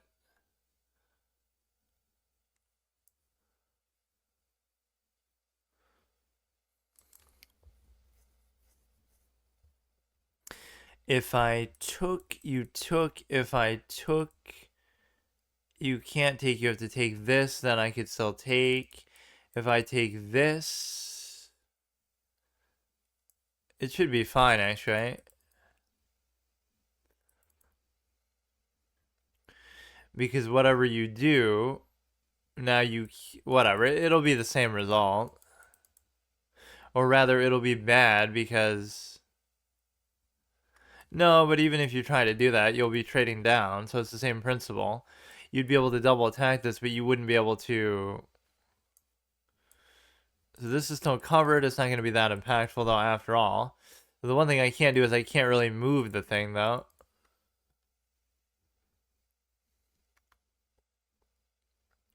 He's double attacking that. I could go here, right, and it's still okay, but then he can turn it into a triple attack.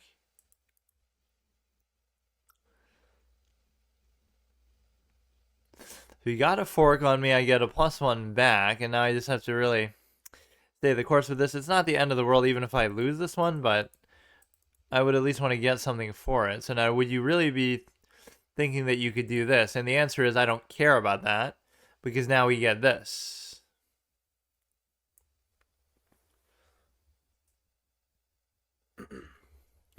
So that is tantamount to a fork to the extent that you're going to be guaranteed to take it there. And actually, you might be getting more. No, fuck. Whatever, that's good enough for me. And then you don't get anything from that. That's about as good as you can hope for, but I'm just too slow. So everything is on a light square on this side, so it's okay. So you're not going to let him actually take that. Let's do a lot of back and forth repetitive moves. Should be okay.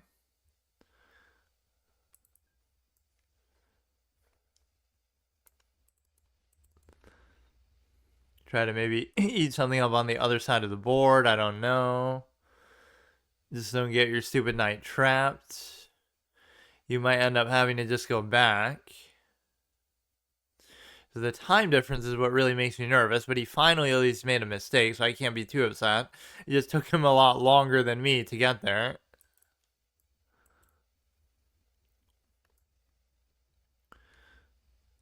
What you can always do is you can depend on the fact of going here, and you have like a hexagon knight rather than an octopus knight. So that's fine with me too. Seems very unlikely that I would win this game, but I'd be happy to even draw it given the time disparity here. So this you're never going to be able to double attack either. That's the whole beauty of it. You can just kind of sit here and dick around all day. Just move my king back and forth. Put this on a light square to be as annoying as possible. I would take...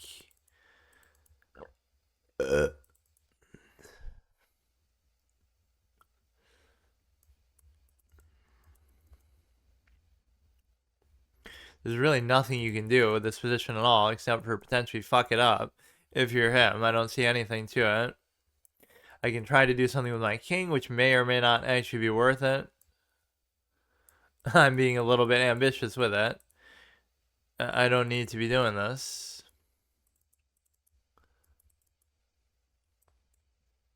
It still doesn't matter though. It's like a lot, much ado about nothing. Just what the fuck are you doing? That's still fine. Arguably, the knight is even better here because there's nothing you can take on the board. Look how I strategically, look how I strategically have done this. That you would be able to basically do this, like you put the light square on the thing. It's possible you could still get the knight trapped though here somehow. Uh-oh.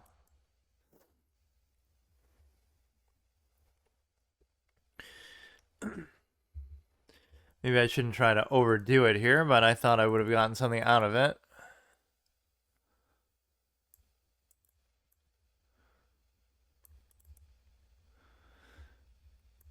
So that's beautiful because now this side is of no import to me because you can just accept the fact that I have the pass pawn here and he doesn't have anything. The problem is I can't even move the knight, which is amazing. Like he might just win this outright because there's nowhere that you can actually move it most of the time.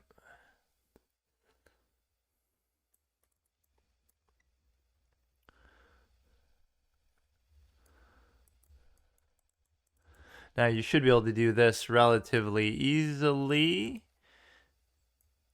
Right, isn't he going to have to make some sort of undesirable pawn move or something? I'll just move back and forth, like I don't care. So dumb, bro.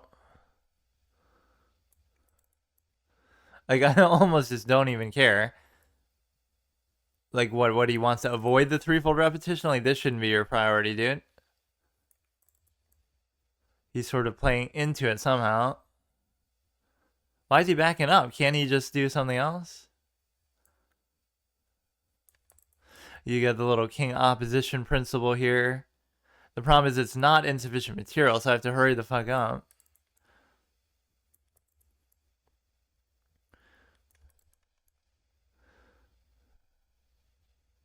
And it won't be a stalemate either. Like, you really think I care even if it is? Because you look at my time, bro.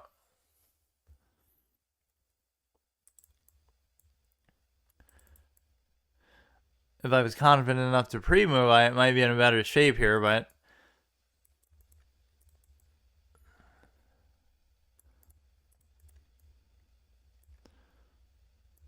just keep going down, keep going, crawl down the board, down the board.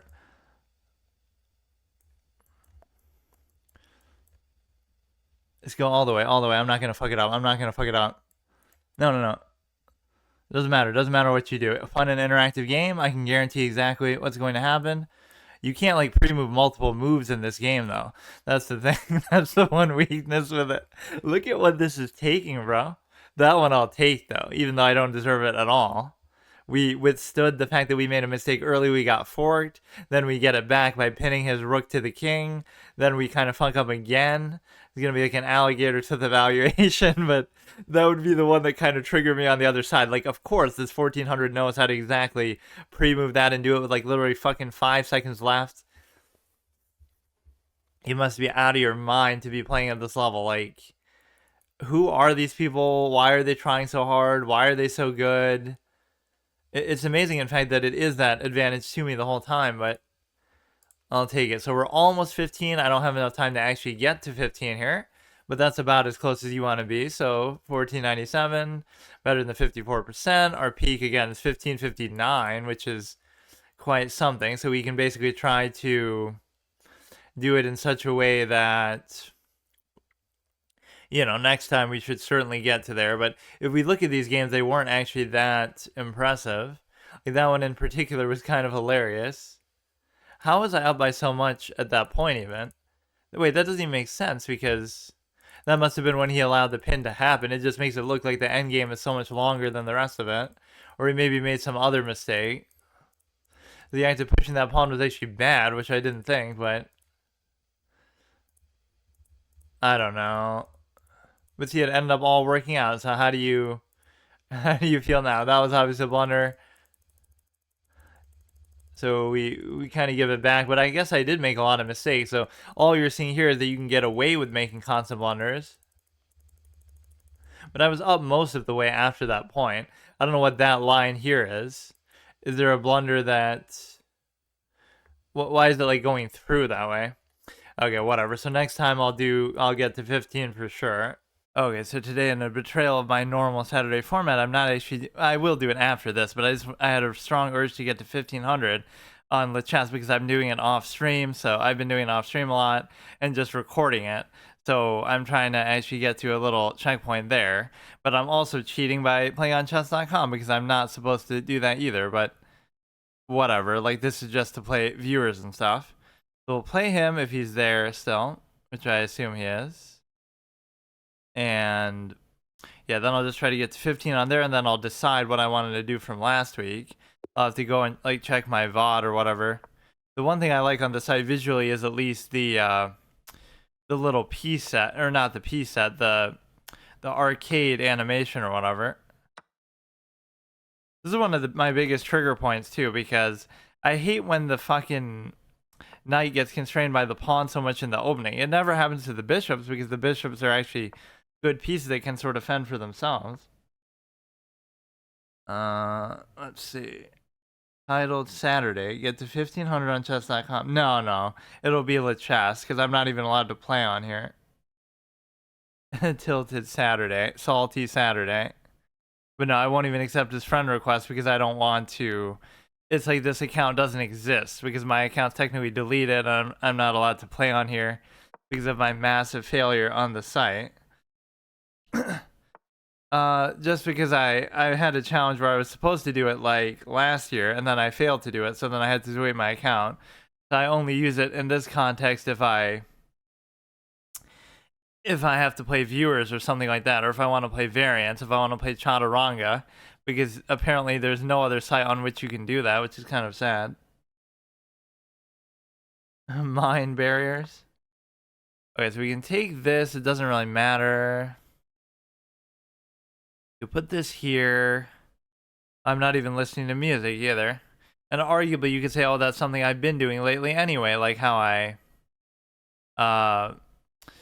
it's kind of weird. Like when I play off stream, I'm still listening to it, but I don't play it on the stream. So it gives the illusion that I'm taking it more seriously when I'm really not even. Let's see. He beat me last time, though.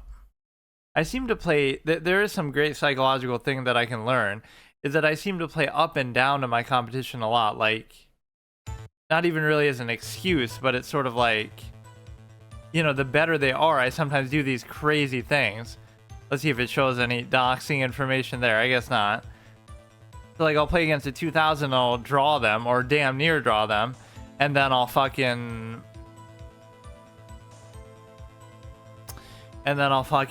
play down to a 1300 and lose to them.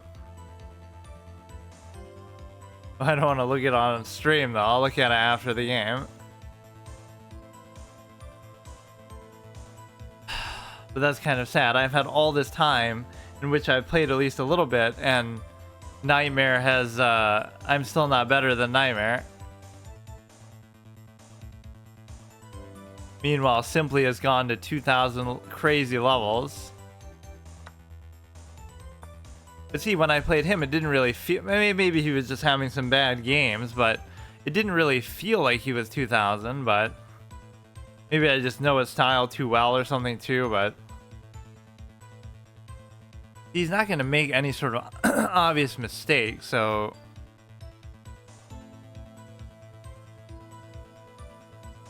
You basically have to take, because he's going to... If you play puzzles, you will get... Like, I mean, is it really that simple, though? I feel like... I just hate doing them, but I guess I will have to. Yeah, I hate studying. I hate doing all the things that you should probably do. I keep trying to right click to cancel the move, but it doesn't actually work here, so.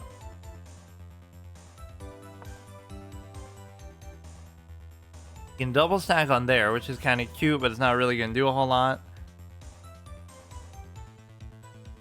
I don't know if I play better in that like, why would I play better though? Because I'm still recording versus streaming, and I'm still talking. I don't know. I think what it does, it gives me the comfort zone that I can play so much more than I normally would here. See, here I only have so much time, so even here I'm doing it on a day that I don't normally do it. Like, I normally do it on only Tuesday.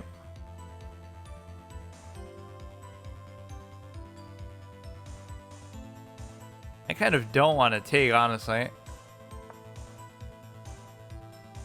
So then I feel like, oh, I can do it every day, even if it's like one game here, one game there, as stupid as that seems. That's kind of okay, I guess. He's not going to just do it, though. I don't know. I'm too lazy in situations like this where I just don't...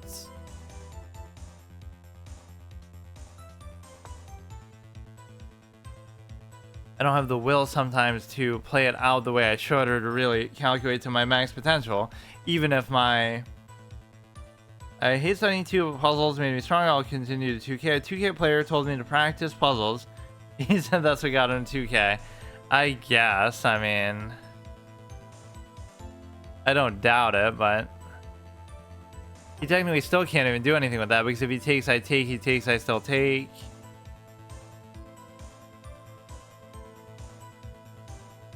So he could take the thing with the knight first. He takes the bishop with the knight, and then he can take the... He can double take on the thing. But he has to address this threat on the queen. See, like, what kind of a stupid move that is, though. Like, I'm just doing it just to do it.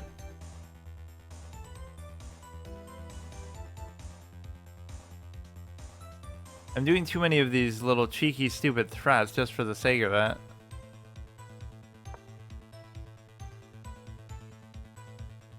That at least saves the bishop from there. French defense, knight variation. Like, if somebody like me really takes it seriously, and that's what I want to show now, with whatever extent of studying or whatever, you really don't think I can get to 2,000 plus? Like, it'll take some time, but look at how far I've gotten. Not that it really is as far as I thought, but just within the context of, you know, clowning around and just trying to play naturally. It is a lot harder than I would have thought it would be. I don't know if that's... You can kind of double stack the pawns, but you're kind of double stacking them towards the center.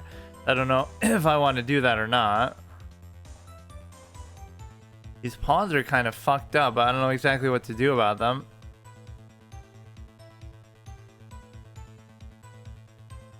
I feel like the bishop is almost going to get trapped here. Like, if I don't take, something bad can happen. And he was so sure that I was going to take too. Like, how did he know that? Bishop trapped. Well, good thing then, I guess. He walked his knight right into it.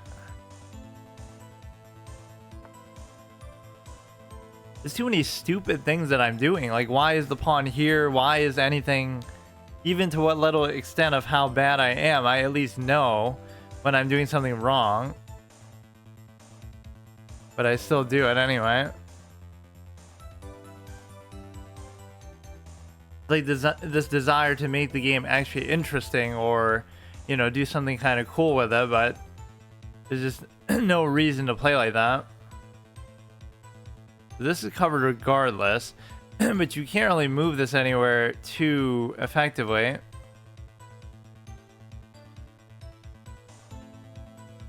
I'll just get it out of the way because I don't know what to do with that. See, look how you can just slow pace and piss people off. It's going to come down to some sort of stupid pawn thing, but it's like you can just kind of keep doing this shit over and over. And none of these moves matter. It's all garbage. You're either equally good or you're equally bad, because nobody knows what the hell they're doing. That's what I like. Like, make it really make them hurt, even if they beat you. It's like, make them so pissed the fact that, like, they have to go so far out of their way and go through so much trouble to actually beat you. It's not going to be easy for them, the way it often is never easy for me. Even if you want to take away some points for inflation on Lichess, the fact that I'm about to hit 1500 again, which is not a big deal at all, but that should at least be 13 something on here, and I already was 1350 here, legit. Villain mentality. You got to get some sort of satisfaction out of the game, because otherwise I just don't. I really do. I enjoy like trolling people or like slow pacing it so long. Like I just wasted 3 hours of your life to get a draw. This is what classical chess is like. And unironically, that's kind of the correct way to play it, because yeah, let's get a threefold repetition. Because the majority of games are going to be draws anyway, so you really should almost play for one. So that, I don't know. You'd be setting up to basically double take, so it's kind of interesting to think about. Because you could just take here. Now, is that a rare mistake by him, or is it all part of his master plan? Because I don't see what he can do.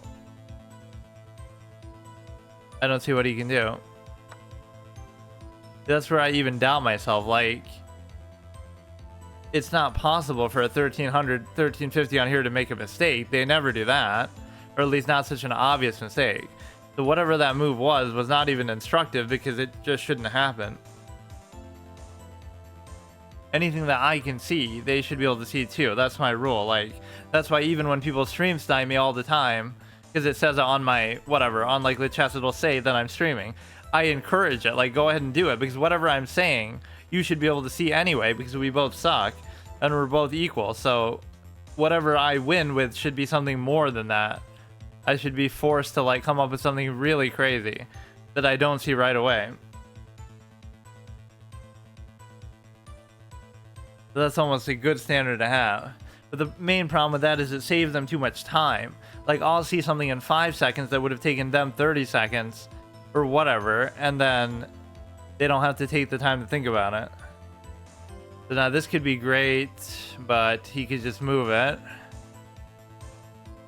So that was a rare mistake moment. I should win this just to even our thing from last time. Get revenge. Dangerous tactic from black. I don't see anything, so.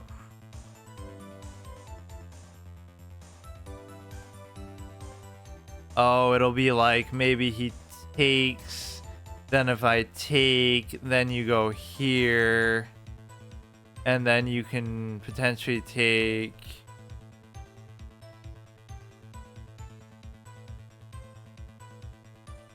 I don't have to care about such a cheeky thing. I could just let him have the pawn, because I just got the pawn myself. Yeah, I saw yours, but I guess it wasn't his. Yeah, this would be cute too. Right, like, oh, you could take the queen, but the problem with it is the fact that he would take my queen too. So if only my queen wasn't there. But actually, this is stupid, because then he'll just take with that anyway. No, but it's good, because if he does, then I'm setting up to take the knight for free.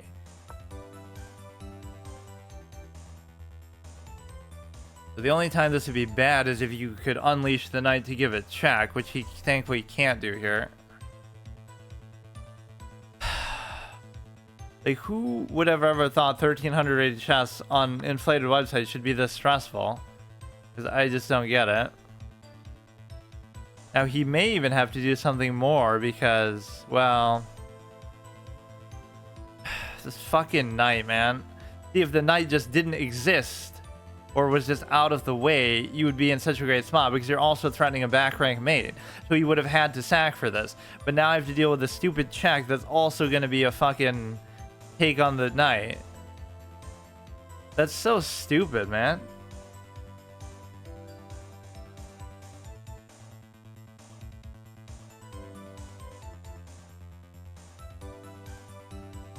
That was such a good sequence, and I can't even take advantage of it.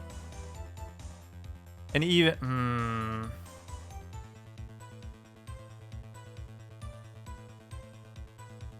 So dumb.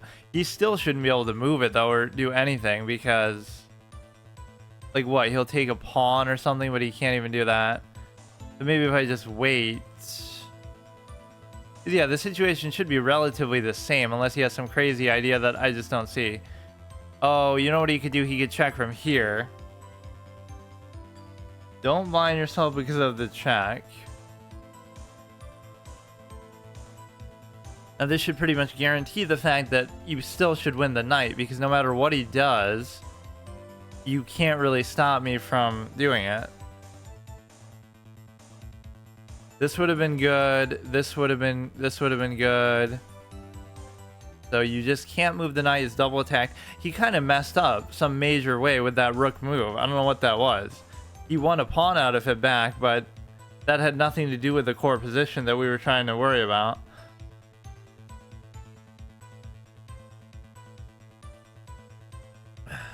There's always that little extra effort that I can see these things, but do I either have the time or the patience to do it?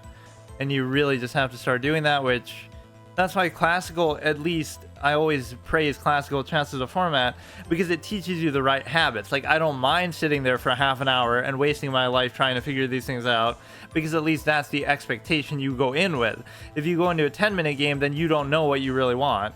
You just want to get it over with, you just want to win, you just want to play for the sake of playing. I'm getting fucking McDonald's Big Mac ads over here. This is one reason why you don't play on chess.com, but I guess when you have premium it doesn't do that, or maybe it still does. Lost to the dude who ordered Pizza Hut live on stream and doxed myself, but thankfully nobody was watching at that time because that was one of my first streams back on this channel when I was doing Luigi's Mansion or whatever. So then I took a break, I ordered some Pizza Hut, played some chess. Dude, I would play chess to take breaks from other stuff. I wouldn't play it this involved, like.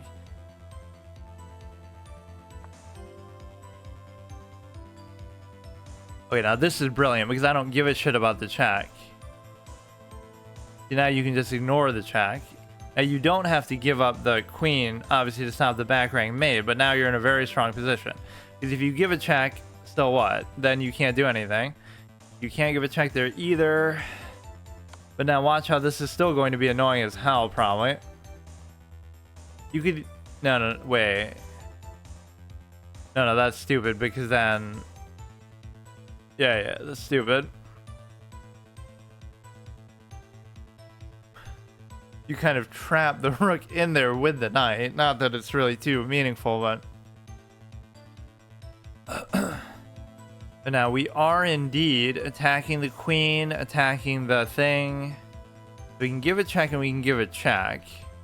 There's nothing that he's doing that seems to be too impactful either. But it won't be a mate because he can still play around with these dinky little pawns.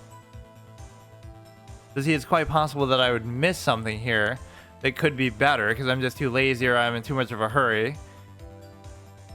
Do you raise like a stupid pawn or something?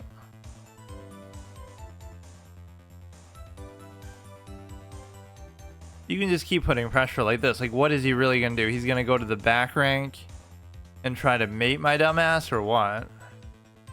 There's no check that he has. He literally cannot even give a check. But if he can somehow force my queen to move, then maybe he could take the rook. This was at least a good quality game, though.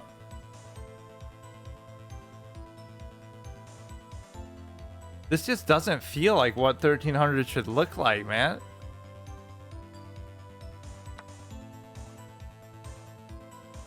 I mean, you could still do this regardless. Or whatever. Fuck it.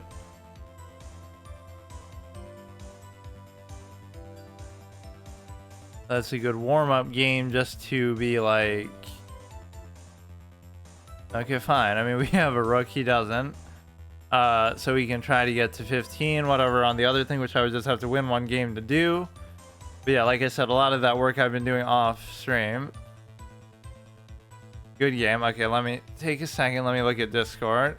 Like, look how crazy that is. It's like you need an actual break after you fucking play a 1300 rated chess game. You need to go take a cigarette, smoke, Just to take a deep breath. Like, how can it be this insane?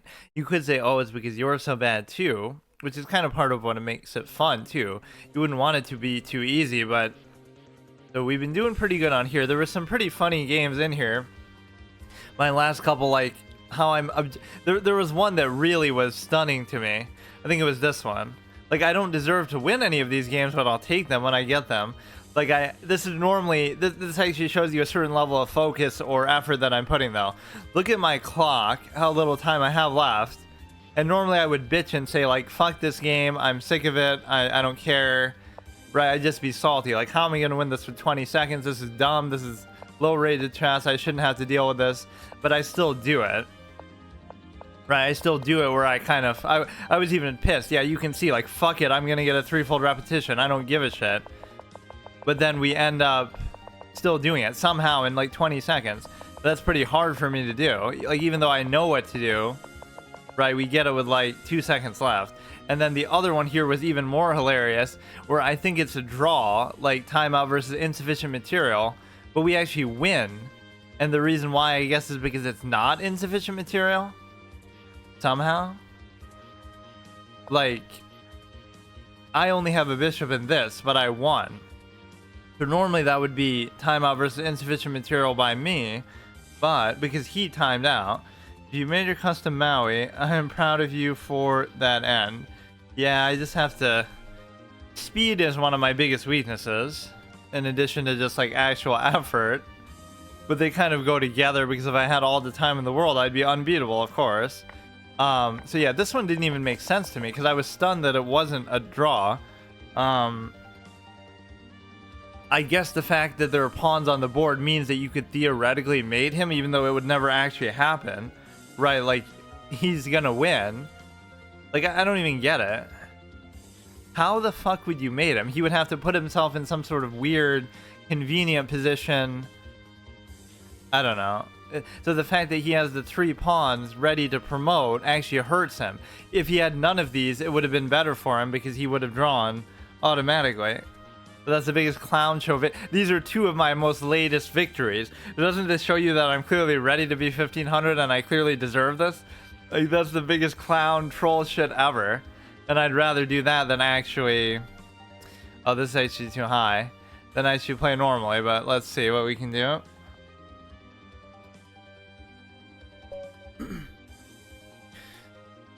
Okay. Beat my son.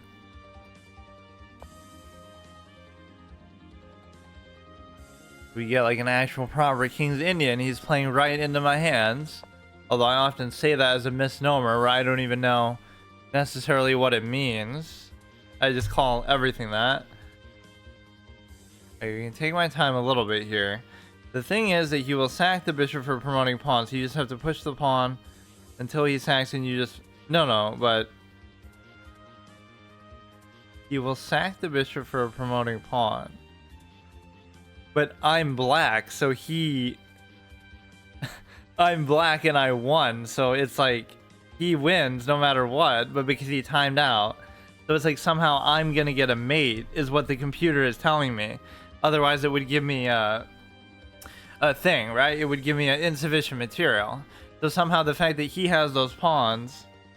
No, I was actually black. So that's why I was so confused. Like, how do I even have the material to mate him with?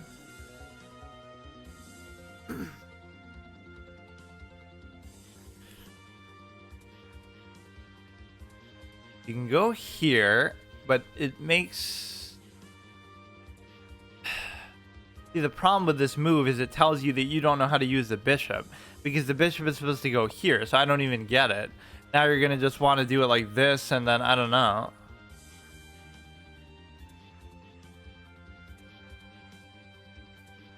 Like, this is what it does. It forces you to trade the bishop because it's not going to be good.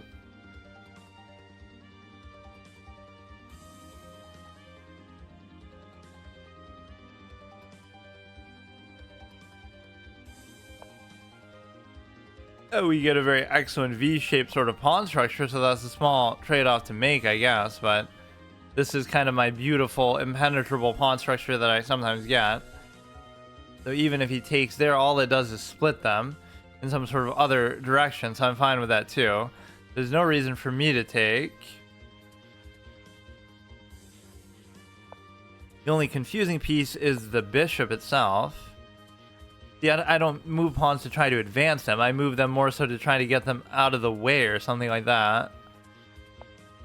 So the dark square bishop will be fine. The thing is, I have to guarantee that I take one of his 2 bishops, otherwise I'm screwed, because I just can't deal with that. Like, I'm gonna have to trade. See, look how good he's being about not moving that. Because if he did, I would take the trade in a second. So I'm happy to take that. He seems to just be ignoring whatever I'm doing.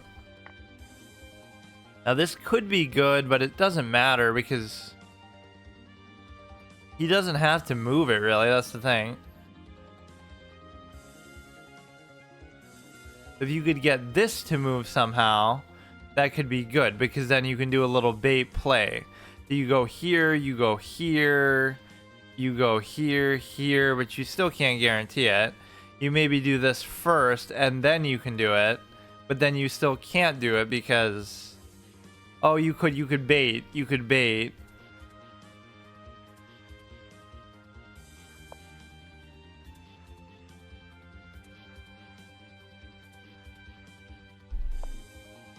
You get 1,500 rating and plans for zombies. I must be 1,000,000 by now with the amount that I've... Then you can... I thought you were white, then you... Oh, don't say that. I don't see it as a possibility in chess. There, I hide behind you.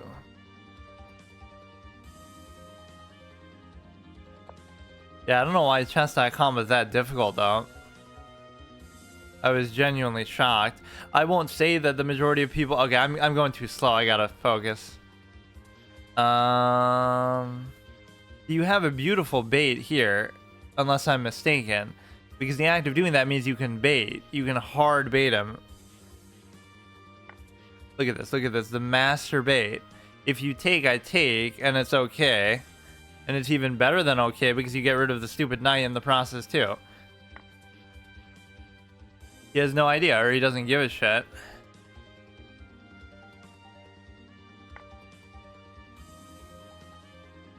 So everything's good now. The temptation is still to do that because I'm too lazy to try to figure out how to use that bishop there. And to be fair, like, I don't know what the expectation is. Like, how would you really do that? That seems like a cute move because it's like, oh, you know, it's just there's no way you can attack it, so it doesn't matter. Okay, we gotta just be patient now. We have time. See, this is what it also gives me, is the cushion. I don't feel like I'm worried about time now because you're already in almost the end game. I don't know what the official definition still is of like when the end game starts, like when the queens are off the board, but there's so little on the board now that... Okay, this seems bad because then you can uncover the knight and just do all kinds of crazy shit.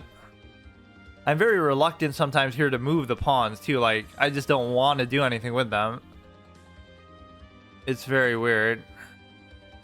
Like, it like double stack this. His bishop doesn't scare me at all. See, this is a position where the bishops aren't even good, in my opinion.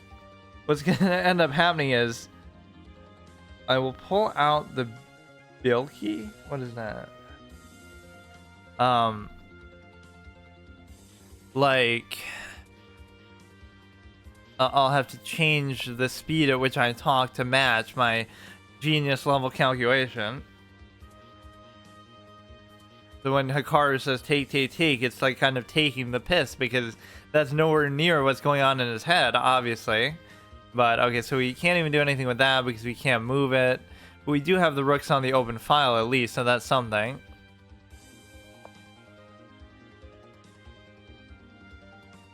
It's only half open just from my end here. This is the only game I'm playing. Like, this is it, dude. You really think you're gonna beat me? You can do so many things with your life, but you will not beat me in this game. You might beat somebody else, but I won't talk about that. So now we're trying to get it to the extent of this. Now look at the number of things we're actually threatening. This is sometimes how you have to play the game of chess. You have to do dynamic, multi-layered, multifaceted threats where you would be able to attack this, attack this, attack this, even though they're not all solid threats, there should be something that comes out of it. Like, for example, he goes here to cover this and to protect this, but then I could take this because you can double take. Yes, of course. Simple 1400 rated calculation should require this level of thought. I guess I just underestimate people too much. It doesn't take a genius to do this, but it kind of feels like it does, because you got to fill in so many holes if you're what the fuck was that? Or no, you can still do it.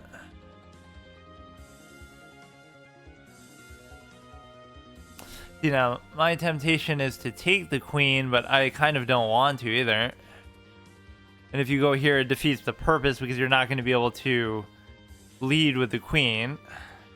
When it comes to double stacking in chess, it's not ladies first. Haha, my old expression, like a Spanish teacher, whatever, thing to try to... I don't like it, man. I don't like it. Fuck off. Yeah, I know when it's not good, but I still do it.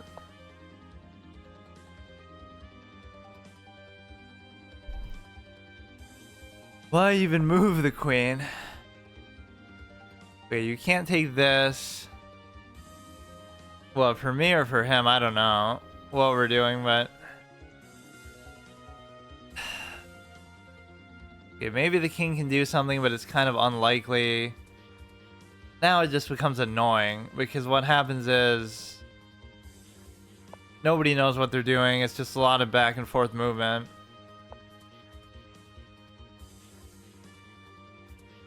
He won't move that knight literally fucking ever, I bet.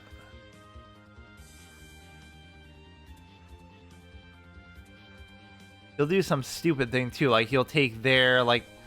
Okay, dude.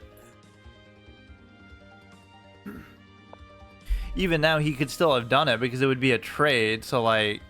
No, but... Never mind. Okay, let's just move the king somewhere. Yeah, his light square bishop seems actually pretty useless, I'll admit. It does not seem very good at all. Best I can think of is just to move my king. I'm totally at a loss here.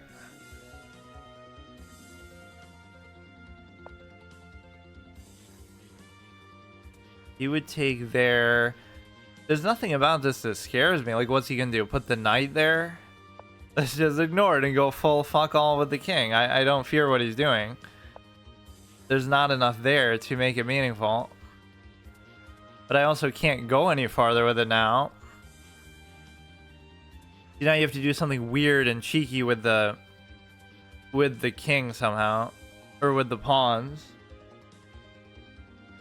2 minutes left. Like, I have no idea what I'm doing. I'll be totally honest. I just blundered a pawn. He would take, I would take, he would take, I would still take. I will openly admit I have no clue what's happening. So now at least he can get... Like, imagine this is the correct line. Just imagine right now if this is actually what you're supposed to do. What the fuck is going on? That was a pretty good threat by the king, but now I don't know what to do because I can't do anything. He could check there, he could just take it, I don't care.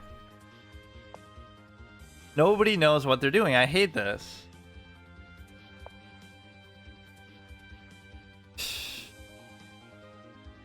Why can't I take this? Why can't I just take this?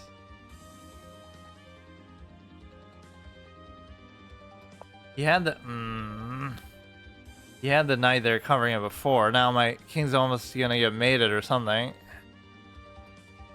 But how? He goes there. Then I could go there. Then he could do it with the thing. You know what? This might actually be a bad move. Even though he is double attacking it, he would have to at least first take with the thing. And then... Like, I'm fine with that. It's just... dumb. Don't give him a fork, which I think I just... Don't fucking do it, man. Okay, he didn't do it. This guy's letting me off the hook a lot, but I'm just not playing well.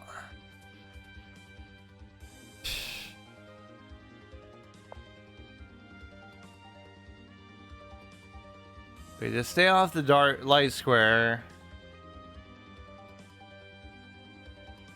I hate these kind of positions so much, though. It's like, it's stupid, man. Just give me a draw then, I don't care. I don't know, what am I supposed to do now? I'll go over here and try to double stack on this side. It's beyond aimless, it's just kind of like desperate.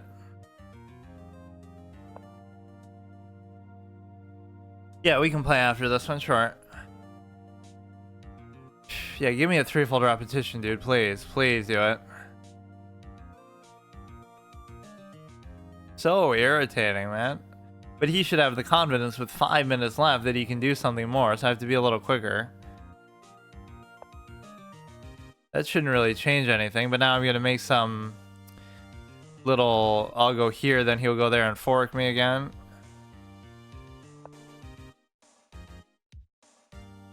Don't go on the light square. Everything else is good. We can double stack. This doesn't even matter because I can still just go there, so who cares?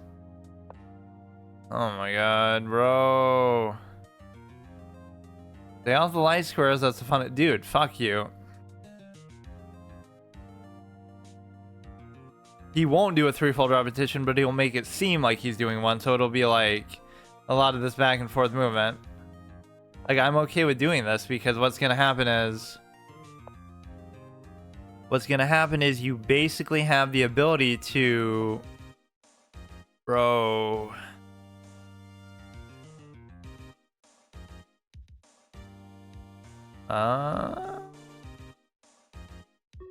What the fuck? Yeah, I wasn't expecting him to do that. Okay, okay, dude, okay. Okay, take this shit. I kind of fucked up the position of my rooks here a little bit. Just don't want it to be on the light square. And you have like a little passed pawn here. Gives a stupid check, I bet. It's still okay. Like, it's not that big of a deal. I just have to figure something out. I only have 40 seconds left. It's a bad move.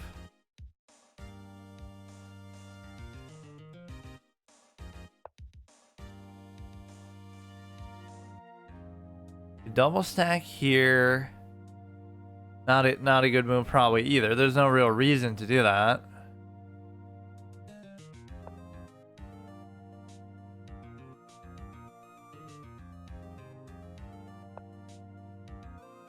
Nothing he can really do still after all that.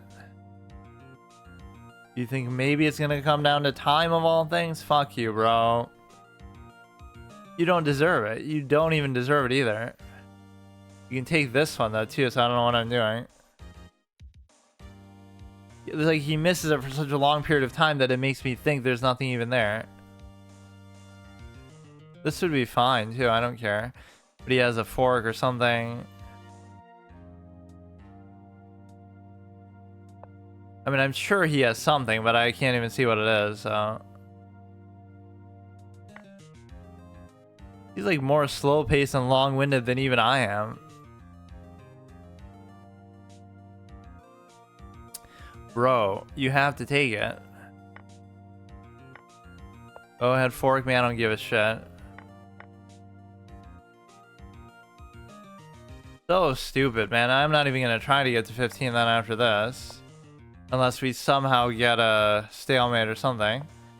Somehow we get a win because it's not insufficient material and he'll run out of time like that stupid game we just saw. That was a pretty unsatisfying game. Like, some of these people actually played pretty well, but this was not really one such occurrence.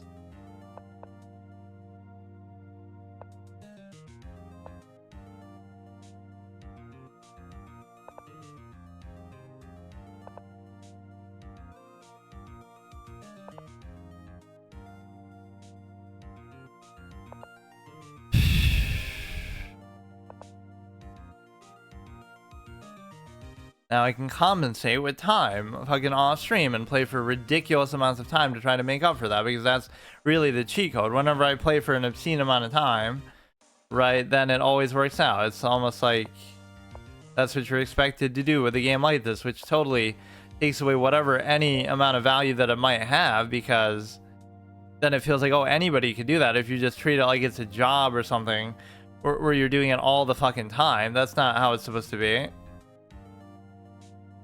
Especially at some sort of low to intermediate level.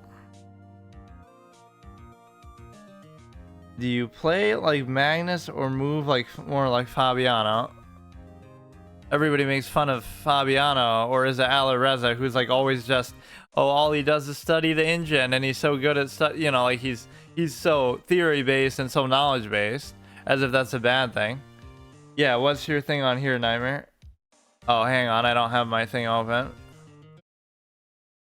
Magnus was the quiet gamer, the most difficult game of the century. Here, let's do this one. I kind of like that idea of doing a playlist, how all the games that I played over the course of... Wait. What? How's he this high? Or I guess that is the inflation kind of showing. Like all the games that I played over the course of this streaming experience. So this is a game that I never played before. Pokemon Y. So I wouldn't have this on there because I'm usually anal about that.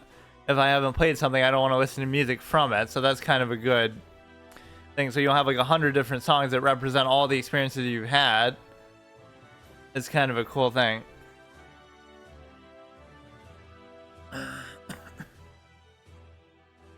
See, now here you don't want to let him take towards the center theoretically, and now this is one of those dumb kind of moves that's just annoying, because oh, if you take, he's still gonna pin it down and he'll be able to take it, or you have to know exactly the right way to play it.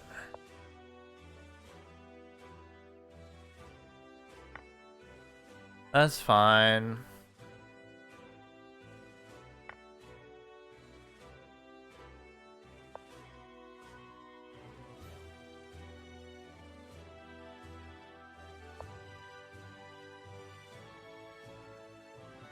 What I love is that people always think they know openings so well, even at this level, like, oh, they've studied this, so they move super fast, and then they end up making mistakes that cost them the whole game.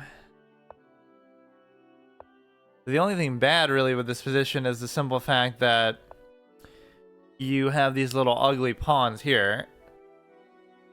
So if he takes, he probably would consider it better for me to take, but he wouldn't want to move it here because then... Okay, now at least he took towards the edge of the board there. I would take, he would take, I would take...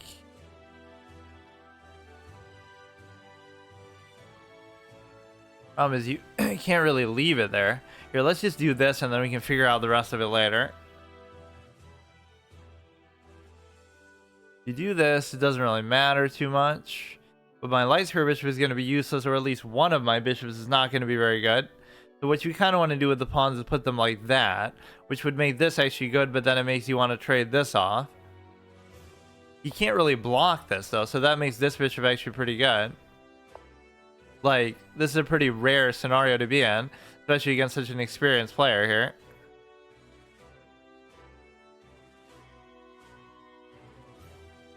If only you could actually adequately cover that, then you'd be in a great shape.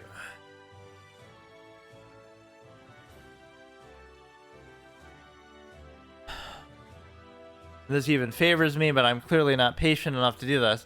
Now I'm going to want to try to play more to get to 15, but that was not a very encouraging game. Yeah, I've been getting away with failures too much. Like, I'll still win despite them. I gotta look at that game maybe a little better.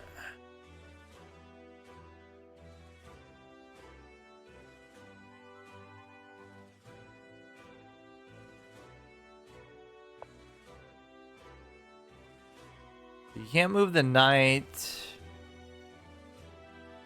I can do a cheeky little threat like this maybe. The only vulnerable pawn is this one here for now. You could go like this, and then if he takes, then I do have the anchor. But then you're not going to be able to really cover that one adequately either. What? That's just like a troll move. Like, oh, ha, I pinned him down. You really think in a million years you'd ever be able to pin a player of this caliber? He's actually just trolling me right now.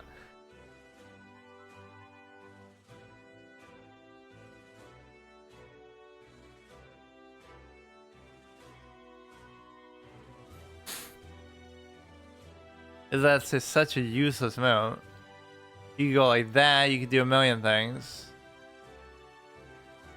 I'll still do it, but I mean... it'd be worth it even just to trade off bishop for bishop. I'm fine with that. Then at least he doesn't have a bishop pair.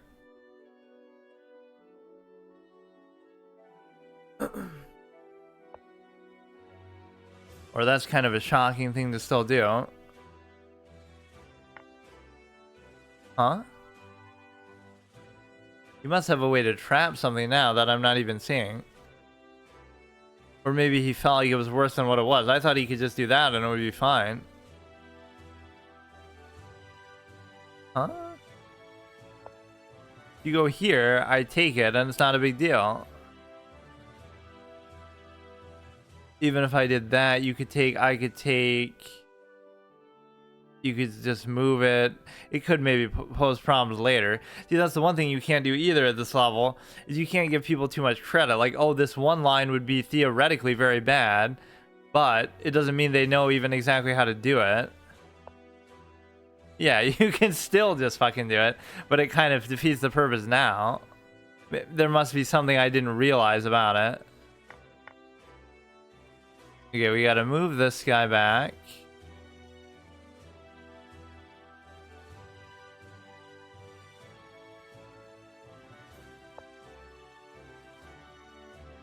Even though I'm +3, I don't really understand how I became +3, and I won't take a ton of credit for it, but now we should win, because that should be enough even for a clown like me to figure this out.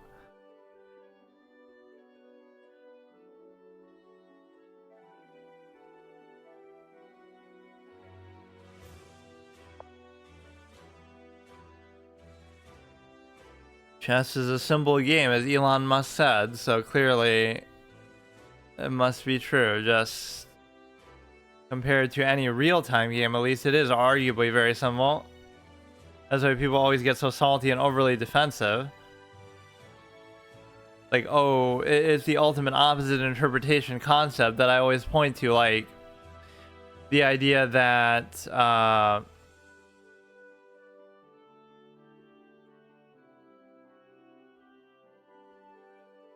I don't really want to allow him to do that, but I don't get what I want to do with it otherwise.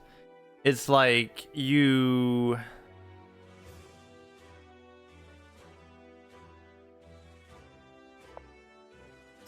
basically feel like, you know, oh, this is the X number of billions and trillions of positions you can have in chess. That means it's complicated. But the fact that you can even calculate them in the first place shows you it's not, because, you know, a real-time game or experience or a sport or something like that, you wouldn't be able to calculate the number of moves because it's too many. Every second somebody's doing something physically, you know, second by second.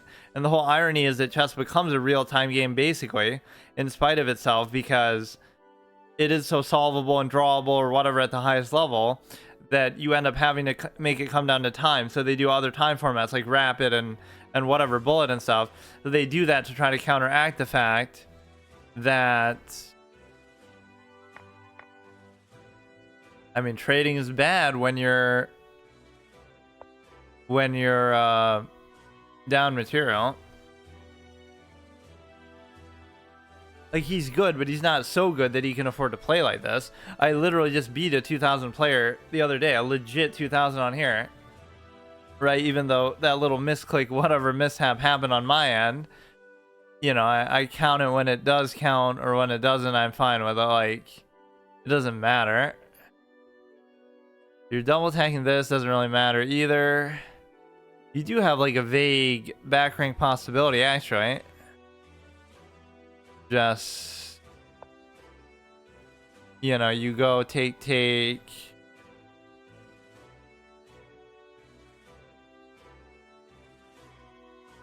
Yeah, I want to see him play Simply. We gotta almost test Simply's capabilities because,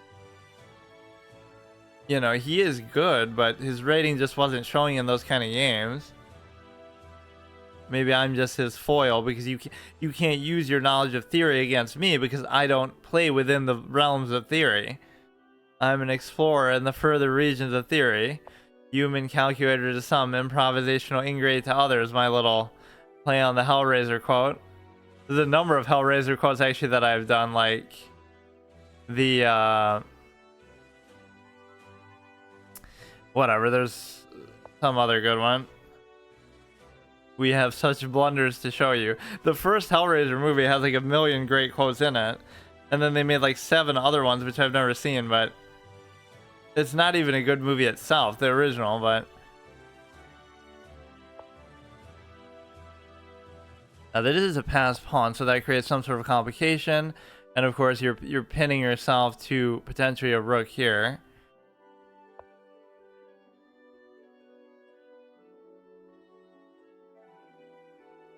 It raises some interesting questions, to be sure. I guess I lack imagination in situations like this. Like, I have no idea what I should even be thinking about. It just feels like there's so little on the board, so there's so little you can do with it. But then also, it works the other way too, that you should... It's kind of like easier to calculate for it and things like that.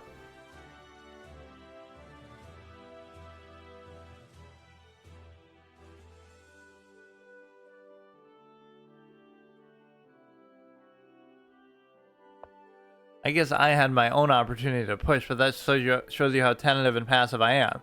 The whole game could turn around just by the fact that he's advanced this far, despite the -3. So I always find a way to fuck these positions up. Like, I could literally sack the knight for it, and I would still be fine. I would still be up, in fact, because we would have gotten a pawn back for it. Now all he's gonna do is attack it with something, like the queen, I guess. He goes like this, let's say.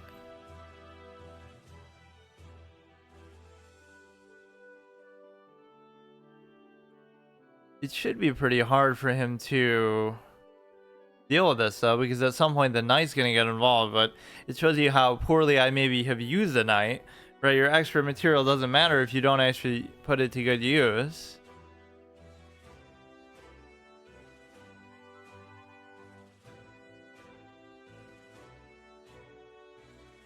And it's not like I need both of them to stay there, because I can just, like, use one to hold it down, and then I can always try to bring the knight like this, so if he goes this, I can still take it.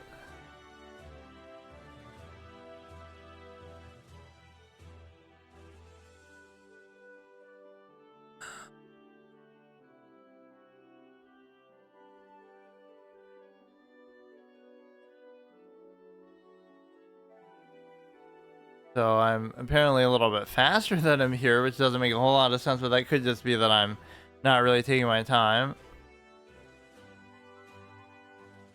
He's played only 25 games, so it's hard to measure how authentic that rating is. It could be higher, it could be lower. I think he was around 1800 here, if I remember. So basically 15 to 18, the 300-point inflation maybe.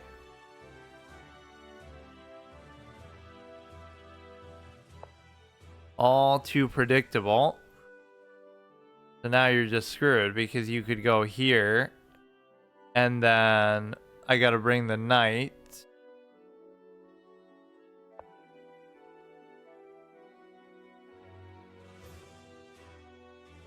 Now you should be able to take this guaranteed. The worst you could do is take a pawn back on your own.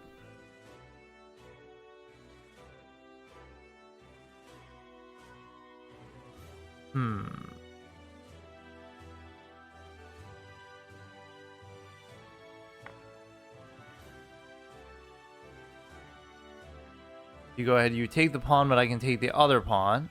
Or rather, take the rook to the extent that, yeah.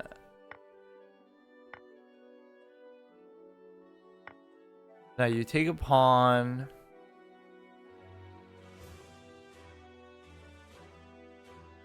Now with the knight's power alone, you should be in great shape. But I can't guarantee always the best way to use it.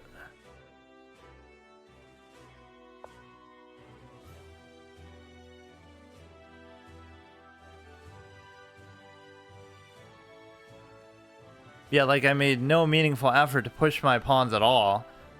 My past pawns there. I almost acted like I didn't have any. Like, oh no, I'm worried about his. He has an advantage because of that. But it's just not. Let's see.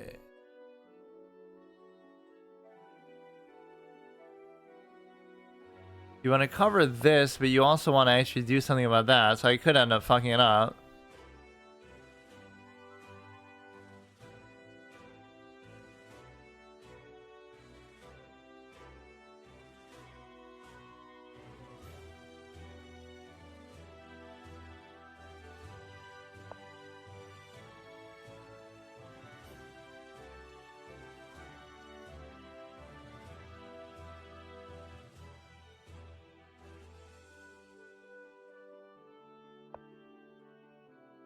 You're covering everything, you're attacking, you're double attacking. You would think you would have to address the queen's threat itself. You could give it check, which is fine.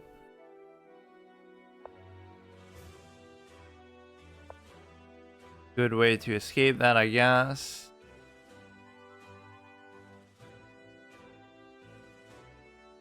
What really has to happen here is the knight has to be able to do something, and I'm not seeing how he can do it.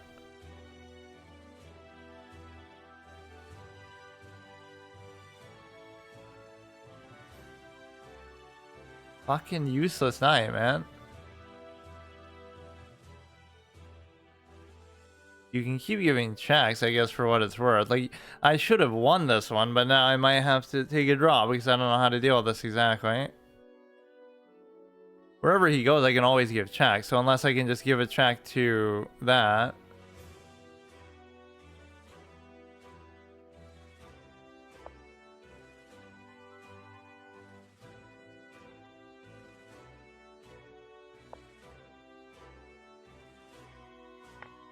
That was almost too easy. So I don't know how much credit the knight really deserves for any of this, but it's okay with me. Bring this back so it doesn't get in the way or do something stupid. Or maybe it'll do something good here for once. You go like this.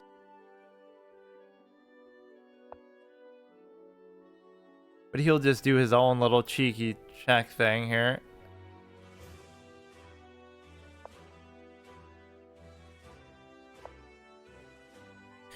Yeah, this is fine. Give another check. Be as annoying as possible.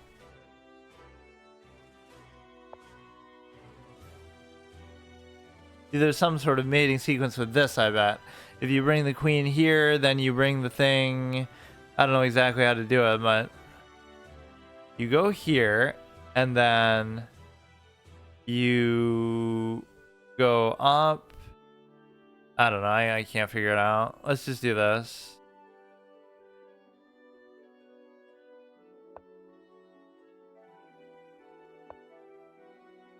It should be as simple as he'll go like this, but then I can simply move it.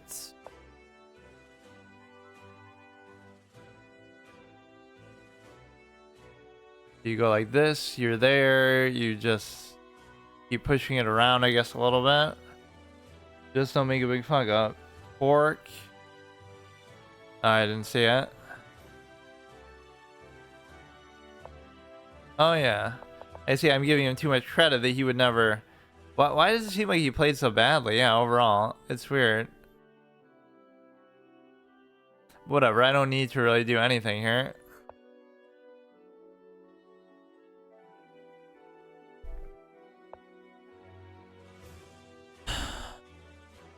Okay, you can't keep giving annoying checks. Go like that. Now you can just keep pushing it up a little bit at a time, or something.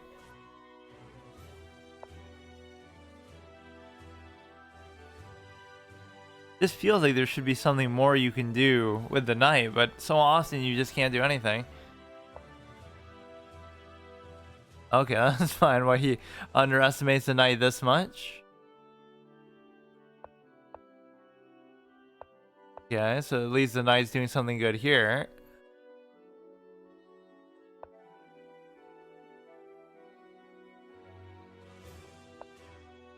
You're trying to tell me I can beat a 1700 here, but I can't beat a fucking 1400 who just clowned me before.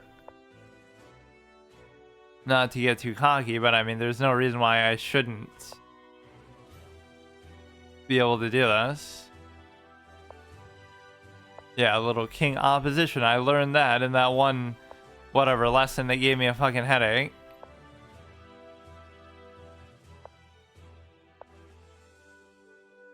He'd just be forced to give up a pawn here one way or the other.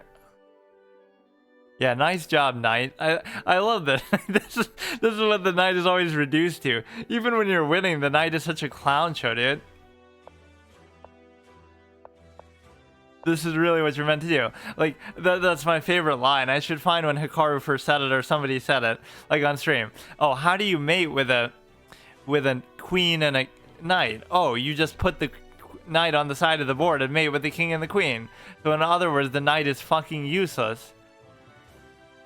Okay, he still has a square to go to. Good game.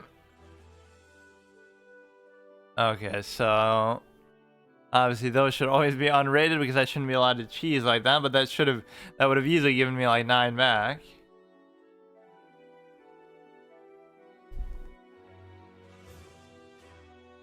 I don't think he played particularly well there, but I'll take it. In particular, with the whole knight loss, I didn't think he had to do that, really. Maybe he saw something I didn't, which is amusing, because then I've still benefited from it. Yeah, see, like, why do you even have to do that? You can just go here. That's what I even thought he would do. Like, I was still in a good spot, but that pretty much swung the game too far. Now, do I really want to take another chance and try to fucking get to 15 again? I guess I will, but then I would have to do 2 more. This is so annoying. And then I want to do some other category for my normal Saturday thing. Okay, so I just have to win 2 games, I guess, in a row to make this happen, which shouldn't be too unthinkable. It wouldn't even be that they'd be sniping me. Because, okay, now we can at least pick on provisional players, which is not entirely what I've done so far in that, but like when I've been playing off stream, but some of it obviously you will get.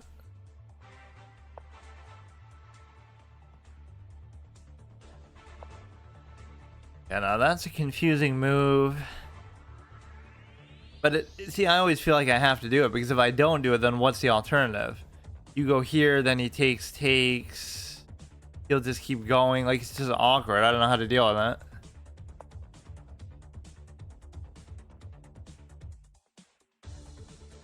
And this is also a little bit of a preemptive move. Like, it's okay if he... And it doesn't even work, because even if you did that and then, oh, it's like, haha, you take this, then he still pins it down and takes it with something else.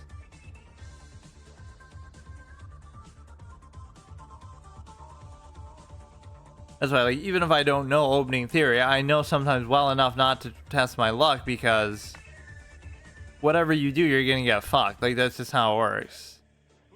Unless he takes from that angle, now I should be okay, because now there's nothing you can do about it. Whether it's pinned to the king or not doesn't matter, because there's nothing else there that can push it out like a pawn. You could just go like this and just chill. Even though that's art, well, then I won't be able to castle.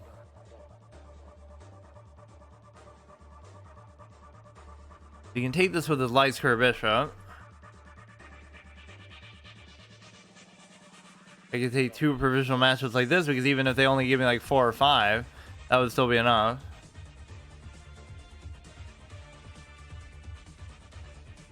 You go ahead, you can pin it down with the queen. That wouldn't be a particularly shocking move here. He would take I almost just want to move it back rather than castle. But I guess I could do it whenever I want then.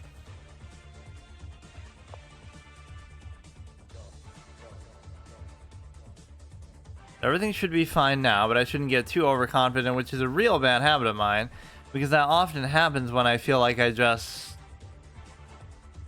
you know, I'm in a good spot in a lot of these games, but I just don't maintain it. Or then at the very least, I get lax and I start to miss stuff that I saw in the first place, right? Like you were seeing certain things that helped you to get the lead, and then once you have it, you start to miss them. So what you could do there is you might still win the game either way, but you could really put it away earlier and just guarantee it, right? But instead you make it a lot more difficult for yourself. And even though it seems like, oh, I played so much over the course of this whole whatever experience of coming back to streaming and doing it, I still haven't even played 1,000 games in one format, like compared to some of these people who have like 5,000 or 6,000 games, just to be as bad as I am apparently. Wait, why is he even provisional if he has... Maybe he just hasn't played in a long time?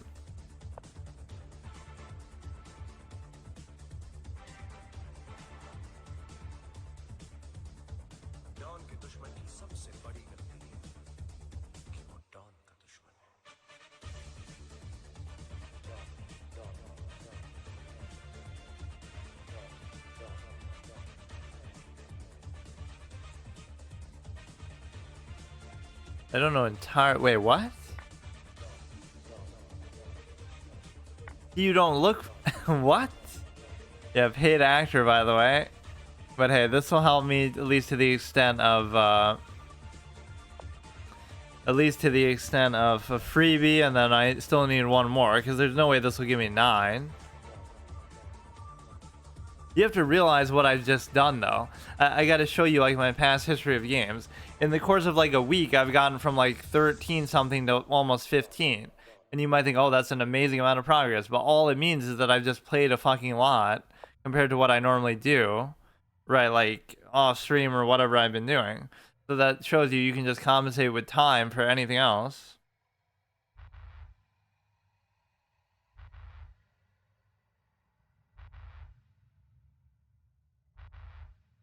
So 1559 was as high as I got before.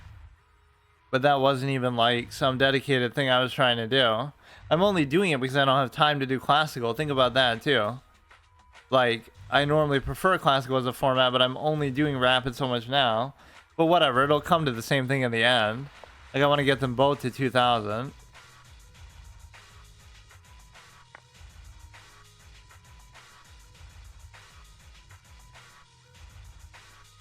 I want to move that stupid light square bishop so you can actually do something, but I guess I just can't.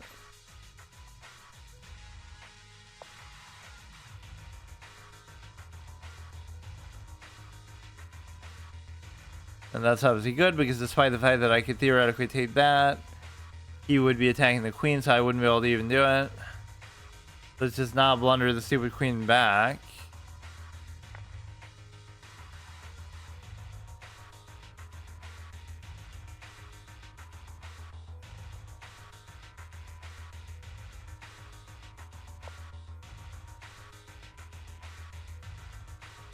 This is like the fake Octopus Knight, invisible Octopus Knight, where you don't really even have one, but you just... whatever.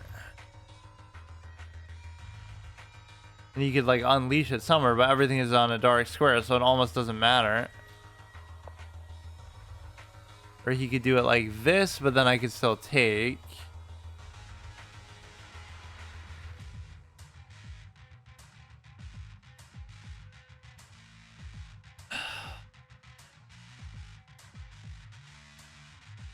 Come on, dude, just make this easy for me, because the next game is probably going to be insanely hard.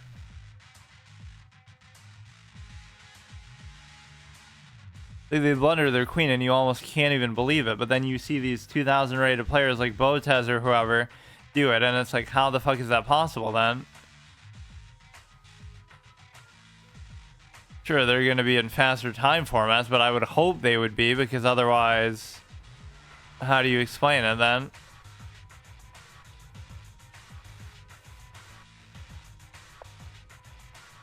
Or obviously, if you play a certain amount, it's going to come to the point where stuff like that might happen, but still.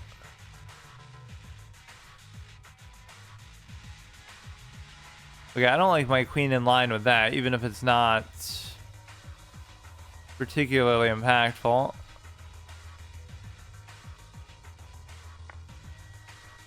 You're still covered by the rook there, so it doesn't really matter that much. You're cooking, that's why you took a lot of time to move. Okay, sure.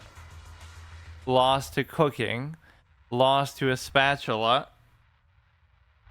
1700 rated chess player loses to a spatula. You saw it here first.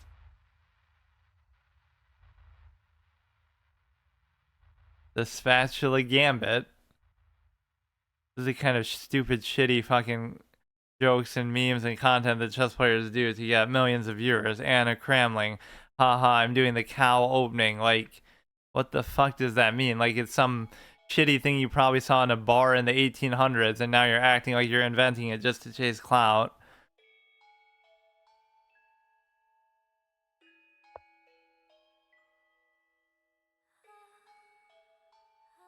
You get a stupid little fork, but you don't actually get it because of this stupid, whatever.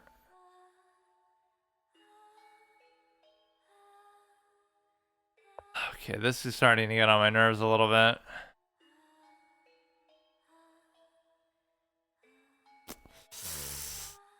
Because this stupid thing is not going to be covered. You'll move this somewhere stupid and just...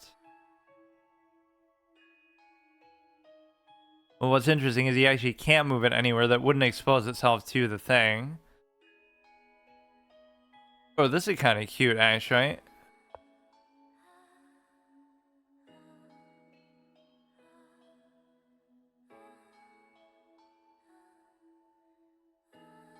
There's like something very existential about chess, actually, with the way you have to think about it. Like, when people, there's like this old expression, like the unwillingness to be puzzled is like a philosophical concept.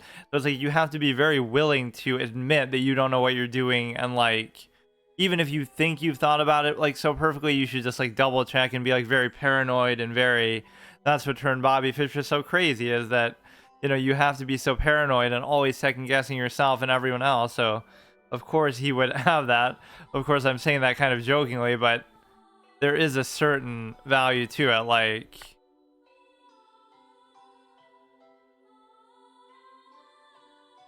you can't do it like how you would behave in any sort of real world normal setting, because it's like it would just be too slow and it wouldn't be practical enough, right? You just have to act right. In normal society, you have to act all sure of yourself, even if you're not, because that's how what gets rewarded, at least.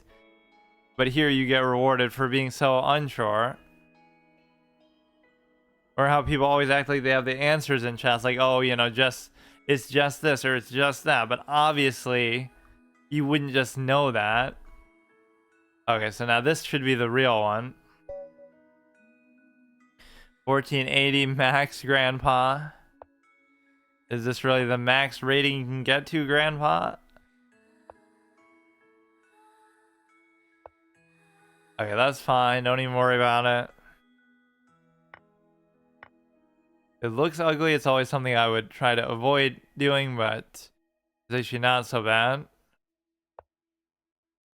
And then every once in a while, somebody will do something totally bizarre that will throw you for a loop.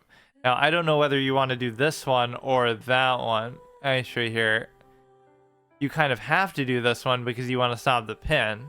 So I guess that kind of makes the decision for me.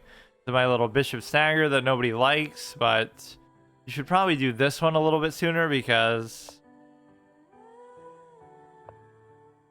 even though it allows the knight in there, what it does is it lets you actually put the bishop here and have a proper diagonal in it. This guy should certainly give me 5 rating when I beat him.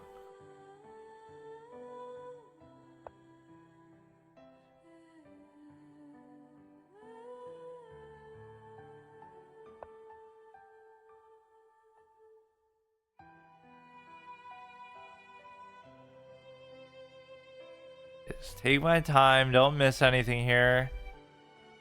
See, I miss more things when I'm losing games than when I'm or when I'm winning games than when I'm losing, because when you're losing, you almost have to pay attention or whatever. But here, you're like, not here, but in a lot of these games, you kind of put your foot off the gas because you're already winning.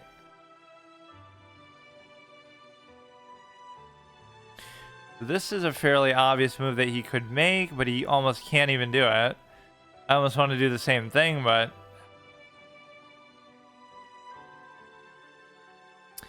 And then we try to maybe open this, and he doesn't even have the light square bishop, so it doesn't matter. So I theoretically at least have the bishop pair to the extent that you can take advantage of it, but they're not really on the same side, and they're not really working too synergistically here. Come on, dude. I'm not gonna fucking waste more time. Okay, this is good. You take. There should be nothing you can do to punish me after that happens. The big question becomes if he doesn't take, which a lot of the time people don't take in this situation. I could keep going, and then it always looks better than really what it is. But the act of taking this seems to be utterly useless. But somehow there might be some reason to do it. See, there shouldn't be any negative move that happens as a result of this that I can see. The knight can't attack it, the queen can't attack it, nobody can attack it. You can go like this is fine.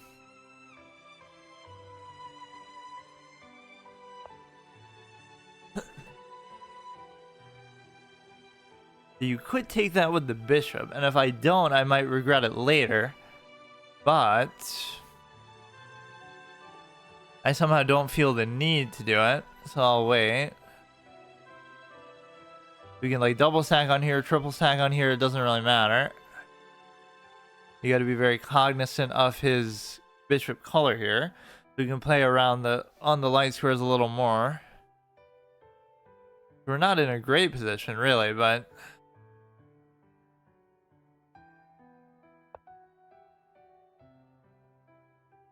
you go like that.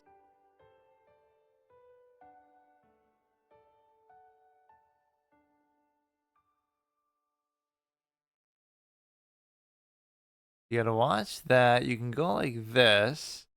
I don't really fully understand what he's gonna do with the knight, to be honest with you. He brings it there, and that opens up some things maybe later. But the main annoyance is just you can't really push it out very effectively.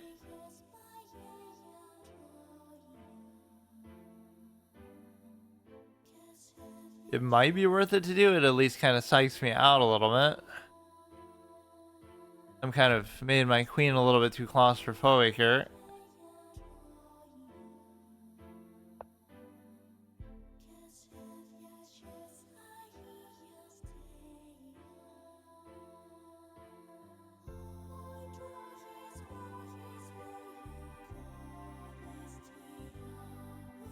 Let's just try to trade something, even though it seems dumb. You would take, I would take.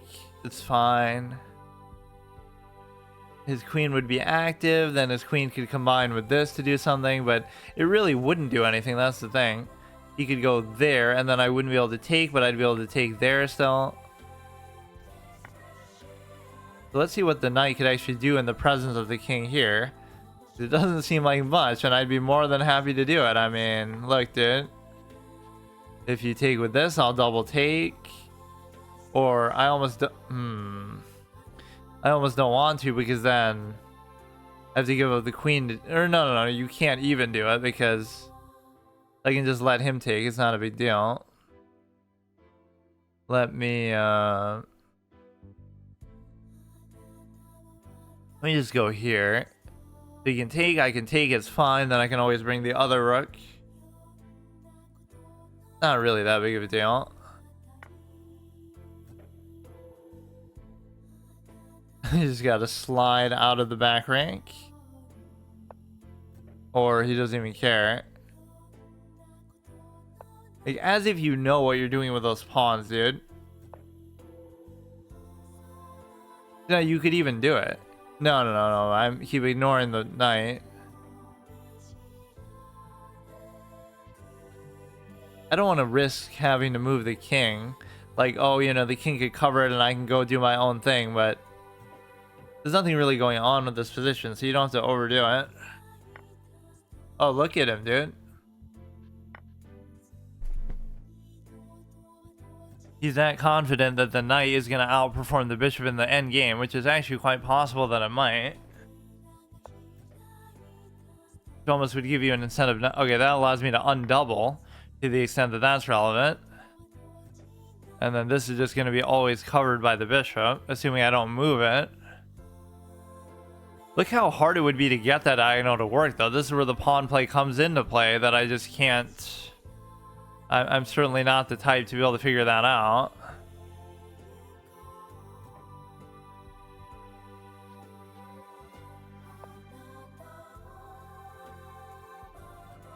The only weakness is that these two are not covered at all. And so if you can target both together, like if the queen was like... I don't even know where it could be, but like somewhere like this. If he goes to a dark square, he's already targeting that.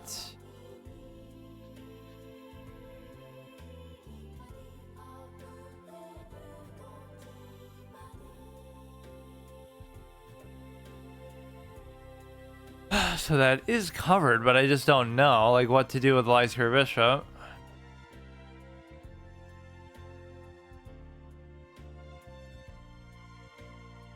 There's just no opening here, I don't know.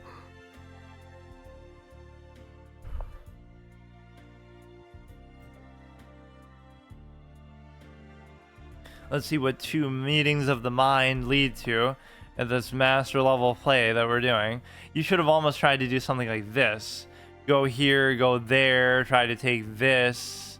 This is the kind of desperate shit you got to start to do. This would be like a fork, but it doesn't work. But you still shouldn't really allow it to potentially happen.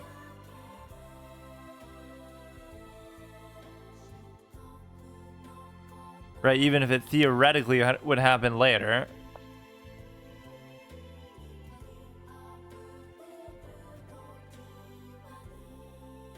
If I move the bishop, then he'd be able to come in further like this and thereby attack this and this together, which is still not that big of a deal. Yeah, we can play again after this, sure. But I have to win this one, though. I do not have the patience to keep doing this all night. Like, whoever this dude is not bad. But let's just see what we can do.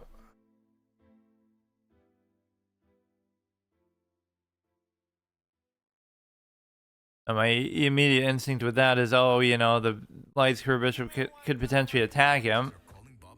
Come on, dude.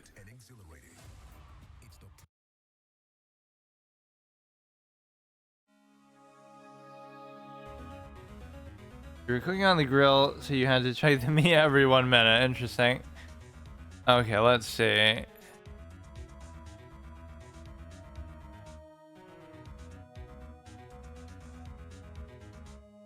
You could do something like this, but it doesn't make sense really why you would want to do it. He would take, I would take, he can't take, but it's awkward. Everything is split. I don't know what to do.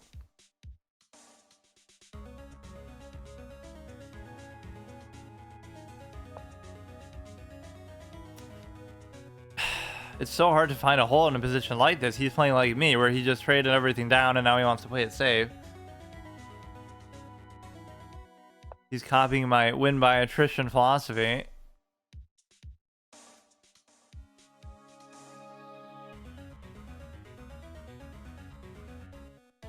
Nothing you can do there, anything, nothing.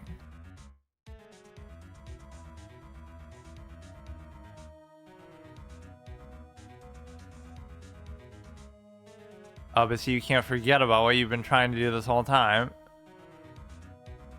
I just don't know. It's so hard for me to... I do have like some pawn anxiety. Like, I don't want to move pawns ever. I just want to keep them always where they are. I get them in a way I like. Whatever the V-shaped structure, one...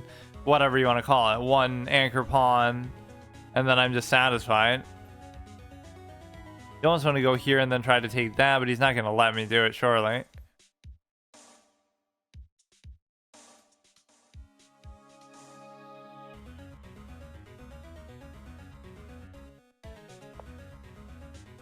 You go like there, and then it's okay. It's not that big of a deal. I want to see somebody who just has like a god tier memory, like all these people who would set Guinness Book of World Records as far as memory and stuff, just play chess. And there's been some sort of thought experiments like that where somebody tried, but they didn't try it for like long enough. They played it for a month, and it's like, ooh boy, oh boy, it's a bad idea, because as much as I like the bishop, I don't think this is the position for it. I'm not gonna do it. Fuck off.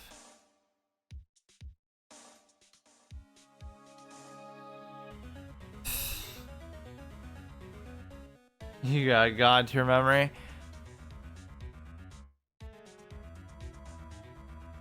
Damn it, I'm gonna lose if I do it.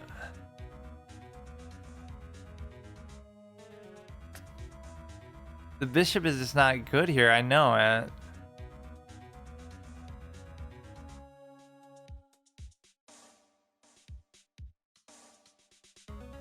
I'm taking too long. I have to think.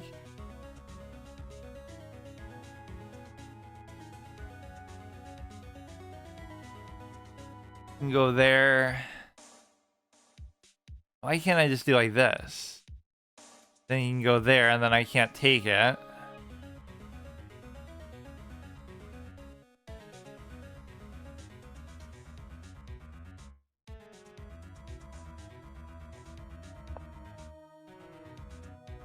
But it doesn't matter because it won't do anything, I don't think. You go there, and then what? If only my bishop could actually fucking do anything. What? Here, let's move this, so it seems like less of a threat to potentially move the knight. He just self-pinned himself. Follow your instincts. Well, I think I know better, though, than to just always trade everything, though. I don't think this is the time to do it. Although in the end, I might not end up doing much better still.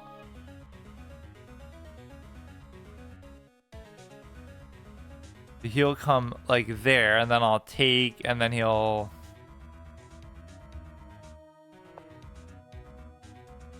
I'll do it now, I guess. It's not really much better. Yeah, but he fucks up. And I wouldn't even mind taking that trade at this point. I don't have time, though. That's the problem. You gotta constrain his movement as much as possible and really take advantage of the king. Now, he shouldn't be able to do anything. That's the thing. And I could have just took. Maybe I should have just took. But then I can't guarantee that I'm going to win, but I only have a minute left, so it's going to fuck me up anyway.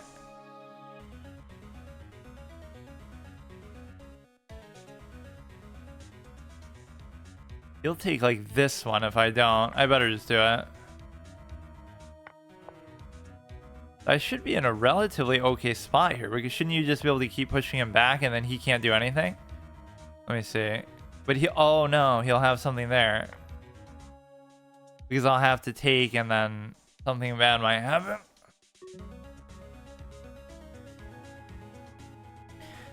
Okay, do this, do this. Just please don't think too much about that. Or no, you know what you would do is actually you'd go here. Because you can't afford to let that happen, so you just have to let it go. Okay, I can win this now. Somehow. You would take, I would take, I don't even have to worry about the rest of it. But between these two, you should win the game.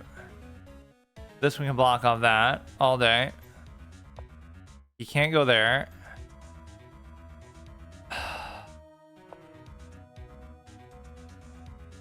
Who do you think you are trading against me, dude? That's my dream come true. I'm the trade master. Giving me exactly what I want. Even if that doesn't end up turning into a draw, I'm still fine with it. Yeah, fuck it. Save me the trouble, dude. Although I find it peculiar that people would resign at that stage. Because you don't think I might mess up on time, considering how slow I've been? I could just choke and time out. My endgame is good. I don't know about that, dude. I suck at endgames and openings, but maybe not as much as these people.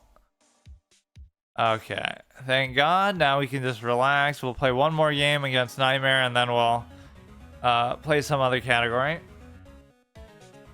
Okay, 1 second. Or actually, you sent me. I forget how to do that. Okay, last game for this day and any day, possibly. They should make sure we analyze that one. Totally not cheating in the middle of a thing. Just because I always like to make sure oh no, I didn't. Just to make sure these are all in the database. I mean, as if this position would be the exact same as what we're playing in the current game. Go here. Oh, what? It's making that sound because it's gonna abort on me? Or no, that's just part of the song. It sounded like that was some sort of side notification. So here I feel like you're not supposed to take actually. Somehow. Okay, good.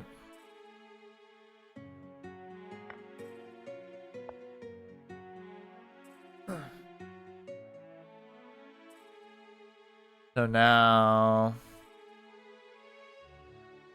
you can go like this, but then it ends up being a problem because I don't know. I don't know what you're supposed to do with these weird fucking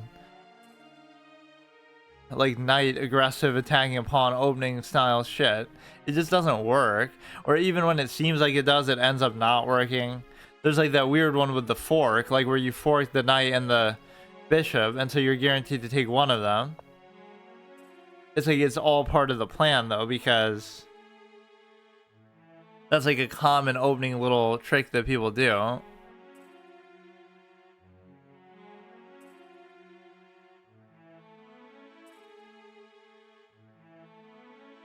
You ideally want to do this, but I don't know whether that's going to be possible or not.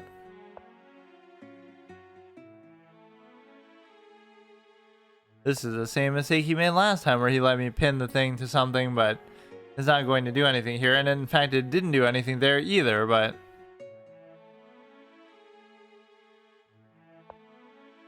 if he takes, if he takes, it looks cute, but the problem is you're going to either block your diagonal or you're just going to have like really scattered out pawns.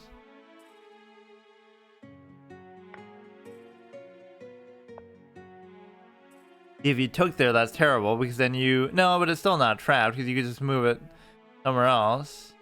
Like, let's do this and then accept the fact that the bishop is going to go somewhere else. But see, he could like give a check and then take this. I really run out of squares where this needs to go.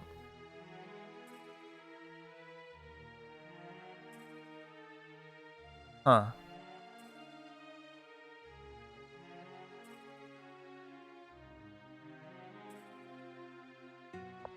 I feel like he could trap that actually fairly easily now. I don't even know what to do on it.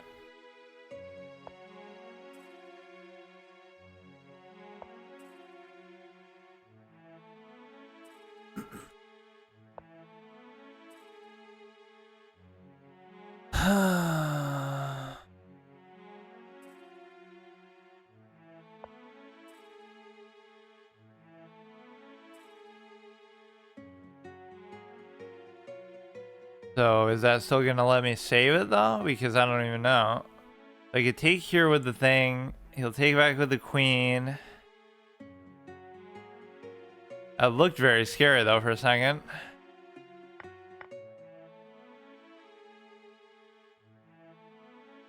It still doesn't really solve the problem because I still don't see where it can go because this stupid knight is just getting in the way. But at least now we have enough time to get it out of the way, I guess.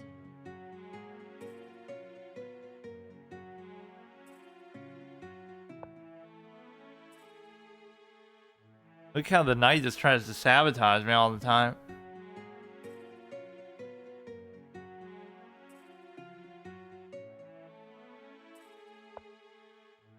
Or that makes me pretty happy too.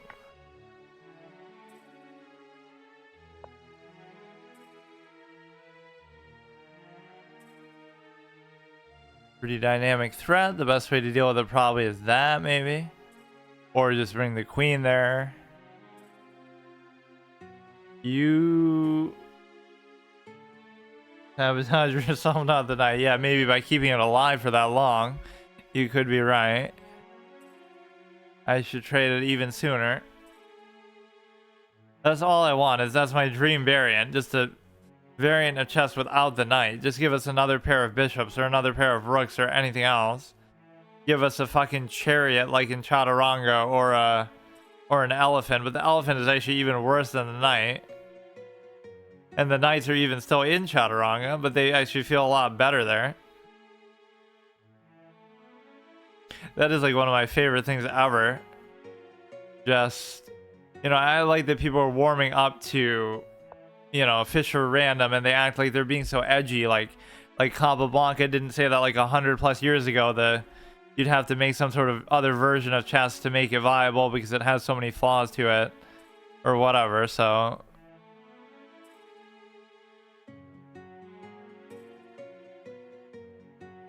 this seems like it's playing right into his hands, but I can't resist the temptation of a trade.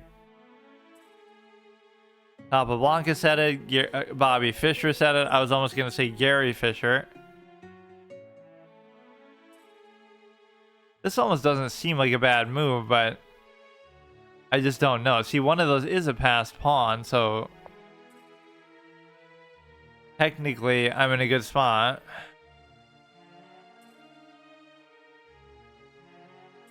But all you would have to do is double attack it, and of course my knight, as usual, is completely useless.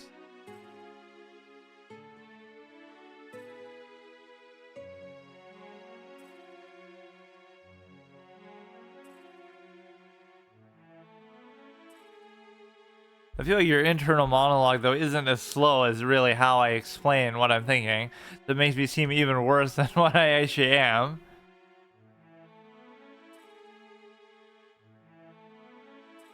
You need to do something. Like, you can't take it here. Well, you can, actually.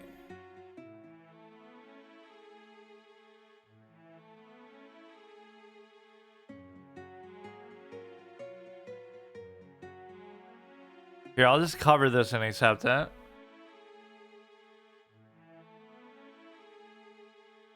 Now my bishop can roam free for a little bit.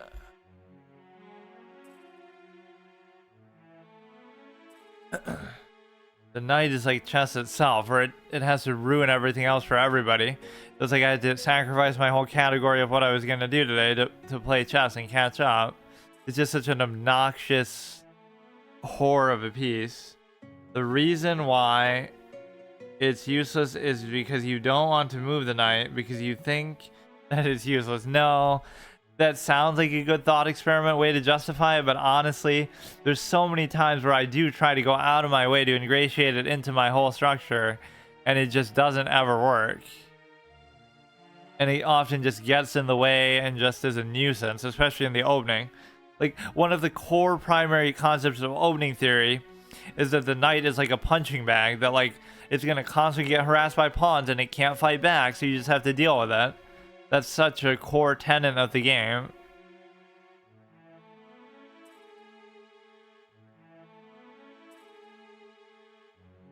And of course, if you're a good player, you know how to deal with that, so I'm not questioning that.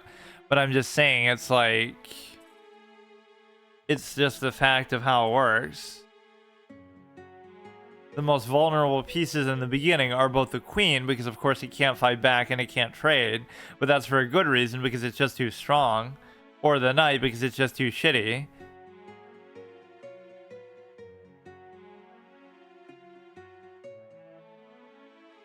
Now that's an easy way for him to get a passed pawn. I'm actually surprised that that was able to happen. How can you just do that? What the fuck? He's just like, I feel like getting a passed pawn, so there it is. I guess I should have risen that earlier.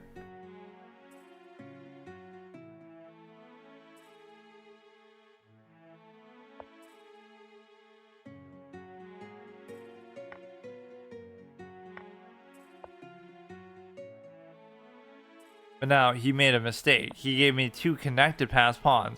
So no matter what your level of commitment is to this, I think he's still kind of fucked up a little bit.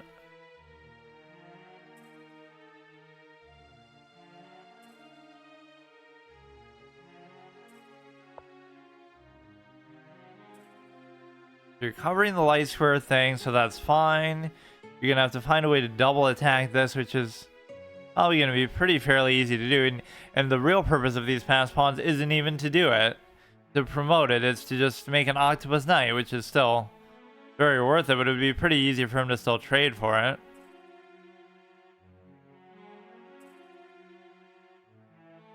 This pawn doesn't scare me too much.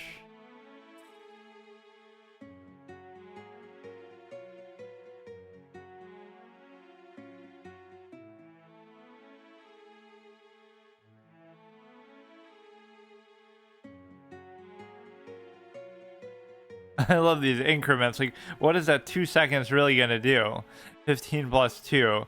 At least it should be like 15 plus 15 or something if you're gonna make it substantial. But for some reason, I like the really long formats, but I hate the formats that with variants, or not with variants, with increments.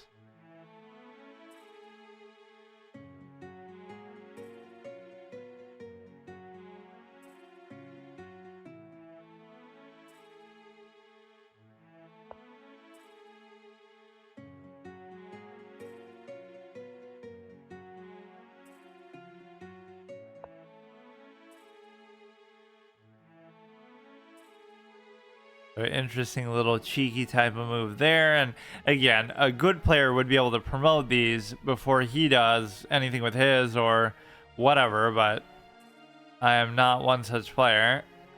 Yeah, let's actually prove the worthlessness of the knight directly here.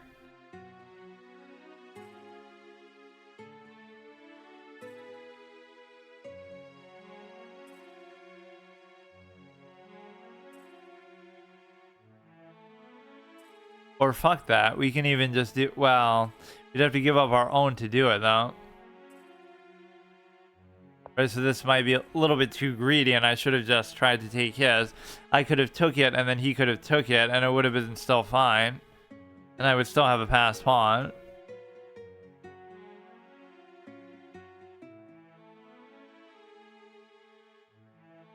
He has a stupid little check there.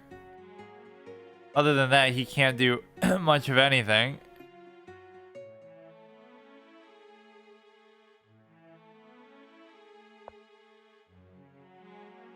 The dream come true is you want to go like this, and then you can target both that and that. So no matter how much he's going to commit to it, it's going to be a little bit tight for him.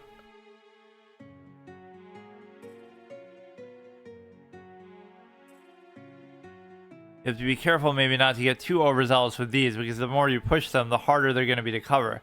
So I should almost try to resolve his first and take his. I could have easily traded it too, effectively. Like, let the knight take the pawn and I would take this pawn here.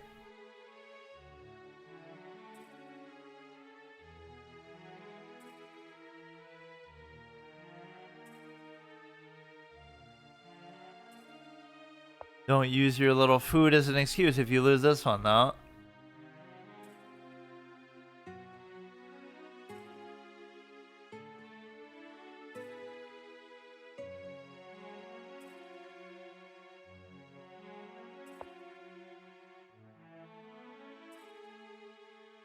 Or is his knight actually trapped as he's trying to defend it? And it is in a sense, but it won't be so bad because he can go here, and then if I take, then you take, then I won't even necessarily be able to take it there, so it's not the best.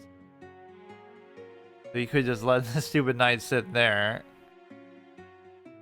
Then does it have anywhere else to go from there? It at least discourages him from being able to move the pawn. You're still cooking.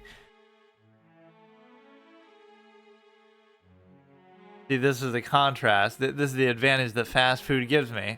I don't have to worry about hurting my chess skills because I'm busy cooking, because I don't cook. So instead I just eat food, or eat fast food. If he takes my thing, I don't really care as much. And he's gonna almost feel compelled to here.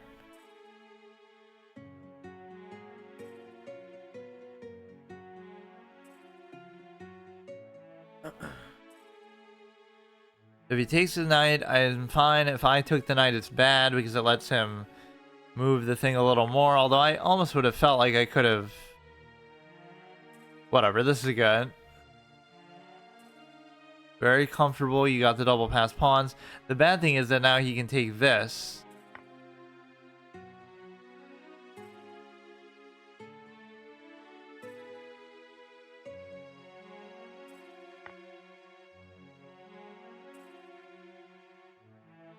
I'm going to have given up like multiple pawns here.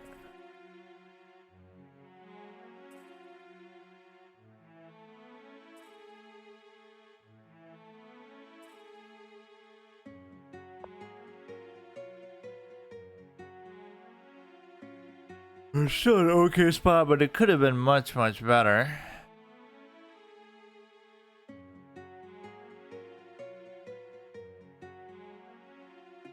Taking is stupid because then he'll be guaranteed to take that. I almost want to do this.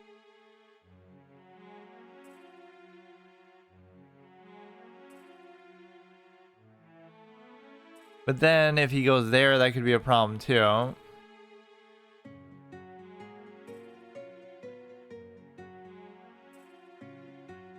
It really shouldn't be. He checks. I can just kind of dance around a little bit.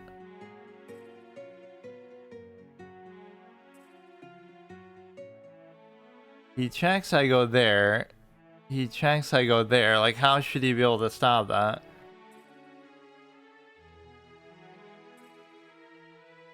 I'm committing too much to this whole pass pawn idea. Even though it is strong, it's just... it can lead to a lot of unforeseen things. I could have just let it be and trade everything.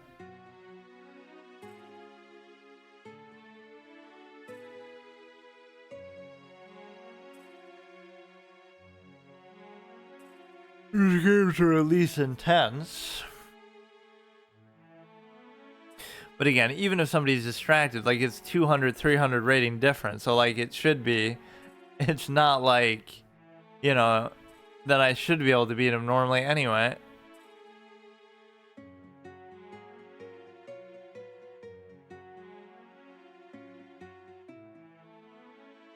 But no, I was in an unbelievably good spot here and I kind of fucked it up.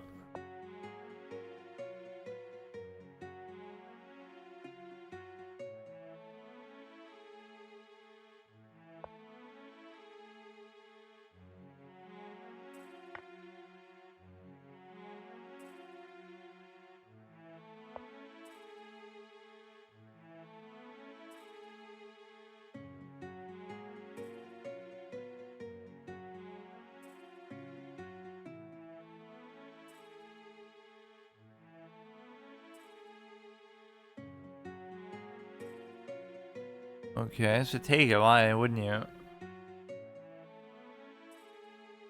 I had two connected pass pawns. Like, sure, he had one that was pretty good too, but then I maybe got lazy and just tried to trade it too much. And then this one turns into a pass pawn. So see, this is what happens when I try to do something actually proper. Like, oh, you should try to actually save your pass pawn and promote it instead of just letting him take it, just so you can trade for his and just, you know, simplify the position and minimize the material.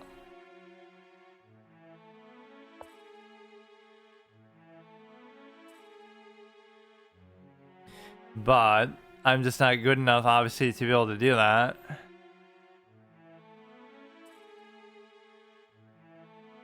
This pawn was always so annoying. It kept just getting in the way of everything.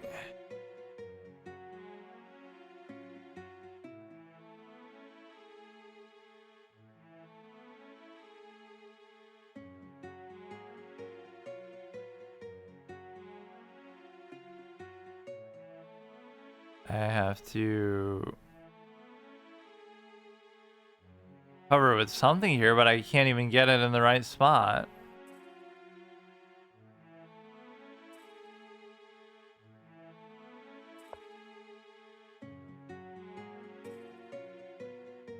But he has the pass pawn, mine's a little bit further along, but unless the rook covers it, it's going to be sort of a useless gesture.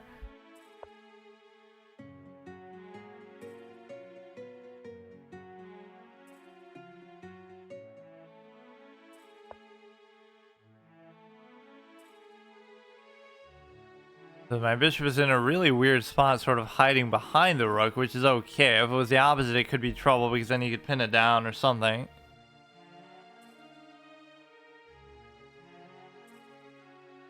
This stupid ass e-pawn is just annoying me the whole game.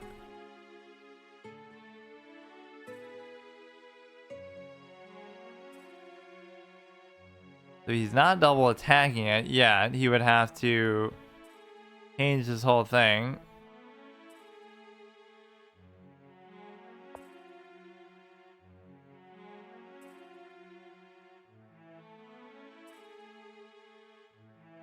So you might try to attack the light square bishop itself. Or you'd have to reorient this in some super elaborate way. Go like there, go like there, go like there. So how does he really faithfully cover this without causing some problem?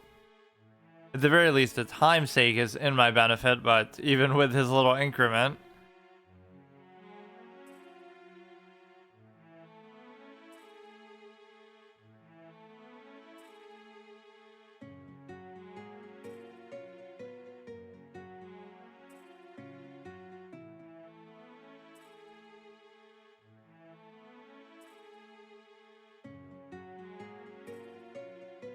You could give a check down here. If I go there, he can guarantee the trade, assuming that would even be to his benefit.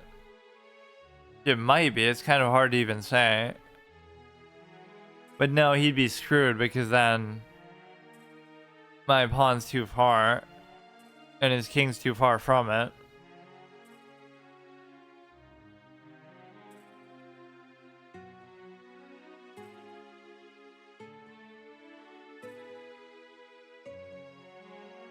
If I go here, like behind it, that could be bad because then you go like that. So you obviously just wouldn't do that. You either go to the dark square here, or you could go like here and then try to work your way around maybe.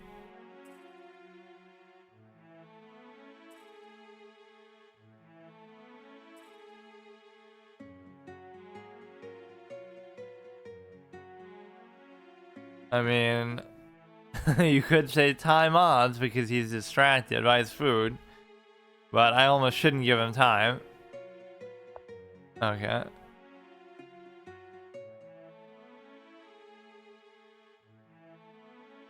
Now he must be confident that he can do this, but I don't really buy it because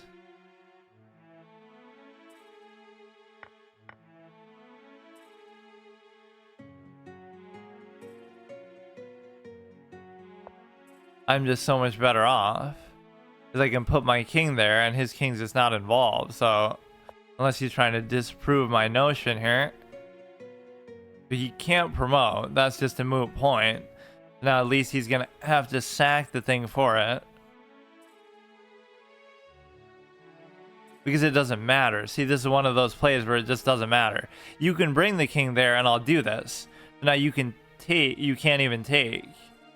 You can't even take. You can take and then I'll take. The thing is, I don't have enough pawns to really make this work. Like, I'll somehow still fuck it up and he'll trade. You know, I only have one pawn.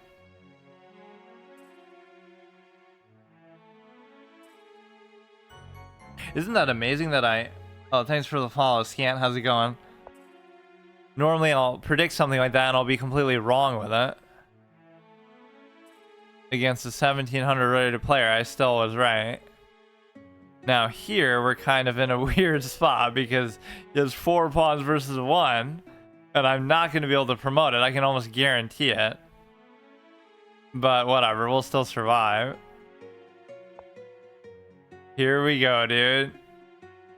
He's going to force me.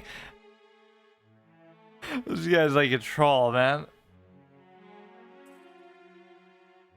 Like, what kind of a weird position have we found ourselves in? He's just not going to let me get my king even close enough.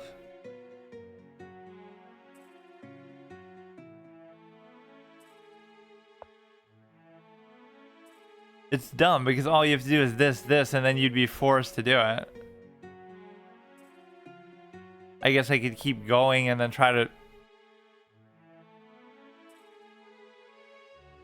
You couldn't... Well, it's gonna end badly, I think. You could, like, keep going and then rely on the cover of the bishop and then try to figure it out later.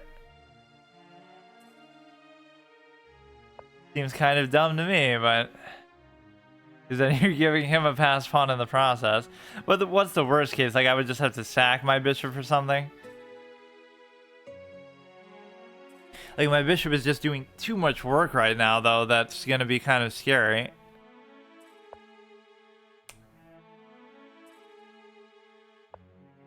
Like, what, he's gonna try to go to the other side, but that in itself is suicide, because you're going to open up the ability of my king to take these.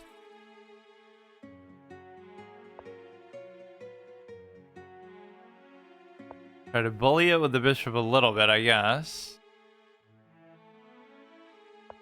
Like, he can't do anything, that's the big point. How am I not able to move it, though? Doesn't make sense. He's gonna do something cheeky with this one on the A file, I bet. Now, if I move the king, hypothetically, right, then you can't move that pawn forward. You almost feel like you have to, because then you're gonna keep moving the king otherwise.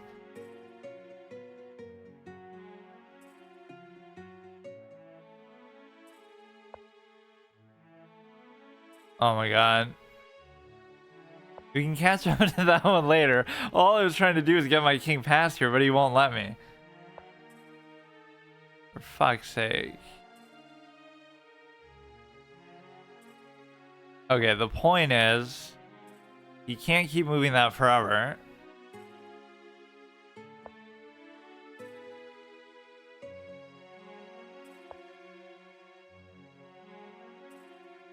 I mean, whatever, we're going for a draw anyway, but there arguably could have been something better for this. I don't understand how you can't just box his king out and not let him back in there, though. That's all you would have to do. Okay, that's fine. Just...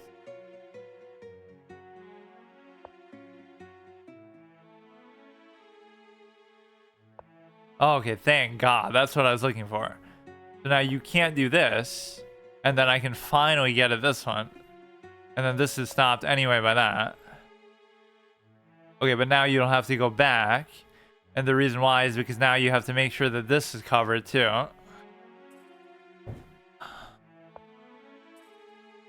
The problem is now you can push that and I would have to sack for it, but I almost don't even care. I might actually have to, because...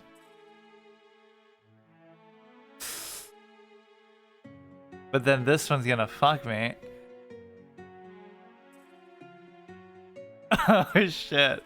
You know, I have to choose between one or the other of which I'm gonna take.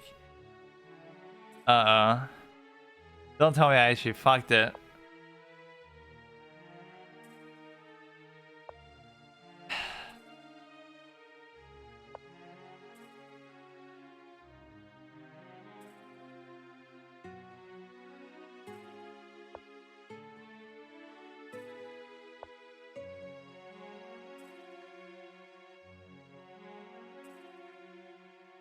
Whichever one I do, he's going to do the other one.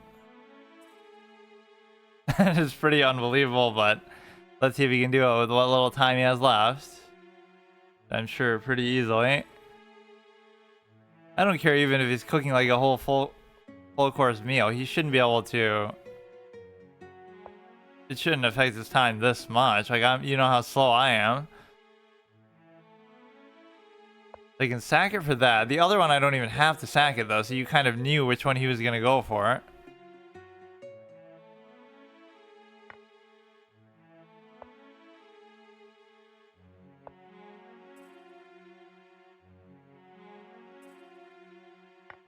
You have to stay attached, so he's gonna keep giving checks and raising the king, and something like that ends up happening. It could be that it's not really as bad as it seems though. Like, you can maybe still do something with it, but... There's no way he can force. Well, whatever, dude. Of course, he knows exactly how to deal with this. He's probably seen it a million times. Even though it is kind of a weird thing. I don't even know myself how to deal with that. What? Oh, of course. You would just mate rather than even have to deal with the pawn in the first place. Which maybe that is the only way to do it. Good game, yeah. That was pretty crazy. See, at some point I could have just traded and not even worried about it. That's so stupid how something like that would turn into a loss, though. Like, you're in control enough where you could have easily... Like, what if I just took here? Oh, that's not even what you're supposed to do, though. I don't know. I feel like I could have sacked for it or something better. But I got too greedy. I'm improving. Honestly, I don't really feel like I am at all. I would always have these streaky games on and off where I could still do okay, but nothing's really different. I just have to actually commit to studying now. Let me actually see what was my thing last week that I said I was going to do. I specifically did like a short thing on Saturday just to say like, I'm just going to decide what I do next Saturday. And then I still didn't even do it this Saturday. Yeah, it was like here, I think. I was looking on like Steam or something. That's often how I decide stuff. Just either stuff that's about to go offline or be delisted, like Spec Ops The Line, which unfortunately, right, you would have to get it on console or something now. And Shrouded, or there was something else I looked at too. In Shrouded, there was one more. Oh yeah, Grand. Just, I don't know what any of this stuff is, but they were just super high up there. Which one should I do? Grand Blue Fantasy, or I should do what was that one? Enshrouded. Which one's free? One of these must be free or cheaper. $29.99. And imagine how many of these games I bought like that I do just for one-off sessions. Like, was Power World even free? Because I would have just had to have bought that because I just played it. And that one really recorded pretty shittily. I didn't notice too much while I was streaming it, but then when I go to upload it, it was pretty bad. I paid $30 for that just to pay it one time. And I like how Nintendo's getting all butthurt. I keep seeing these articles where they're trying to take it down or they're taking it very seriously or something. Yeah, or we could check the Steam charts again. I don't even have the energy to do anything. Maybe I'll do it in the morning if I have time. So chess ruins my Saturday thing again. God Eater 3. Isn't that some kind of anime called? No, like Soul Eater. Max Payne. Why is Max Payne there? The Descendant. What is that? Don't know what that is. LA Noir. Like, what do those have to do with anything? Is it because they're doing some sort of thing where they're removing all the Rockstar games from online and delisting them? That's why everybody's playing them all of a sudden. Those two at least. PUBG. Don't really care about that. Wow, look how insanely popular Power World actually is, though. Like, it is good from what I experienced of it. It's just weird. SE Grand Blue is up there for sure. Lost Ark, we did end up playing the one time. Elden Ring, I've never played. Let's see if the other one is still on there. Enshrouded. Yu-Gi-Oh! Fucking force you into a format you don't want to play in. Yeah, I'm always impressed by Geometry Dash. It must be because of mods and things like that, but Power World dedicated server. What does that even mean, though? Why would it be separate? Valheim, I still haven't played. So many of these games will like go offline before I ever even get a chance to play them, which is the sad part. And then people always troll you like, oh, haha, it was out for 10 years. If you wanted to play it, you should have just played it. But like, there's a million games out there like that. So how could I do all of them? Or I guess just because I don't rush through them and try to cheese it and breathe through and metagame and everything like everybody does, and I just like to take my time, then I somehow get punished for that. This is actually a $60 full fucking price game. Is this like part of a series or is this just a standalone thing? Former party of 4 from diverse roster Skyfarers and slash or shoot or hacks your way to victory against treacherous foes in this action RPG. Take on quests solo or with the help of others in a 4-player co-op play. I guess Genshin Impact and what was that other Honkai Star Rail, which I always call Star Trail, got me in the mood for these kind of cutesy Japanese style games. How can this be so well received? Like, it must be part of a series or some established universe or something. A game like this just wouldn't come out of nowhere like that. That's so random. Fantastic game, horrible entry point. Into what? Like into this genre of games? Received positive reviews. Oh, here we go. Under the title in 2016. I guess it is sort of just a standalone thing. Generally favorable. I don't think I want to spend 60 bucks on it though. So let's see, what is Enshrouded? 30. This is You Are Flameborn. This I almost was thinking that it's going to be like some sort of Path of Exile in this co-op survival action RPG, as long as you let me play by myself, even if that makes it harder too. Yeah, so maybe if I have energy in the morning, I'll do it, but at least I did what I wanted to do here this whole week. But no, yeah, let's appreciate for a second what this sort of full commitment looks like, which just means that you play like a ton more than you normally would, right? If you look at it in the last month, right, this is unusual even for me. So like you go from 1364 to 15 in the course of only a month of time, which again, at the pace that I normally play, where I'm only playing on Tuesday for like an hour, there's no way that would ever happen. So 1364, and even there I wasn't even doing it, I guess. 73, 82, 40. Now you'll see this gradual every couple days I'm playing, right? 40, 67, 79, 85, 97. Like it's these gradual increments, but it gives you that flexibility that you can just do it all the time. So compensate for ability with time, as I always say. This site really needs Chaturanga on here as a variant. Or I don't even know what variants it really has. Like obviously all these, but how can you not have the original form of the game? Didn't you know that's not even a variant? Chess itself is a variant of that. That's the way that it works. So how can you call that a variant? But yeah, we played a lot here in a way that is unusual. But more importantly, we played at least moderately a high level. Like, you have to at least be winning a little more than you're losing, even if we do fuck up sometimes. Right, I keep going on these near record win streaks for me, because my highest win streak is only a 7.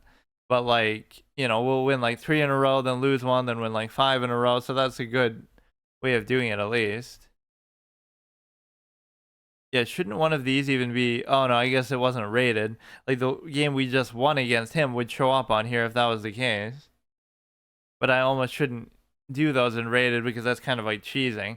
Especially for all my formats. Like, it's such a big deal if I reach such and such rating, but I should have to do it organically against random people who clearly wouldn't be cheating or sniping me or doing anything like that. Which at least here you can kind of dictate that, like, because I didn't put the chess tag in there because I was actually playing on chess.com for a minute at the beginning against somebody, I was therefore able to not even show up on here. So they would still see it, I guess, if they go there, but they would have to go out of their way, whereas normally it would just announce it, like, here, please snipe me. As if it should even help them that much or matter when I don't even know what I'm doing in the first place, but I would like inadvertently bait them to do something that I think is good, and that actually fucks them over just because I don't know what I'm doing in the first place. Rapid 62 Centipon, Classical 63, which is kind of actually sad, but that just means I'm playing better in Rapid lately. But normally in Classical, it should be a lot lower because...